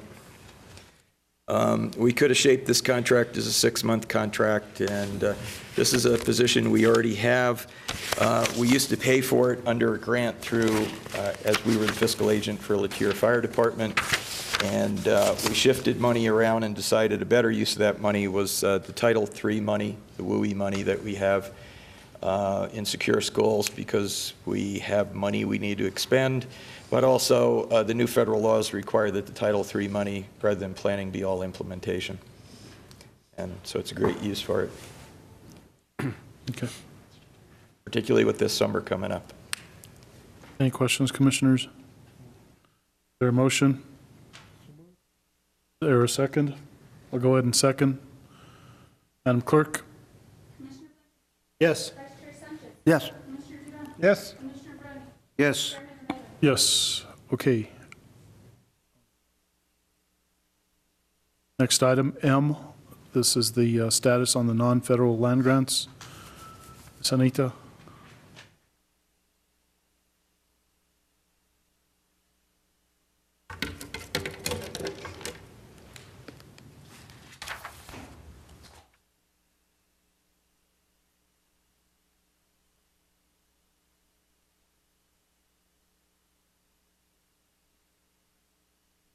And I apologize, all the information was given to Rennell, and when I checked with Valerie this morning, it didn't make it into the packets. So I'm sorry for that. You're slacking. I gave it to her, I promise. So you have before you, Taos County received funding from State Forestry. It is called the Non-Federal Lands Thinning Grant Program. Acronym is NFL, so everybody gets a kick out of that. So this money is to be used to thin on non-federal lands, which are private lands, and the scope of work was for Taos County.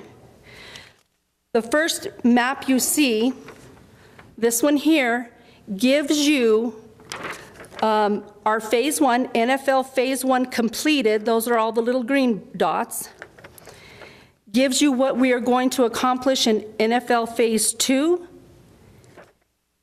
In the blue, it tells you what Taos Soil and Water Conservation District has thinned, and also what Carson National Forest has completed. That's the overall picture. If you look at thinning grant progress, page 1 and page 2, those are a little bigger picture. That you can see a little bit better. Phase 1 is the green completed part that we have already completed. Phase 2, we're hoping to start March the 5th, and Taos Soil and Water has completed all the ones that are marked in blue. Our first phase, We thinned approximately 54.35 acres. We had 4 different contractors that met the criteria. Our second phase was advertised, 4 proposals were submitted, and this morning we did the rank and review. Thank you, Commissioner Baroni, for sitting on that rank and review committee. So we will be awarding 2 contracts, one to Dos Santos, which is going to be 5 acres more or less, and one to Watershed Dynamics, which will be 19 acres more or less. And at this time, I would respectfully request to meet time constraints, as we all know the conditions right now for all of these forest projects are going to be hit and miss, because all the treatments for these call for burn. So these contractors are going to be, it's going to be hard pressed to burn under, good conditions if they get a rain or something. So I'd like to respectfully ask that for the 2 contracts, of course, Dos Santos can be signed by the county manager, as it's only $11,250. But the one for Watershed Dynamics, I'm asking that you give County Manager Steve Archuleta the green light to sign off on that contract as well. Those contracts hopefully will be ready to sign on the 4th with notice to proceed by the 5th. Anita, on all of these areas, including the one that's been completed, is it, what type of wood is it, or timber? Is it pinon, or? It's actually mixed conifers, and a lot of it is oak brush, Commissioner. And really, I mean, most of the prescriptions, it is so steep up there in a lot of areas that it's mostly lop and pile, and then they're burning it because, I mean, there's almost no way to get it out. Okay. I mean, then it's small diameter stuff, it's, a lot of it's brush, and then some of it's oak brush, and they're actually having to go in there with weed whackers and that type of prescription that they're looking for. Very good, okay. Okay. And I guess, I think Rocky Mountain Youth Corps, some of the wood that they are able to get out, they actually donated to some of the needy families in the community, the senior center.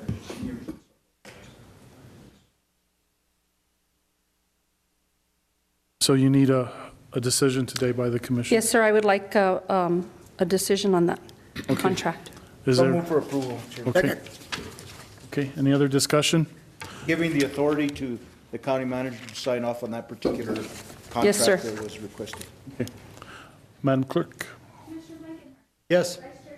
Yes. Yes. Yes. Yes. Thank you. Thank you, Anita. We'll move on to item N. This is Resolution 2014-9. Mr. Nathan Sanchez, Chief Planner. Resolution authorizing publication in the Taos News, hearing date for Ordinance 2014-3 as per Ordinance 2013-9. This is the Water Advisory Committee review and to make recommendations to the Board of Commissioners to protest or not protest water right transfers in Taos County with the state engineer. Mr. Sanchez, welcome. Mr. Chairman, Commissioners, thank you. In your packet, you had a copy of the resolution that was approved by legal that needs your approval today. And also in your packet was a notice of the public hearing that will be posted in the Taos County News. Let's see, it'll be posted on February 27th.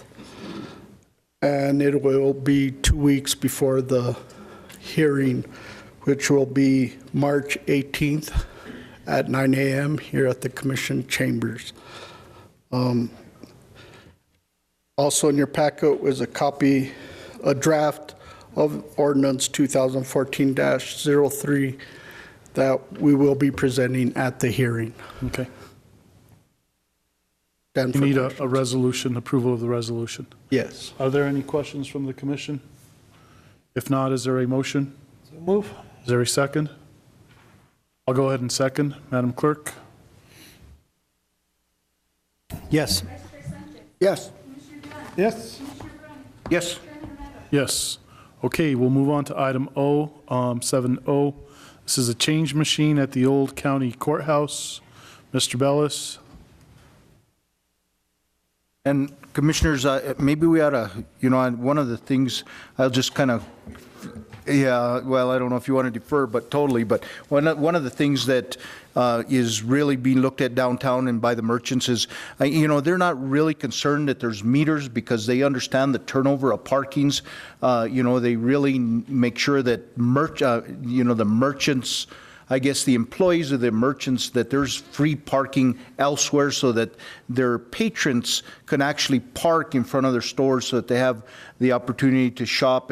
But two of the things, or three of the issues that really came up by the merchants, and I think there was a study done downtown by the merchants, and there was 230, I think, merchants that were that actually filled out the questionnaire, and what they were wanting to do is take the parking from a 2-hour minimum to a 4-hour minimum, and then reduce the parking costs from $1 to 50 cents. And the other thing is if they're going to charge for parking, they figure that it's all right to charge for the parking, but now there's nobody to give change, and they're handing $20 tickets out. I mean, the minute you're late, they're very adamant about hanging a $20 ticket on your car. So what the merchants were looking for, and a lot of the merchants say, well, we'll handle quarters in our stores. We'll try to give change, but sometimes it's not convenient to, have that type of quarters just lying around. And what they're looking for is a place to actually host a change box that can actually be inside, maybe right inside the Taos County Courthouse in the hallway there, where they can go walk in and put dollars or swipe a credit card and actually get change. The fear by a lot of the merchants is that it's going to be outside in the middle of the night, somebody's come by, hook up to it with a pickup and yank it out of there with a chain. So, that's, the merchants, that was one of their requests, because we own property down on the, in the plaza. I think it would be a good avenue for us to pursue if the commission agrees. Mr. Chairman, it'd also be an opportunity to attract people into the building. Okay. Commissioner Sanchez? Yes, Commissioner, Chairman, Commissioner Barone, is it almost like a washomat where you need the paras? Pretty much. Yeah, okay. Commissioner Sanchez, we will not fold or fluff. Just change. Okay, well, it's under Commissioner's report. If we want to, well, actually, the change machine is now, but. And basically, that's what I gave, was kind of the status of that commission's report, because, those are the issues that came up, and this is one of the avenues that we can help downtown. I don't know what the cost would be, what it would cost to maintain it, that type of stuff, but again, I think staff could look into it, bring back a proposal, what it would cost and how much it would cost us to mount it, and that type of stuff. And if there would be a cost to upkeep of the machine, or actually. Mr. Chairman, Commissioner Barone, there would be no cost to this. We're presuming we would go with U.S. Bank. The banks typically handle these. They install them at their cost. Typically, they use a credit card, and they're just like when you go to an ATM, there's a fee, and that's how they pay for it. So kind of like what they have at the entrance of a subway, or yes, when you go to New York or one of the big, they have a change machine. Yep. Okay. I mean, we will certainly ask if there's a way that we can make some sort of rental on it, and maybe the bank can do that as part of their community development obligation. But typically, you don't pay anything, and it doesn't cost anything. Mr. Chairman, Commissioners, Mr. Bellis, so you're saying that it'd be credit card, it wouldn't be actually, you can't put a 5 in there and get quarters out? Because then I think we'd have to run into the whole aspect of the accounting, 2 people to go take the money out, basically account for it, put it back in, however that would work, also to fill up the quarter machine, or would the First State Bank actually be doing all of that? Mr. Archuleta, yeah, we don't handle it at all. It's a sealed box, so we have nothing to do with it. We just give them a location. Mr. Chairman, just in hand with Commissioner Duran's. No, we're not in the banking business. Mr. Malone. Mr. Chairman, just for procurement purposes, I wouldn't want this to be limited to any one bank. I mean, it needs to be open to procurement policies and inquire of all the banks. Yeah, very good. So it would be installed inside the old courthouse somewhere? In the hallway. Okay. And it'd be locked up after, whenever the activities were done at night, 9 o'clock, 10 o'clock. Okay, so then bring it back. You need approval, or? That's up to council. I don't think we need a vote on this. We were just wanted to make you aware before we agreed to anything with the community that Sounds like a good idea. On board. Very good. Thank you. Okay. We'll move on to item 7P, FEMA Best Practices Narrative. Mr. Bellis, you're up again.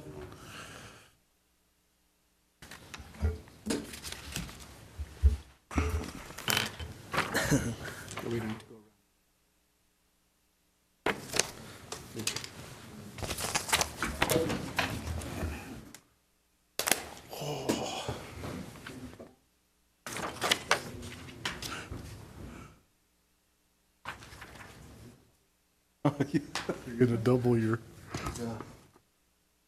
Mr. Chairman, we had mentioned a while ago, I think it was back in November, that we had been selected at Taos County. And the letter is indicated here, and I just want to read very quickly from it.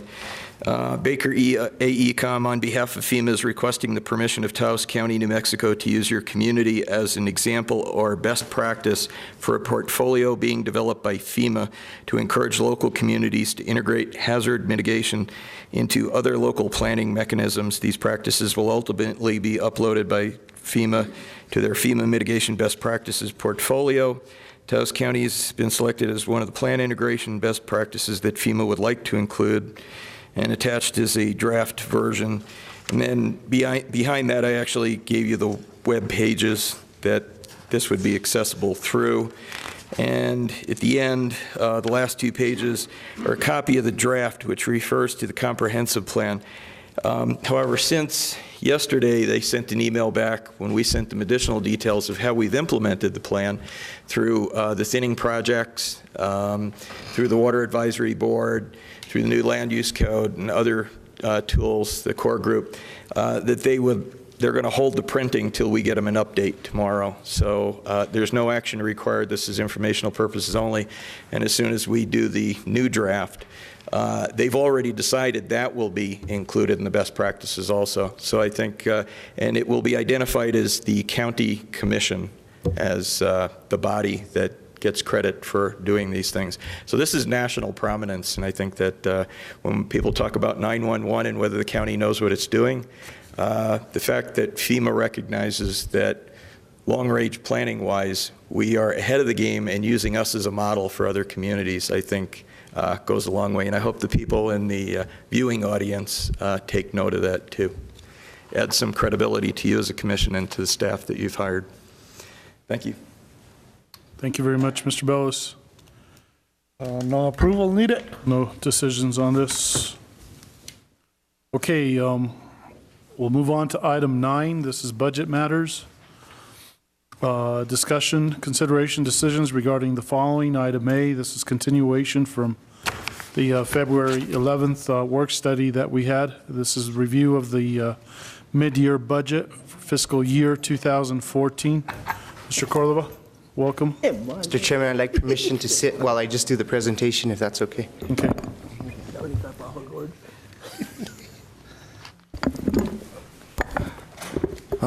Mr. Chairman, Commissioners, I do believe we left off on our solid waste fund at last Tuesday's work study, so I'll just continue on from there. Then I'll do a short presentation on insurance, show you a couple other specific funds, and then I'll be done. So I'll try not to take too long today. So if you take a look at solid waste funds, as compared to last year at this time, you see that the revenue is up for solid waste as well, primarily attributed to the GRT.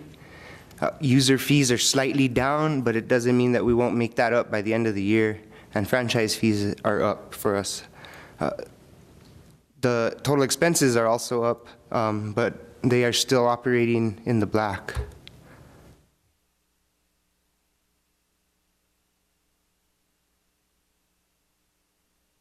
Here's a look at the specifics of their revenues. Like I mentioned, GRT is doing really well. We only have about 34% left to collect as of December 31st. And overall, they've done a good job of meeting their revenues. And once again, so far, no transfers in from the general fund. That's probably the best part. Expenses are just a little bit above what you would hope to see at mid-year, but a lot of it was one-time contracts that just happened to take place at the beginning of the year, billing contracts, things like that to help us bill in December.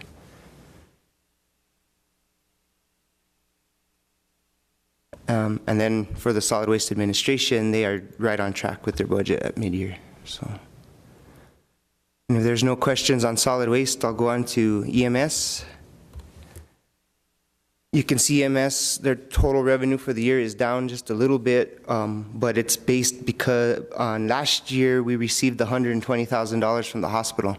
So actually their charges for services are way up. They're up by about $100,000 on charges for services. So they really are doing a good job of collecting those revenues for us. And expenses also are down, and that's a great thing to see. Revenue up, expenses down. So EMS is doing a great job right now. As you could see a little more detail on the revenues, intake fees is their biggest revenue. We're still transferring money in, but there's less of a transfer in at this time as compared to last year at this time. So very happy with EMS. Oh, that's missing here.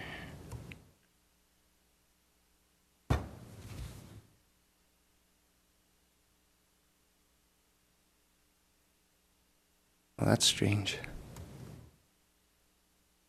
Well, I'll take a moment then and see what happened, and I'll go ahead and go on to presentation that we prepared for insurance. I wanted the commissioners to be able to see what insurance costs mean to the county. We're taking a look at about a 3-year comparison right now. And the reason I bring this up is, once again, the county's faced with another increase this year of about 10%. They're expecting a minimum of 10% increase for health insurance. As you can see, what we budgeted for fiscal year 14, 10% is about $191,000. And so I just wanted to show the commission the trends over the last few years of increased health insurance costs, and all insurance costs actually, but here you can see the health insurance costs going up from 12, 13, 14, 12. I believe the county picked up an additional amount of the employees' insurance in that year. That's why it was a little higher compared to 13. Otherwise, you would see a steady increase, a steady ladder up. Oh, hold on, Mr. Chairman. So you're saying that this year health insurance costs will go up how much? They're anticipating a minimum of 10%. And that's the portion for the county to pay for the employee. The employee will probably see an increase as well. Let me ask this question. Why is it that the county will have to take the whole enchilada? I mean, the 10%. Mr. Chairman, Commissioners, that's the portion, our portion that the county normally pays is going to go up around 10%, and that's what we're trying to plan for here for the future. The employee will also have a percentage that they're going to have to pay. What I'm trying to get at, where are we going to generate this revenue from the general fund? Yeah, well, and that's kind of why I'm giving you this presentation, preparing the commission for these things that are coming up for these are some of the challenges I'm facing in the next budget year, and this is one of the bigger ones. And I'm just asking these questions, and what if the employee would pick up the whole thing? And what? The whole thing? Mr. Chairman, Commissioners, I mean, unfortunately, the sad situation is some of our employees already qualify for food stamps and benefits. I mean, they can't afford to pick that up, and I know it's a huge burden on the county. It's something that we're trying to move forward with and trying to figure out again where we can do budget cuts in the future. Just for the commission's knowledge, we just cut our Xerox machine budget, probably by saving about $1,000 a month on the Xerox machines for countywide. It was just actually only 5 machines. We're hoping to do the rest of the county as the contracts come up. Sorry to interrupt. But in that aspect, we're trying to look at every corner so that we can make sure that we meet with these insurance demands and things that are coming down to us in front of coming in front of the commission. So I just can't see where we could throw that burden back on the employees who are already going to have also an increase in their insurance premiums, which means they're going to take less money home. And the economy is it's not going down, it's going up. And so, food and everything else is more expensive, and for us to allow our employees to take less money home, unfortunately, it doesn't help with our retention, morale, and all other things. Okay. Let me ask this question now. 10%, what if it goes up more than 10%? Because this Obamacare ain't working out, you know what I mean? It's gonna take 5-6 years down the road before you get everybody to enroll into this. You know what I mean? Because it ain't gonna happen overnight. All these people are going to college and whatever, and they're at age 18 to 25. They could care less if they have health insurance because they're still in good health. You know what I mean? So it ain't gonna happen like they say it's gonna happen in DC. You're looking down the road maybe 15 years from now before you get everybody on board on this health care deal. So who's going to take the burden if it ain't the employees that provide insurance? Mr. Chairman, Commissioners, I wholeheartedly agree with you. The reality of what we're faced with is we have to plan for the future for Taos County employees and for our budget. And Mr. Cordova is right in the aspect that this is what we've been told. It's going to go up 10%, and that's across the board. That's not just for Taos County. That's for every employer, employee in the state of New Mexico, and we're trying to plan for the future. And if you look at it, it's about $500,000 more to us, and probably another $300,000 to the employees that it's going up. And that's why when we were at the legislature this week and they were saying, well, just take the 1/8 and we'll just give that to the hospital, you were sitting there fighting and saying, you can take a 1/12, we'll give you more money and we'll support the hospital 100%, but we also have to support our employees. We also have to make sure that Taos County is fiscally in a good state of mind. And so we wanted to show you those numbers today so that you can see what we're going to be faced with at the next budget cycle, which is coming up here within the next month or so that we can get that in to DFA. Mr. Chairman, Commissioners, you're right. We've had Taos County had the foresight to put away a lot of reserve funds over the years, and now those reserve funds seem to be in everybody's eyes for help, but they're there to help us get through these short-term issues that we have to deal with. The big answer may be looking at overall employee and overall salary. The county budget's about $9.8 million in total salary. As that number of employees gets bigger, so do these auxiliary costs that go around it. Those get bigger. If we can lower the number of employees, lower the total salary costs, we can either distribute that around to the employees that deserve merit raises at some point, and we lower the costs that are associated around that each employee. So these are things that we look at, just like the hospital has to look at, the town, every other municipality out there in the state are looking at these things, and we've been fortunate to have the reserves at this time, and that's how we're able to make the decisions wisely and give you guys the foresight to make the decision. But it has to be made. Something's going to have to budge. I agree. But okay, now you're talking about the reserves. Once Taos County lets go of all these reserves, or they're budgeted into, health care or whatever, then what? Exactly. You know what I mean? Comments from anyone? Well, yeah, Mr. Chairman. Well, first off, this is like a 30-some% increase you show on the bar graph. From 1.4 to 1.9, that's not 10%. That's total cost, though. That means that we had an increase of employees. part of that was probably bringing in the housing authority. Our total cost, that's total cost for health insurance for everybody went up. So it went up probably based on other factors as well, not just the increase in the premiums. So we brought in more people. Yeah, and that will be something else for the few employees that we bring on full-time. 14 employees. 14 employees from Ancianos? Mm-hmm. So those are the other factors that increase the total cost of the insurance. And how about the factor, say that by next year we're fully staffed at the detention center? Because right now, we're understaffed, like 10 employees, 14 employees? At least, yes. Mm. But again, commissioners, I want to reiterate is that we're looking at all of those avenues. We're looking at how we can generate a little bit more money down there. We're looking at how we could streamline those services. One of the things that we approached the hospital with was the possibility of them taking over the health care in order for us to try to give the hospital so that they could get a 3-to-1 match at the federal level around $500,000, which is about $500,000. And what we were requiring from them was a nurse here and telemedicine, and then we could take the individuals to the emergency room if we wanted to. It's just a plan, something that we had proposed, something that we had pushed out there, because we're looking at this every day. These are real numbers that we're bringing into Taos County, and we're looking at and saying, how are we going to meet those obligations to include your hot water heaters and elevator maintenance and everything else that goes with that. And so as we look at this every day, we wanted to prepare the commission to, here's where it's at. This is where we're going. This is what's in front of us. And, how are we going to get there? Staff clearly have a clear path as to how to get there.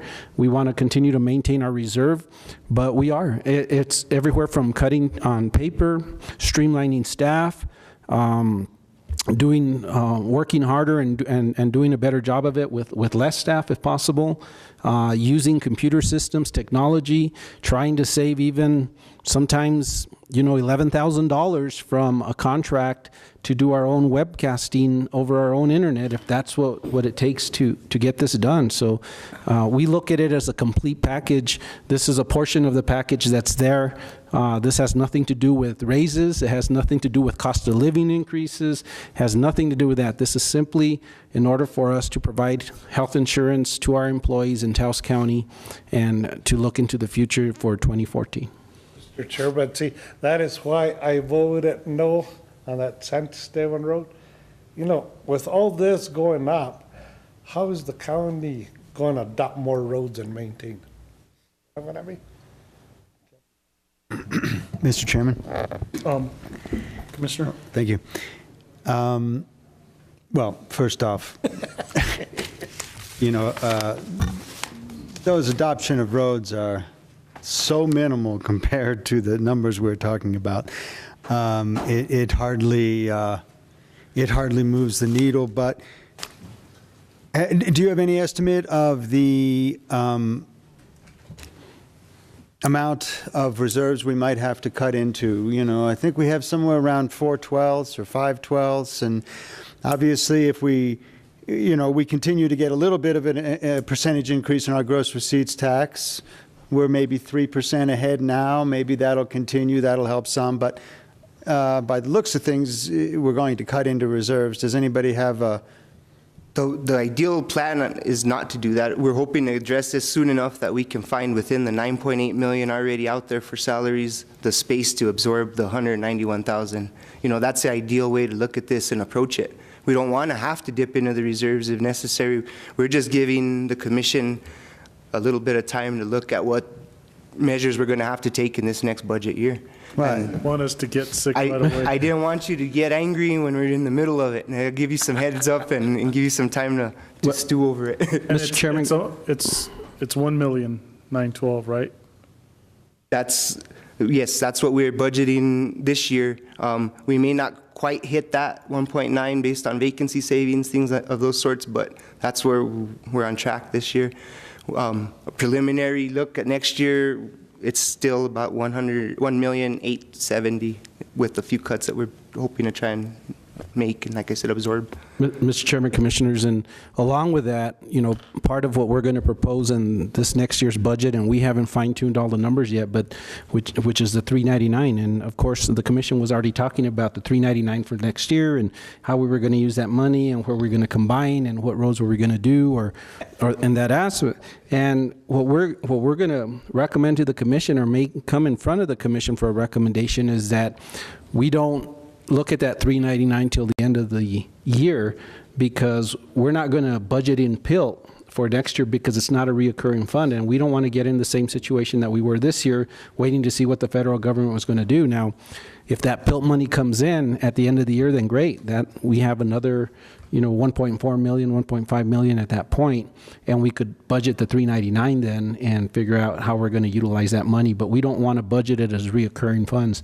I understand that, but in the many years that I've been county commissioner, it's always been the same battle with regards to PILT, and it always comes forward, thankfully, but I appreciate the fact that you don't want to include it in the budget. Mr. Chairman, I think it would just be bad management in that, because if it does get cut, then we would have to go to 32-hour work weeks. We would have to cut staff back, and I don't want to put staff and families in that position. Right. Just on the, once they make it a part of the permanent budget, then I think that we're more than free to move that money into our regular budget. And I understand it's been like that for 15 years.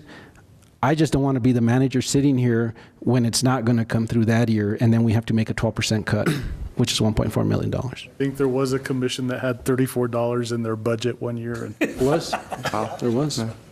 And Chairman, and that 399, I think for as long as I know I've been here, we've waited till the last hour on the 399 to make sure that everything else was funded and we had the money to move forward with the 399. So I think that's a very smart approach. I think that's something we ought to continue to make sure that everything else is solid before we move forward with that. Susan?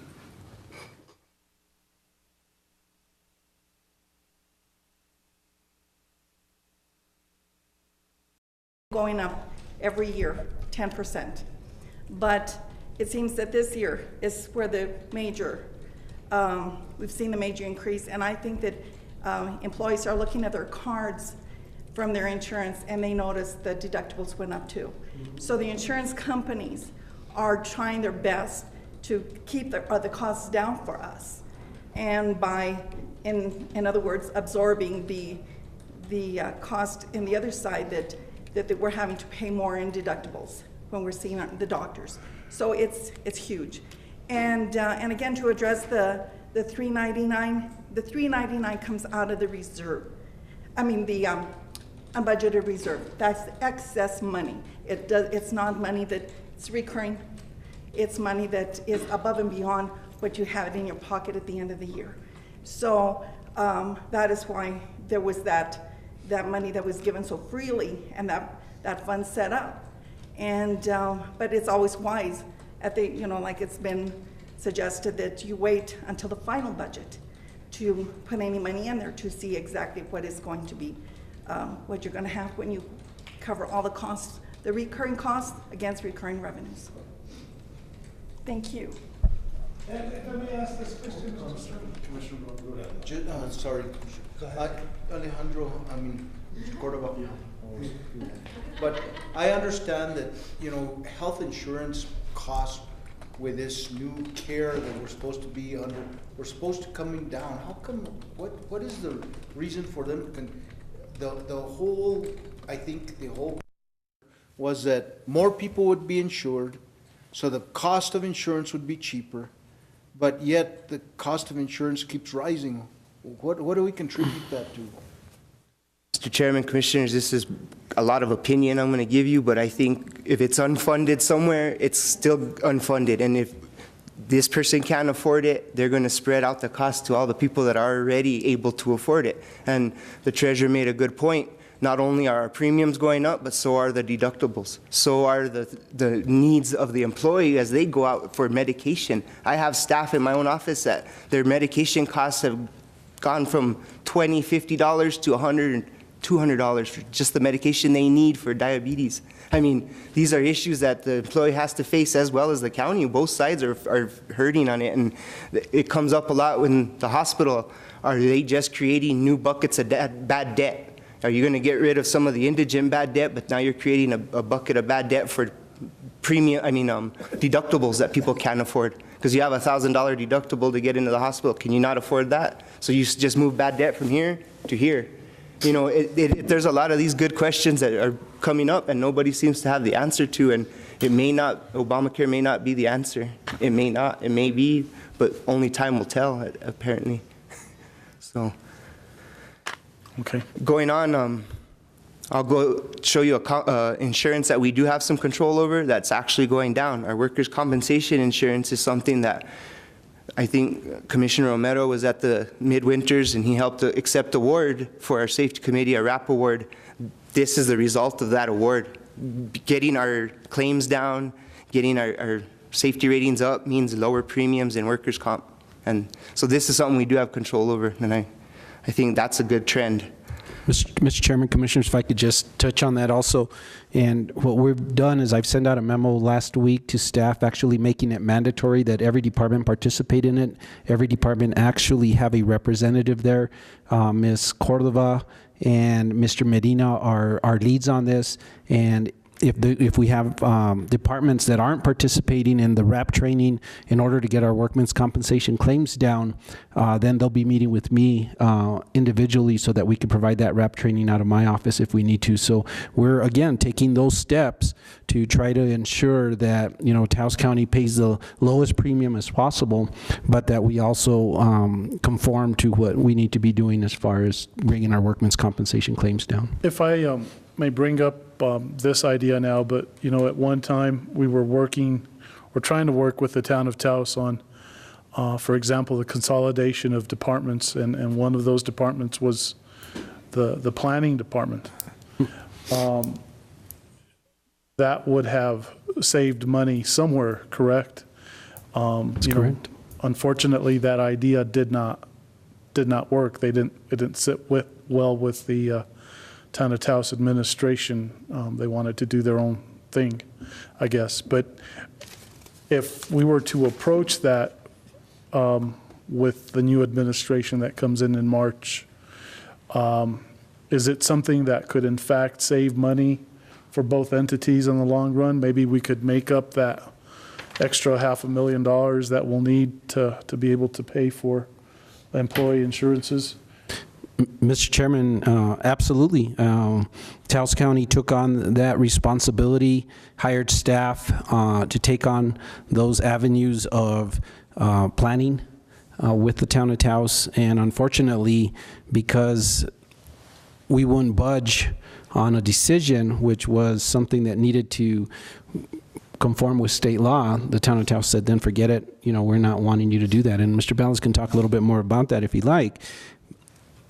It's got to be very clear that if we're going to do that, or if we're going to come into this joint powers agreement, or if we're going to consolidate in that aspect, we also have to follow the law to make sure that we're doing that and not give to political pressure just because things aren't going your way or you didn't get a building permitted it just the right way, that then we'll just pull that permit back, or we'll pull that agreement back and not do that. And so I would hope that we could do that in the future. I think that it would be avenues for us to use the consolidation of staff, the staff expertise that are out there, and I think there's a lot of avenues that we could do that with, even in our road departments.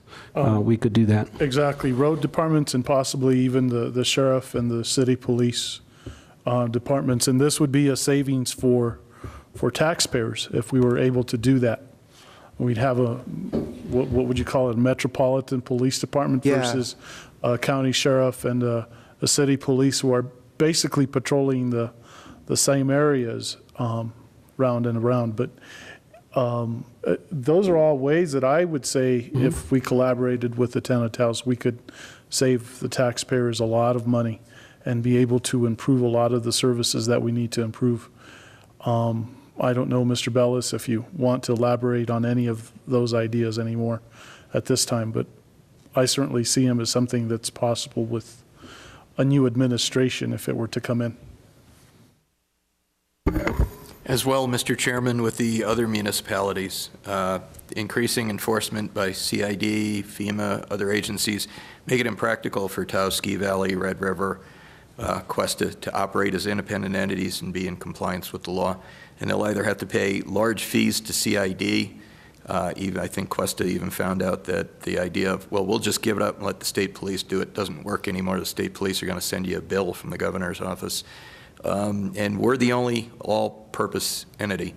So there has, as you're aware, some of these discussions in the preliminary phase, such as mapping and floodplain management, are already going on at the IGC. And I think when we get ready to do the new budget, we should make formal approaches to all of the municipalities. Yeah, very good. I think if you look across the state, you see a lot of that redundant services, duplicate costs. And I think by being in the forefront and reaching out to the partners and making it happen before gives you that head start before you're forced to do it based on budgetary needs 5-10 years down the road.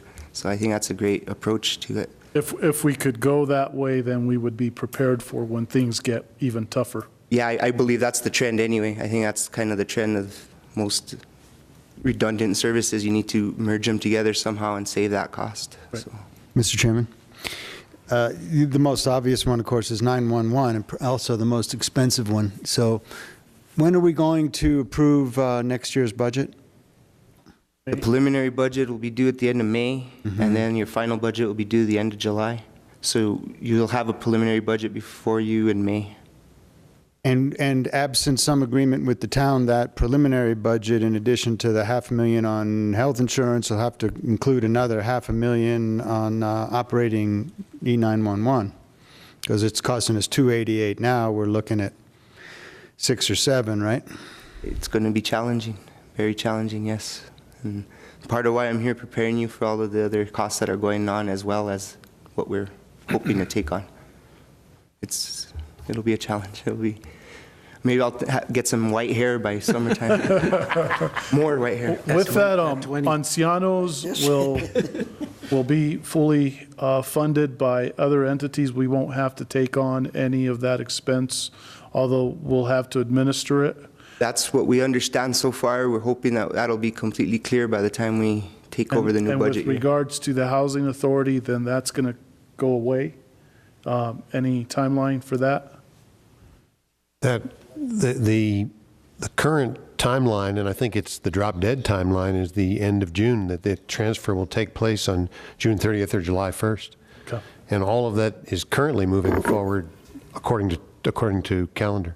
Okay. Yeah, I would caution, Mr. Chairman, that that's not going to be a cost savings, because every expense related to that is paid by federal funds outside of the county.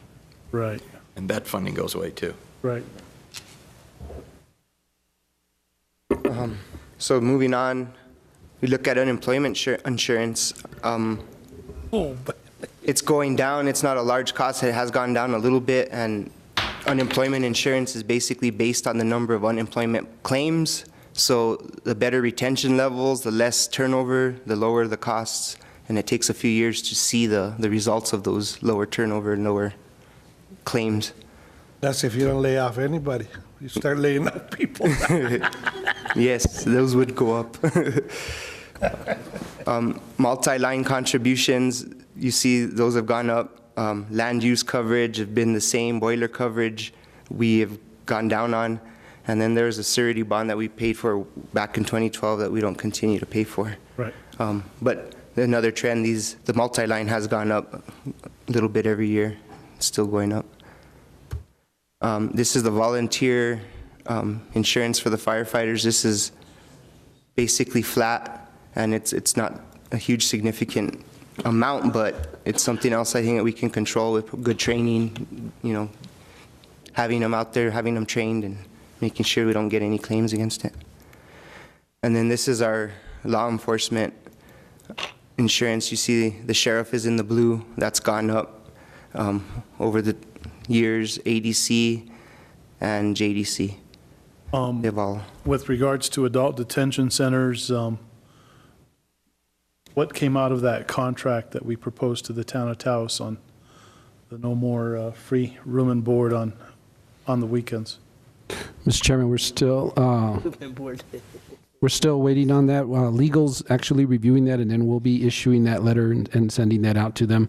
It's my understanding from the town manager that they're considering discussing that on Thursday's special meeting, but if we don't have that letter to them, then they'll discuss it at their next regular meeting, but they are aware of it. Okay. Well, I think it's to our benefit if they act on it as soon as possible. And they may want to delay it as much as possible on their end, because then they won't have to pay. Just for the commission's knowledge, we are working very closely with the district judges. We've met with them. We've also met with APO, and we've also met with the town of Taos. This morning, the census at the detention center was, I believe, 68 inmates that we've had there. When I first came into Taos County, we were averaging 90 to 105. We've been able to cut those down. We've also been able to get people released a little earlier, making sure that the community is still safe through that, but that's going to hopefully drop down some of these insurance rates in the future as we look at that. So that represents a saving for the county? It represents a savings for the county, because at this point we're not having to actually hire more people to continue to have all those pods open, right. So that we can manage with the staff that we have. We still are actively recruiting for our adult detention center and our juvenile detention center.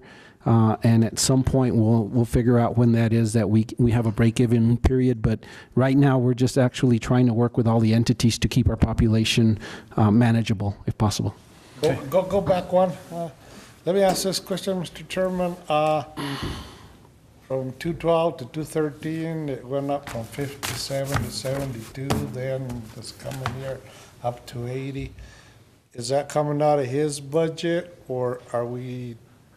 Well, it's out of the sheriff's budget, which is paid for through the general fund. So it's out of his budget, yes, but it's still paid out of the general fund. So. And what are we going to do about this? You know what? You know, it's not fair. I could see maybe 1,000, but no 20. You know what I mean? Mr. Chairman, Commission, one of the things that we've been working on, and Mr. Cordova has been working closely with me on this, and also with the our auditor, is that we want to do some type of a risk management employee, either by an internal employee that we already have, or figure out how we can actually get that employee on board. We need to look at every one of these claims. We need to look at the claims that are coming through the legal department for the sheriff, ADC, JDC, and see where we can do a better job of cutting those lawsuits down, the penalties that we're paying, any of those claims that are coming in there. But we really need somebody with a risk management background to try to give us that. Mr. Cordova's been talking with the auditor and trying to get some training for staff also, so that we can do better claims, so that we can do better billing, but so that we also make sure that we follow procurement rules properly. And so we're in the process of setting that training up, identifying where that money's going to come from and how we're going to do that. And hopefully it'll have an impact on all of these law enforcement claims. At some point, I think that the commission has a right to look at pulling that out of the sheriff's budget. But again, as Mr.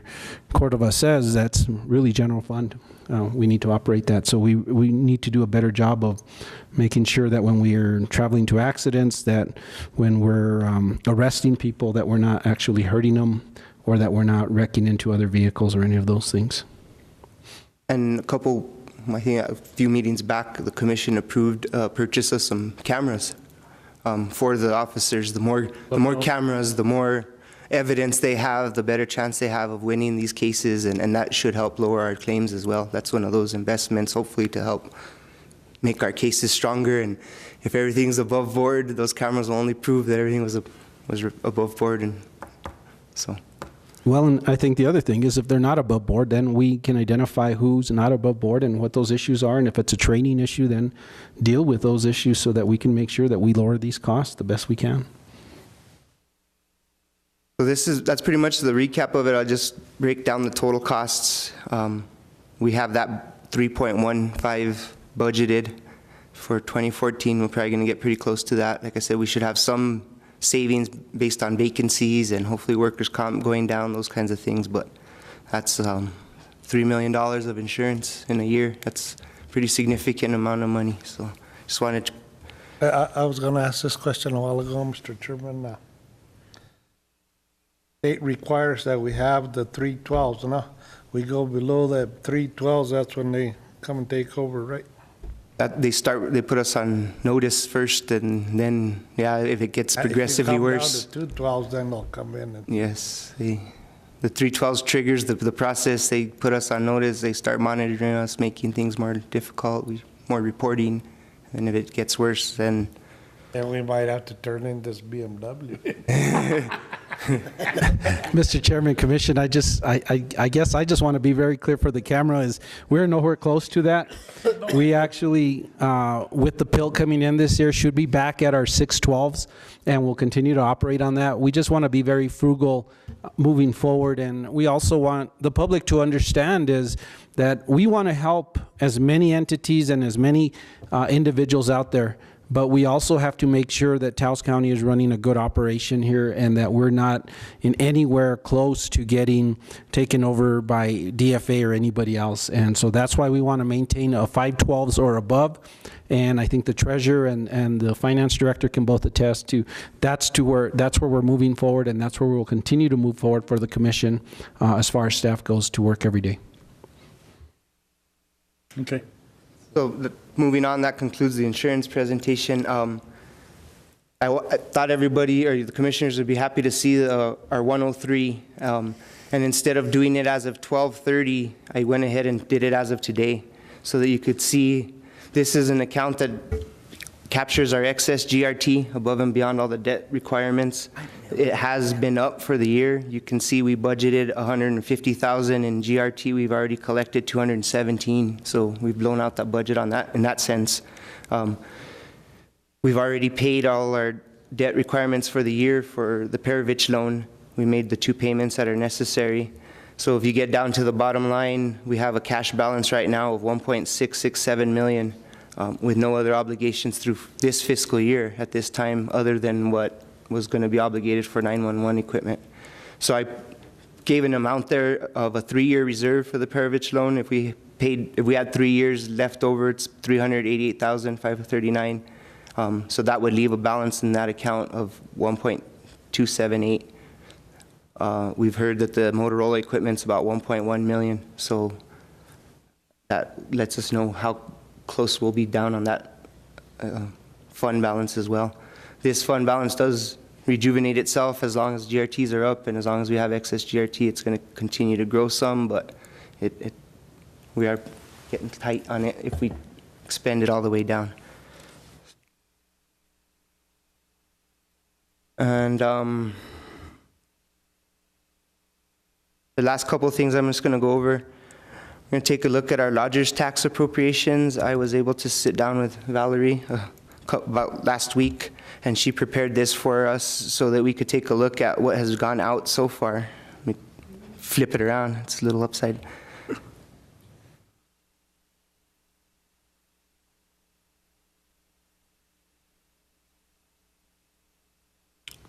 So the far left column is what was granted. The middle column is what's been reimbursed to date, or as of February 5th, and then the far right column is the remaining balance.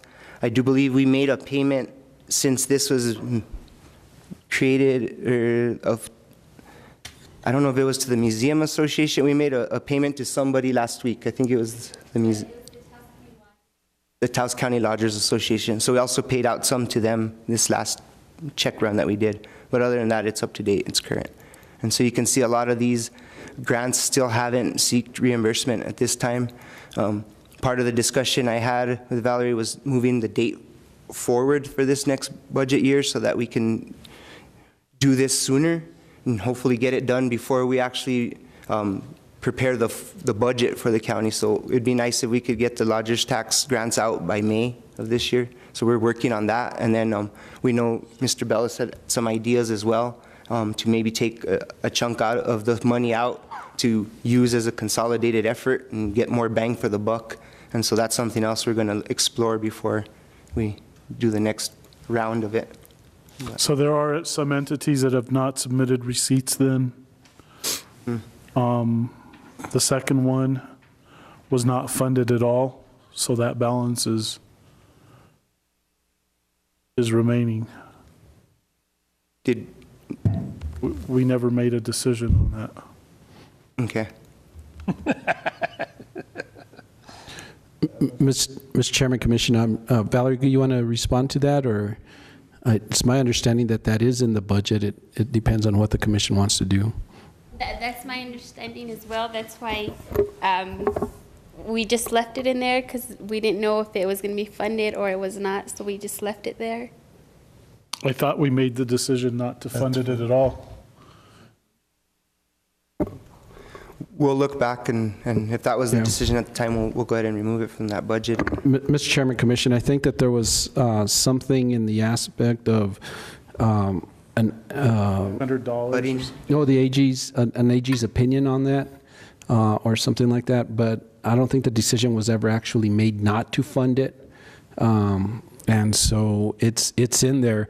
The question that I have is, have we notified all of the ones that have zeros in the middle amount and asked them, one, if they intend to have receipts for us, and two, if they intend to actually utilize this money, if we know that up front? Because I do know that some of the commissioners have brought other possibilities forward, like the literacy program and stuff like that, but I didn't know where we were with the amount reimbursed. Yeah, I had it, when I met with Leandro, I let him know that usually what happens is a lot of these organizations don't submit until probably May, because they wait till the very last minute to get everything in. But I have sent out letters to several of them, and some of them have started to come in to submit some stuff.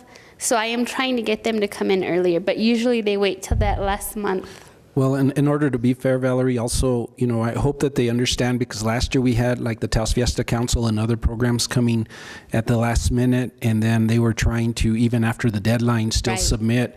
And so in order to be fair with everybody and that everybody follows the same rules, that they're well aware that we're not going to do that this year. I mean, if they have their deadlines, they have to submit their paperwork and their receipts in order to get reimbursed. Right, and I have let them know that in great. telephone calls and letters, that if they don't follow through, then they'll lose the funding. Thank you for all your work on that. Thank you. Mr. Chairman, and second one, remember what was it, 450 that we gave to the jardineros because they do scholarships for graduates, and then the mayor came in here and said he was no longer doing the Mother's Day. So I think the rest of the money should be there. That's what he stated in front of this commission, that he wasn't doing that anymore. I do believe we had. And Commissioner, I think we need to look at the record. I think what happened is he said he wasn't doing it at our park anymore. They were still going to do it. They're going to do it at his own. And I think I think Commissioner Romero made a motion for our staff to look into, make sure that it was legal before we gave it, but we did budget it, and I think we were making sure the recommendation that Commissioner Romero looked forward to, was looking for, and that, but we did budget it, and the money is there, but we were waiting for a determination from staff. Because at that time, he said that he was going to go do it in Santa Fe or Albuquerque, that they were giving him and Bernalillo, what was it, $6,000. That should be on the record. Okay. We'll follow up with that. And we also hope that by doing this in May, it will alleviate a lot of the concerns that some of the recipients had about that last minute spending, and we feel if they haven't got it spent by May, maybe they can ask for next year's allocation and they'll still be able to continue to do their events without any break in continuity and stuff. There's some large chunks of money there, you know, for example, the County Lodgers Association, 29.5, you'd have thought that they would have submitted invoices already. And well, that one was one of the ones we paid this last week, and was it $9,000, Valerie? It was about $9,000 that we just submitted back to, or we reimbursed them. So they are starting to work on it. They're starting to take that down. But yeah, we feel the May will hopefully make things a lot easier for everybody, and we can identify sooner too what hasn't been spent and reallocate it. even like with the folks from the Taos Pueblo powwow, $5,000, you know, that changes administrations. And so there's a new administration there now. They need to be kept up to breast on, kept up as to what's going on? Okay. Very good. Thank you. If there's no more questions, I'll show you one more thing. We'll take a look at the agency requests that the commission approved.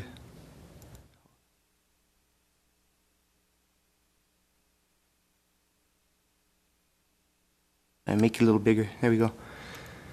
These are some of the requests that the commission approved at the beginning of the year. New Mexico University Cooperative Extension, we actually just did pay 2 payments out for that, so half of that went out in this last check run.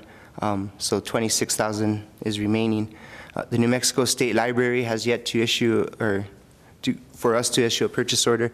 I have sent out letters to all of these recipients, letting them know that the award was made, the process in which to seek reimbursement, and I will follow up again, hopefully so that we don't have the same issue as lodgers tax, them all coming at the very end of the year and trying to seek reimbursement at the end. So we'll continue to follow up. The ancianos, $12,000, we have not given to them yet in anticipation of taking over the program. So that was one that we haven't actually gone out and given them. Community Against Violence has recently reached out to me, so I think we'll start working with them pretty soon to get them their reimbursements. Taos Coalition and Homelessness has begun their reimbursement on it. Village of Cuesta gets paid quarterly. We made payments to the Regional Coalition of Llano Communities and the New Mexico Green Chamber of Commerce, and those 2 have gone out already. The Taos Arts and Cultural District, $40,000 was budgeted in a different place, but we've also brought that in-house, and so we're trying to do what we can. I know Mr. Bellis is working hard to not expend all of that, if he can. And so, like I said, I will follow up with these recipients once more and try and get them to get their money, please. And Leandro, Scott Sanger and I are working on one of those TCEDC, and he had put me on hold because they've got a bunch of changes going on there, so work with me on them as well with Scott. Thank you.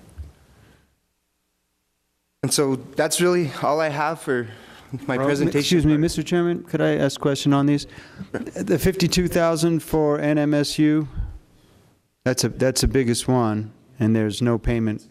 Do you know what's going on with them? We actually, like I just mentioned, we did make 2 payments this last budget cycle. For some reason, we missed the first quarter, and we got a lot of correspondence from NSU, so we caught up on the payments now. We're back on track, and we'll make sure to make them on a quarterly basis through the rest of the year.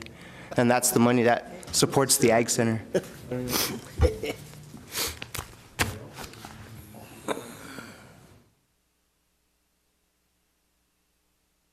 If that's it, that's all I have on the presentation part of things. Thank you very much, Leandro.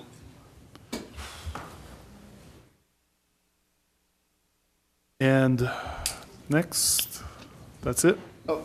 Other comments from our staff? Yes.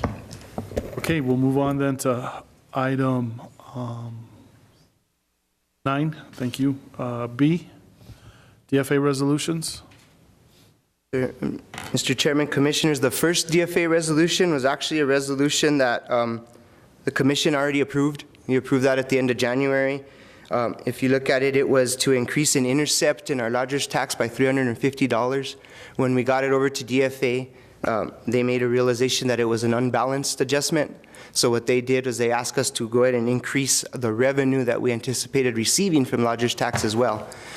Since we did that adjustment, I'm just bringing it back as informational for the Commissioners so that they know that the adjustment was made. It was approved by DFA with that adjustment in place. So just to be completely clear, it was $350 that we increased the lodgers tax revenue. And so we've actually exceeded that budgeted amount, or we're on track to exceed that budgeted amount anyway. We're far above where we should be at the year, so increasing it $350 didn't do much, and that just balanced out that adjustment. So move to approve. Okay, I'll second. Madam Clerk? Yes. Yes. Yes. Yes. Yes. Next item. Mr. Chairman, Commissioners, the next DFA resolution, number 32, This resolution is requesting to adjust the final budget to increase for revenue and expenditures associated with an employee on long-term disability. This is a little bit of a unique case. We have apparently an employee from far before my time who has been on long-term disability. And so based on some changes that are in effect of January 1, the state will no longer send the payment directly to her. They're going to send it to us, and then we will pay her. So what we're proposing to do is increase the budget for both the revenue and the expense. And just so the commission knows, we get paid in arrears, so this employee will be getting paid in arrears. We will not pay her until we receive the money from the state. But that's the purpose of this DFA. And Okay. Is there a motion? So moved. Second. Madam Clerk? Yes. Yes. Yes. Yes. Yes. Next. Next, Chairman, Commissioners, is a budget adjustment for our DWI fund. The DWI fund is looking to increase their mileage reimbursement, and they're taking the money out of their transportation expense in the amount of $500. Okay. So move. Second. Madam Clerk? Yes. Yes. Yes. Yes. Yes. Next. Mr. Chairman, the next budget adjustment before you is from the clerk recording fee fund. The clerks are requesting to increase their per diem by $511 and increase employee training by $500, and they are taking it out of maintenance contracts in the entire amount of $1,011. And it should be noted that this is a fund that is under the clerk's discretion.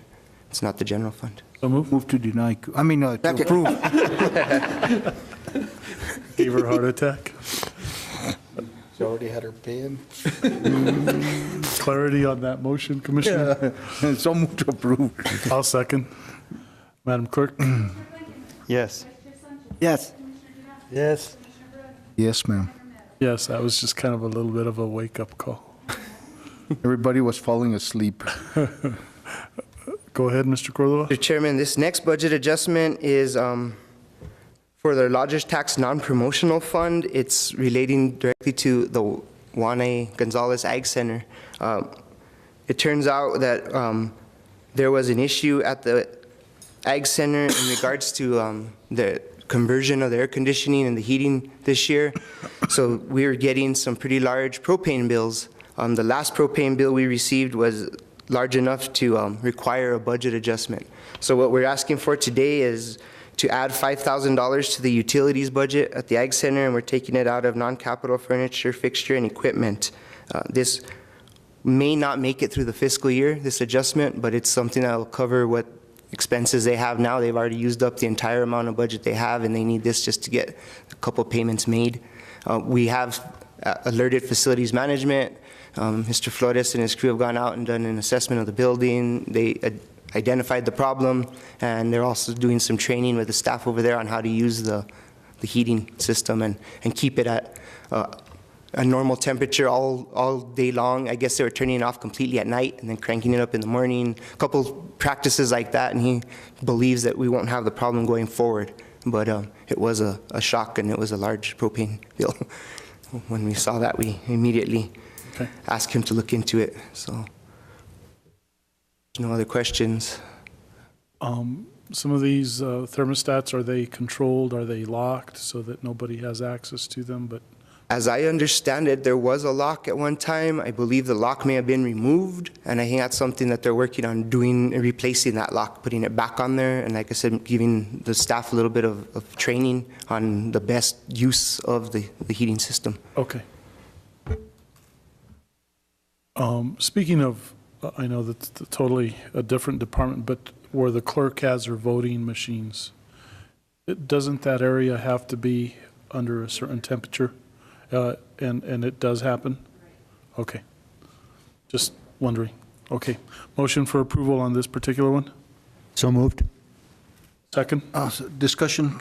Mr. Cordova, where do we, or Mr. Archuleta, how is propane purchased out there? Is it procurement, or we have a contract with somebody, or? Mr. Chairman, Commissioners, we previously did have a contract with Kit Carson Propane. That contract expired. We currently do not have a contract with a propane provider. I do know that when we were in contract with Kit Carson, though, we had a lot of issues with billing. The contract clearly stated that they needed to give duplicate copies to the finance department. We never received those duplicate copies, and therefore we were always late in arrears in payment because we never had an invoice to pay the bills. And so it created quite an issue, a lot of late fees, things like that. They have a new billing clerk at Kit Carson. He's come over, he's introduced himself, he's taking care of a lot of the late fees associated with that, and he's making sure we get invoices. So we're still primarily using Kit Carson, but I know a lot of the outlying volunteer fire districts, now that we're not under the contract, are using who they feel, who works best for them. And they do, I think, look for the best price, but sometimes Kit Carson isn't the best price, or it's not the most convenient for them. So Taos County owns the tanks then, I'm assuming? Because that's the only way that if you own the tanks, then you can use whoever you want, but if a certain person owns the tanks, then you're committed to them. And the reason I see a big fluctuation in the propane prices recently, anywhere from $2 to $2.25 a gallon, above what it was in the fall. I mean, early fall there, you know, you could buy fuel for, you know, $1.98 a gallon propane. Right now it was over $3. So I don't know. 29. And on that note, I mean, I may come back to you in future meetings for some of the fire districts, especially in the north, that use mostly propane as well. I noticed their costs are going up, and it's probably related directly to the increase in cost. And unfortunately, a lot of those metal buildings, or, you know, they're not best insulated, and it's hard. Yeah, it's one of those issues, and we'll continue to look at it. But at the time, we feel that not having the contract's actually more beneficial to the county because we can shop around. We're not tied into that one vendor, but thank you for bringing that to my attention. I knew that it were going up, and Kit Carson let us know that the prices are going up, but maybe in the future we'll try and coordinate better fills fall and spring when we can, and we'll do whatever we can to avoid the most expensive time of year. Okay. So there was a motion and there was a second. Was there a second? Yes. Okay. No second. No second. Okay. Madam Clerk, go ahead. Yes. Yes. Yes. Yes. Yes. Okay. Mr. Thank you, Chairman, Mr. Cordova. The next item, right? Oh, Yes, there's sir. one more. The final budget adjustment today is for the manager's budget. We're proposing to increase printing and publishing by $100 and increase non-capital furniture, fixture, and equipment by $27. The $27 is just cleaning up a negative that had been out there on the budget. The $100 increase in printing and publishing is to complete the amount needed for the ad that the manager's putting into the Taos News on the success story of Taos County. So, and we're taking that money out of supplies. So, stand for any questions on that. So moved. Second. Madam Clerk? Yes.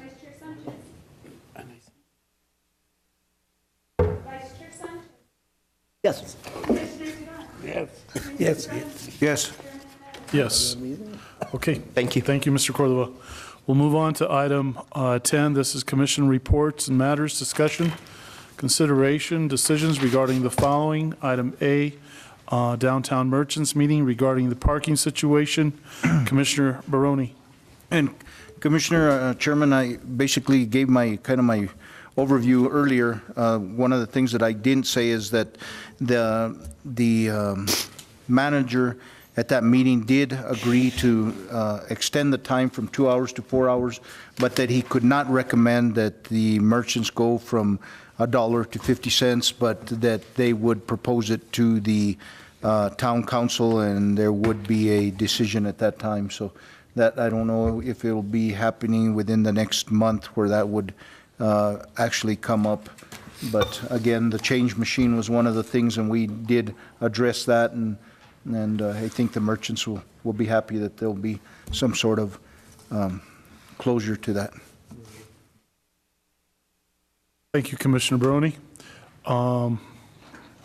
Item B, 10B, Commission calendar for the month of March.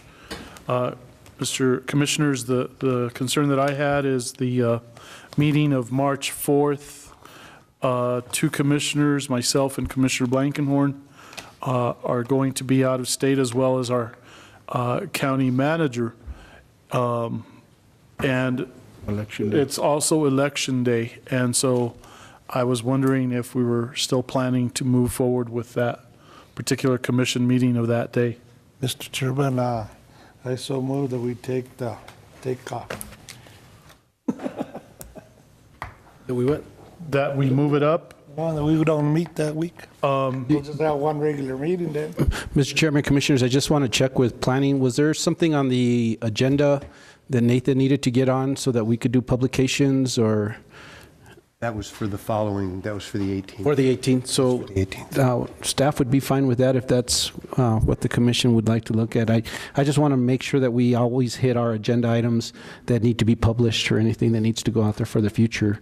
But if that's moved over to the 18th, I think that would be fine if the commission wants to move in that direction. Okay, that's a month from now. If there's anything that needs to happen in between. We can call a special meeting in the desk, correct, Chairman? Right. Yeah. Okay. Second the motion. Okay, Madam Clerk. Yes. Yes. Yes. Yes. Yes. Okay, anything else under commission reports or calendar? Mr. Chairman, Commissioners, I had asked our county manager to look at possibly scheduling a work study with the folks from Taos Pueblo. I don't know if you have fitted that into our schedule for the month of March, or if it's going to happen sooner. Mr. Chairman, Commissioners, we're trying to do a joint meeting with them on the same date, which is the 25th. We haven't gotten confirmation. Unfortunately, Renelle got sick and ended up in the hospital. She should be back tomorrow to work, and so we can get an update for the commission on that. Tentatively, we have the joint meeting with Colorado on the 25th at 9 a.m., and then I thought we could do something with the Pueblo shortly after that. Okay. So we'll have some confirmation back for the commission as soon as we can. Okay. Also, Commissioners, with regards to the Middle Road project, I would like to see a joint meeting between the county and the town of Taos, and the commission and the council and the staff. And maybe if our office could create some sort of a land overlay of the area depicting the Middle Road to include Tom Holder Road all the way up to the UNM intersection. Would like Mr. Archuleta to sometime soon start discussions on that project. I know that we're looking at some funding possibilities, and there's pretty good funding possibilities, especially if we collaborate with the town of Taos on this. And so a work study on that particular item, Mr. Archuleta, would be really good, in my opinion. I think that's it as far as the calendar, unless the commission has other items that they would like to talk about. If not, we'll move on then to item 11, personnel matters, discussion, consideration, decisions regarding the following. Item A, this is discussion, consideration, decisions regarding the Taos County Assistant County Attorney. This item may be discussed in closed session under the Open Meetings Act, exemption 1015-1H2, which allows for discussion of limited personnel matters. Also, item 12, this is legal matters as well. Discussion on D-820-CV-213-00128. This is the case of the Acequia Madre del Prado del Rio Lucero versus the town of Taos, and D-820-CV-213-00133, Board of County Commissioners versus town of Taos, and D-820- CV-213-0013, Board of County Commissioners versus the Town of Taos. This matter may be discussed in executive session under the Open Meetings Act exemption of 1015-1H7, which allows for discussion of pending or threatened litigation. Mr. Malone? These are matters that I think we should all just both discuss in an executive session. Okay, it is now 10 till 5. Motion has been made by Commissioner Barone. I'll go ahead and second. Any other discussion? If not, Madam Clerk? Yes. Yes. Yes. Yes. Yes, okay. Move to come back into session, Chairman. Second. Okay, Madam Clerk? Yes. Yes. Yes. Yes. Yes. Mr. Malone? Yes, Mr. Chairman, the commission met in executive session. It discussed two matters, the Assistant County Attorney as a personnel matter and the annexation case as a litigation matter. Nothing else was discussed except for those two matters, and no action was taken. I'm going to accept the attorney's report. Okay, I'll second. Madam Clerk? Yes. Yes. Yes. Yes. Yes. So moved to go home. Adjournment, okay. Madam Clerk?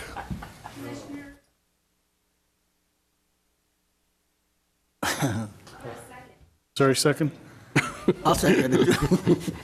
Well, I'll second it. Yes. Yes. Yes. Yes, ma'am. Yes.